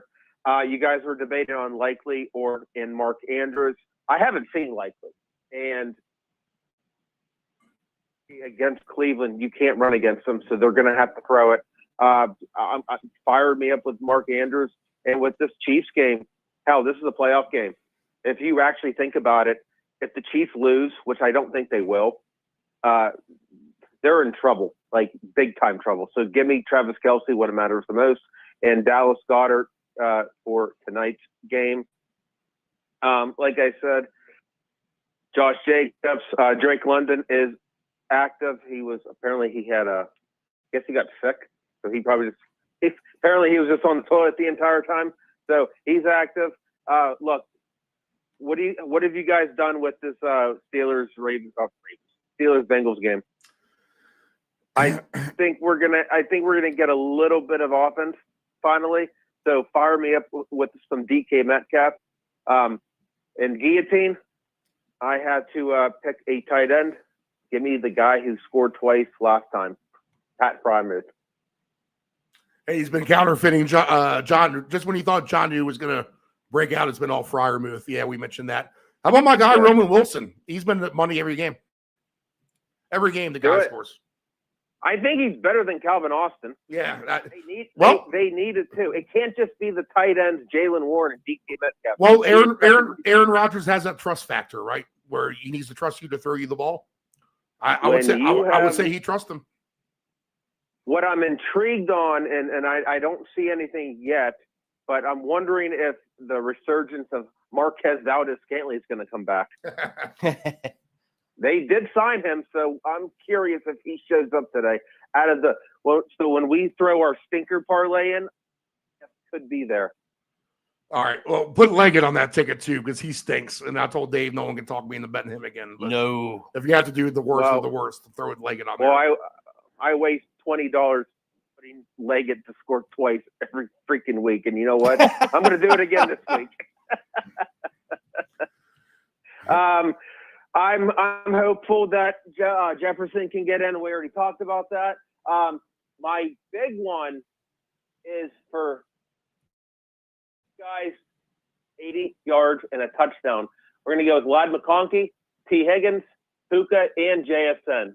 So if Higgins can get his big one, if Ladd can get his little possession receptions and score, all we're doing is hoping for this Rams and Seahawks game to be kind of, frankly, a future divisional round game.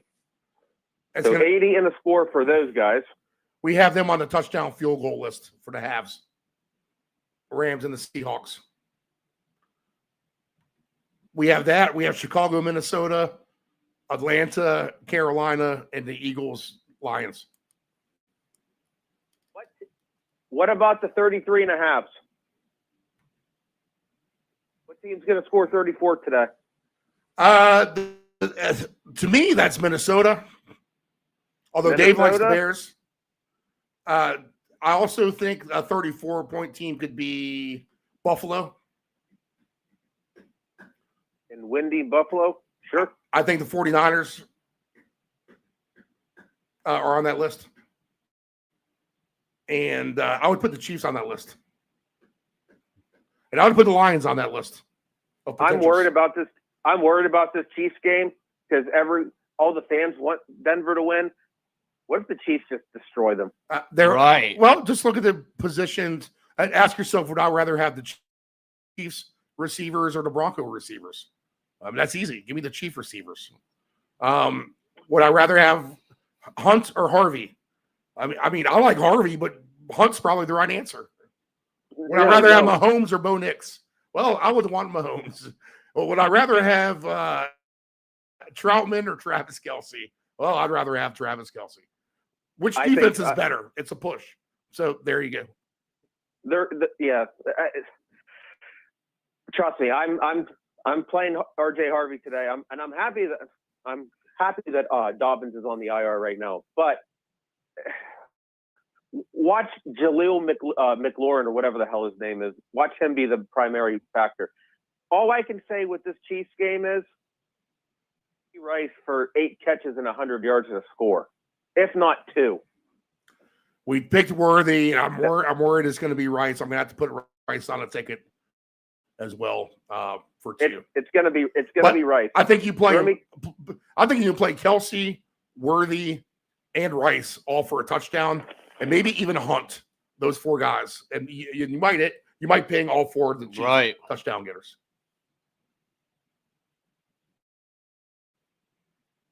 So we're going to be building a lot. So that Chiefs game does not start. What is that Chiefs? All right? That's 4:00. So we got time. Obviously, Dalton Kincaid's out. I'm going back to the unfortunate throwing Dawson Knox to score for the Bills first. I can't help myself. It was 17. Well, they're very limited now without Coleman, so he's very liable to do that. Updating the hockey game, Anthony. You're from Pittsburgh. Penguins 4, Nashville 0. 1 minute left in the game. And Stockholm, Sweden. what I'm excited about is my little $5 bet for the Pens to win the Stanley Cup. And the first thing that Dave said was they'll get hosed. They're going to get screwed after about 8 games. What does he know? His Capitals are terrible. Yeah, I don't think Dave knows that much about hockey, honestly. Yeah. I was just kind of guessing.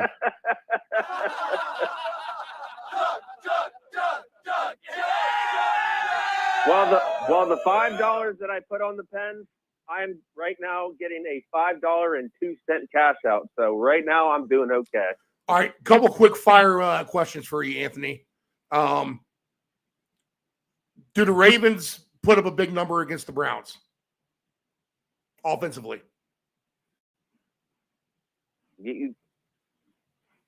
I think they're going to win by about 3 touchdowns. I think Lamar's okay. I think the Browns are going to lay a complete egg. I don't think it's going to be because of Derrick Henry. I think it's going to be because of the tight ends. I also believe that Rashad Bateman's not playing.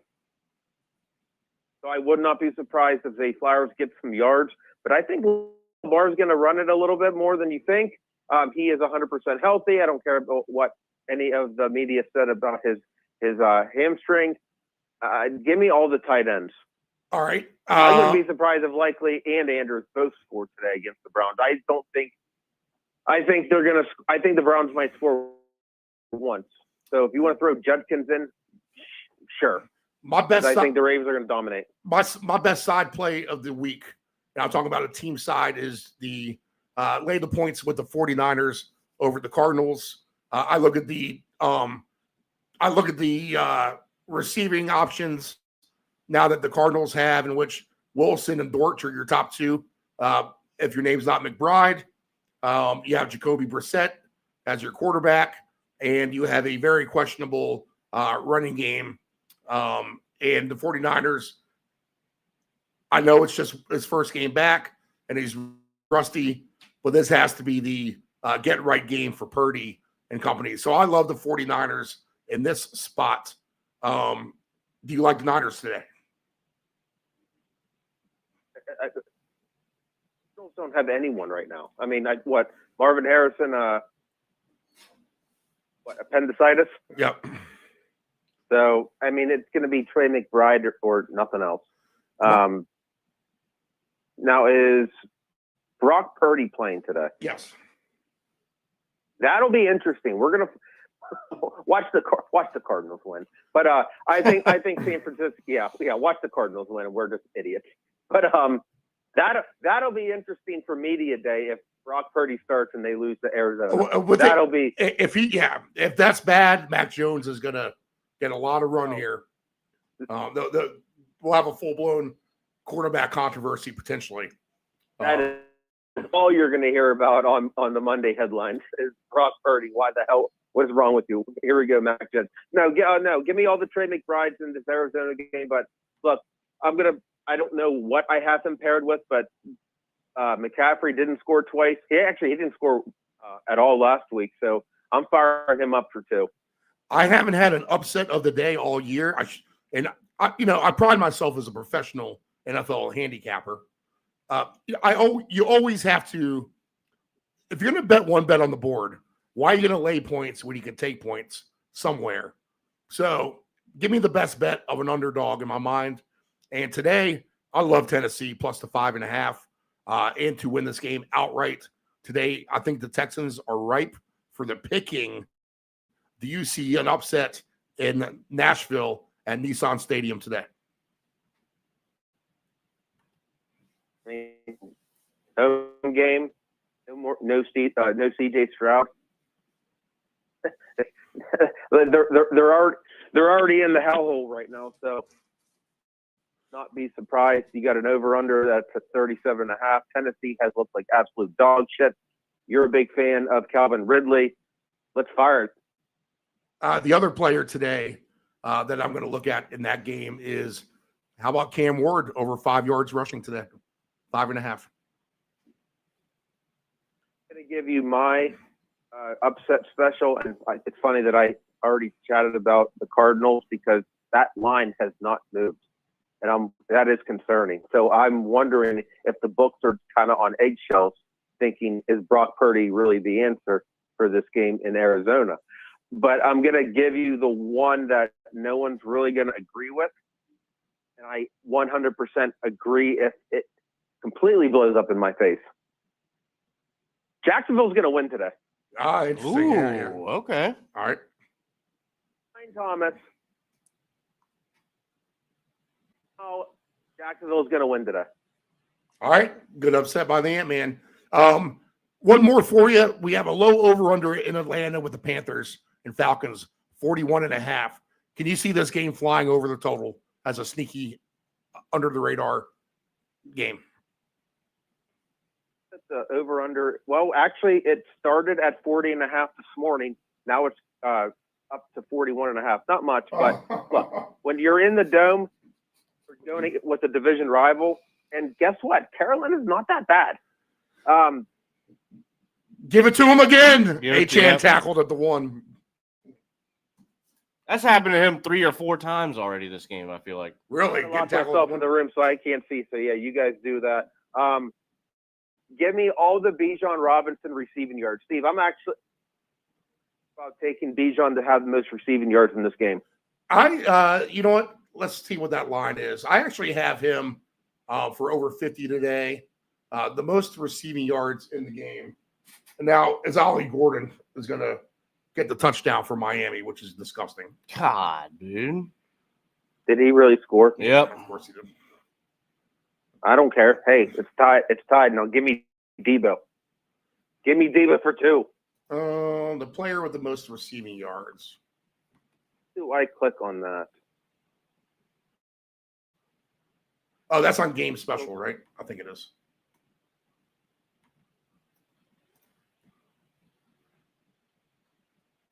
Yes, specials receiving. No, not there. Can't find it. Although this is interesting. Yeah, why don't they take it? Although Bijan and Drake London to combine for 300 receiving yards. Jesus. Oh, wow. Yeah. I'm not going to bother with that. Well, the thing is, if you were to plug in their odds, you're going to get a better payout. If you just bet it like a parlay, you'll get paid better than the special. I've learned that trick too. I've also That's why learned I'd be wary of the betting specials. I've learned that betting game specials is nothing more than a scam. I'd rather talk to the guy overseas about my extended warranty than bet game specials. Dave, how many quarterbacks do we have to have an interception on our list? Steve, we only have 1 right now. Jameis Winston. We did have we had Davis Mills too. Yeah, throw Davis Mills on there. Throw Jameis Winston. Anthony, give me someone to throw an interception today. Dylan Gabriel. All right, I'll give you Jacoby Brissett. All right.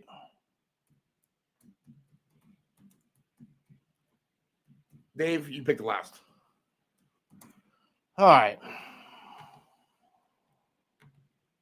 Let's get to the.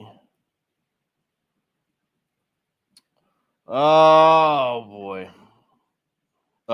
Cam Ward. Do we have Cam Ward? We have that same. Can you do the same game? Yeah, you can do the same game. Yeah, throw them on there. Yep. I do have 4 defenses to score a touchdown today, and Houston is on that list. Atlanta is on that list. Green Bay is on that list, and also I have the Ravens on that list. Night game, we have a good one. Detroit and the Eagles.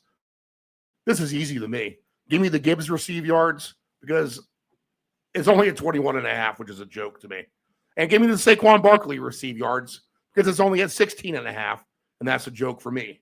Go ahead and cue up your popcorn parlay of the day with Jahmyr Gibbs, Saquon Barkley, and build those guys through the roof as high as you want to go in the game that's going to be perhaps the funnest of the year, where the Eagles gave you the big dud of the year. That was because it was against the Packers and Lambeau Field in the as slow as – see, the Eagles played great. They played nice and slow because they knew the Packers would not be able to get into any kind of rhythm, which they won't be able to do. That won't be the case today. The Lions, even against the decent Philly defense, will find a good rhythm. They will get the ball into the end zone plenty by themselves alone, which will force the Eagles to throw the ball more, play a faster pace, and they'll be able to get their points as well. Because at the end of the day, the Lions defense isn't the greatest thing to write home about either. So a game that could feature many points. Give me all the receive yards for Barkley because he gets it every game.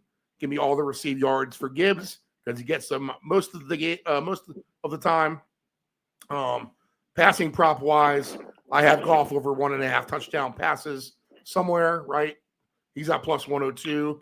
Hurts for over 1.5 is at minus 116. If you want to take 2 touchdowns today for Gibbs and for Barkley, I'm all good with that. Jahan Dotson baseline receiving 6.5. Brock Wright 15.5 is a cheap number for Brock Wright tonight because we do not have Laporta Potty, and there will be a tight end that will get involved for the Lions, and it might as well be Brock Wright with a nice meager 15.5 yard baseline.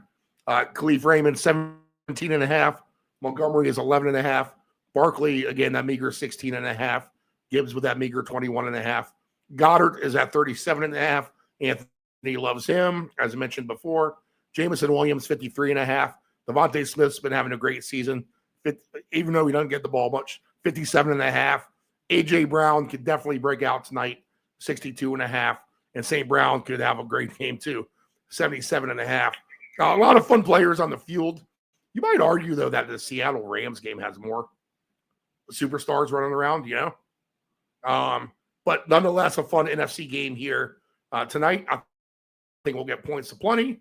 If you want to take the over team points for the Lions, it is cheap. Just 22.5. The Lions are going to score 22. You think the Lions are really going to score 20 points in this game? No, not at all. They're going to score 30. And the Eagles over 24.5 looks like a great bet as well. So lots of points, lots of opportunity. This is a full green light game for me. 46.5 is too much. I mean, this is going to be 38-34. That's 72 points. Your alternate total points tonight. There's going to be more fireworks. There's going to be more fireworks in this game than you think, because a lot of this recency bias of that terrible Monday night game with the Eagles and the Packers, and we saw what Detroit did to Washington. But hey, guess what? Washington kind of stinks. Now this is another NFC. This is a possible NFC Championship game. You get 12. Yeah, absolutely. Play a popcorn parlay here. You get 12-1 for 70 points combined. You get plus 420 for 60 points combined, and play the straight over at 46.5. And once you get that straight over, you'll be in the bank. I'm also going with this. I'm also going with the squeaky wheel theorem. AJ Brown today, because he got. It wasn't the fact that he only got 2 catches on that Monday night game. He got 3 targets. 2 catches on 3 targets. AJ Brown to go off for. I'm going to go with one. Definitely over 100 yards. Definitely a score. I wouldn't be surprised if he scores twice. I think I'm going to bet the money line too with Detroit and Tennessee. I'm going to take them both minus 5. Oh, look at Mariota go! Wow. So they saw enough of Josh Johnson. They put Mariota back in. Now I have to leave the room. Oh, where's Debo at? Dave, Debo. Dave, what do you like in this Philly game? I think the world is your oyster here, boys. I like it all, man. Gibbs, Barkley, Hurts, 46.5. I'd like to know how they came up with that number. I think that's just not enough at all. I love an alternate total here if these two teams can get going. AJ Brown, Montgomery, even though Brown, it hasn't been the best year for him. I mean, it could happen at any time. It really could. So, I don't know. Give me whatever you want, really. Steve, you said it's a full green light. I couldn't agree more. If I'm going to do anything here at night, it's going to be an alternate total, probably about 52.5 maybe. All right, late touchdown madness. Ricky Pearsall, Puka Nacua, Xavier Worthy, Isaiah Likely, Jahmyr Gibbs, Saquon Barkley. There you go. Full green light game on the Monday night game. We always want you to do your homework. We don't really have our final bets until before that game anyway. But I'll say this. It is the question that will boggle the scientists' minds the most. This is crazier than quantum theory. This is the most unknown question of all time. Perhaps we get the answer tomorrow. But what is the crazier matchup, the better matchup, the worst matchup? We don't even know what to call it. Is it Geno Smith against the Cowboys defense, or is it the Cowboys defense against Geno Smith? Something needs to give tomorrow night on Monday Night Football. They got Mariota lined up at wide receiver. Oh, that was a Debo rush there, first down. I'm rooting for you, Anthony. My heart just dropped. I'm rooting for you, Anthony. All right. Let's get Debo in for 2. Let's cue it up to 2 touchdown sounder. Your questions. Give us a reason. As fast as we were going, we're at 11:57 a.m. Oh, Debo, where are you? Where's number 1? All right, he's in the slot. 4 weeks. 20 papers, that's $2 plus tip. Gee, Johnny, I don't have a dime. Sorry. Didn't ask for a dime. $2. Mariota could have walked in. No doubt. Well, I don't want him to walk in. I want him to give it to the other guy. You gotta look out for number 1, but don't step at number 2. Yeah, number 1. Yeah, that guy. Give me 2. And Jimmy 2 times, who got that nickname because he said everything twice. Like, I'm gonna go get the papers. Get the papers. How appropriate that the 2 touchdown sounder happening as we need Anthony to get Bill check box number 2 of 2 touchdown score. Can Debo get in? Mariota I don't know. behind center. I think doing play-by-play is illegal. I thought you can only for do a second analysis. I thought that was Debo. Don't get it. No. All right, that makes it. Oh, boy. Rodriguez Jr. is short. All right, I'll give you my 2 touchdown scores first, as you guys concentrate on this game. Give me Gibbs, give me Barkley, give me Worthy, give me Christian McCaffrey. I think he could get 2 today. We'd only, why not? All the Rams and Seahawks can score 2. Let's be honest.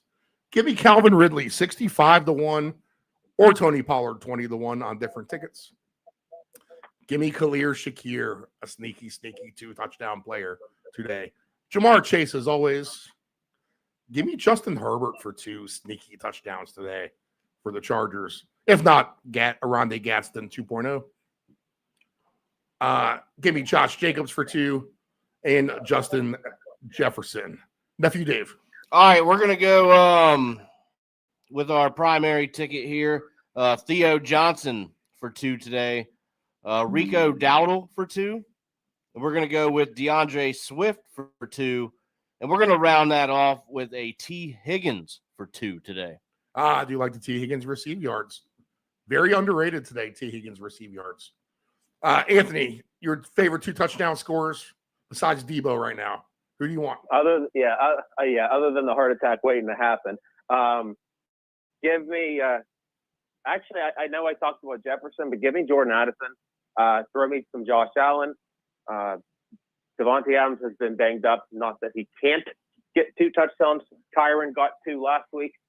Fire me up with all of the Puka Nacuas. Also, like I said, Christian McCaffrey, Josh Jacobs. We haven't talked about James Cook. If it's like I said, if it's gonna be a shitty weather game, we'll see how shitty the weather is with all my fantastic weather reporting. But they're gonna have to rely on James Cook.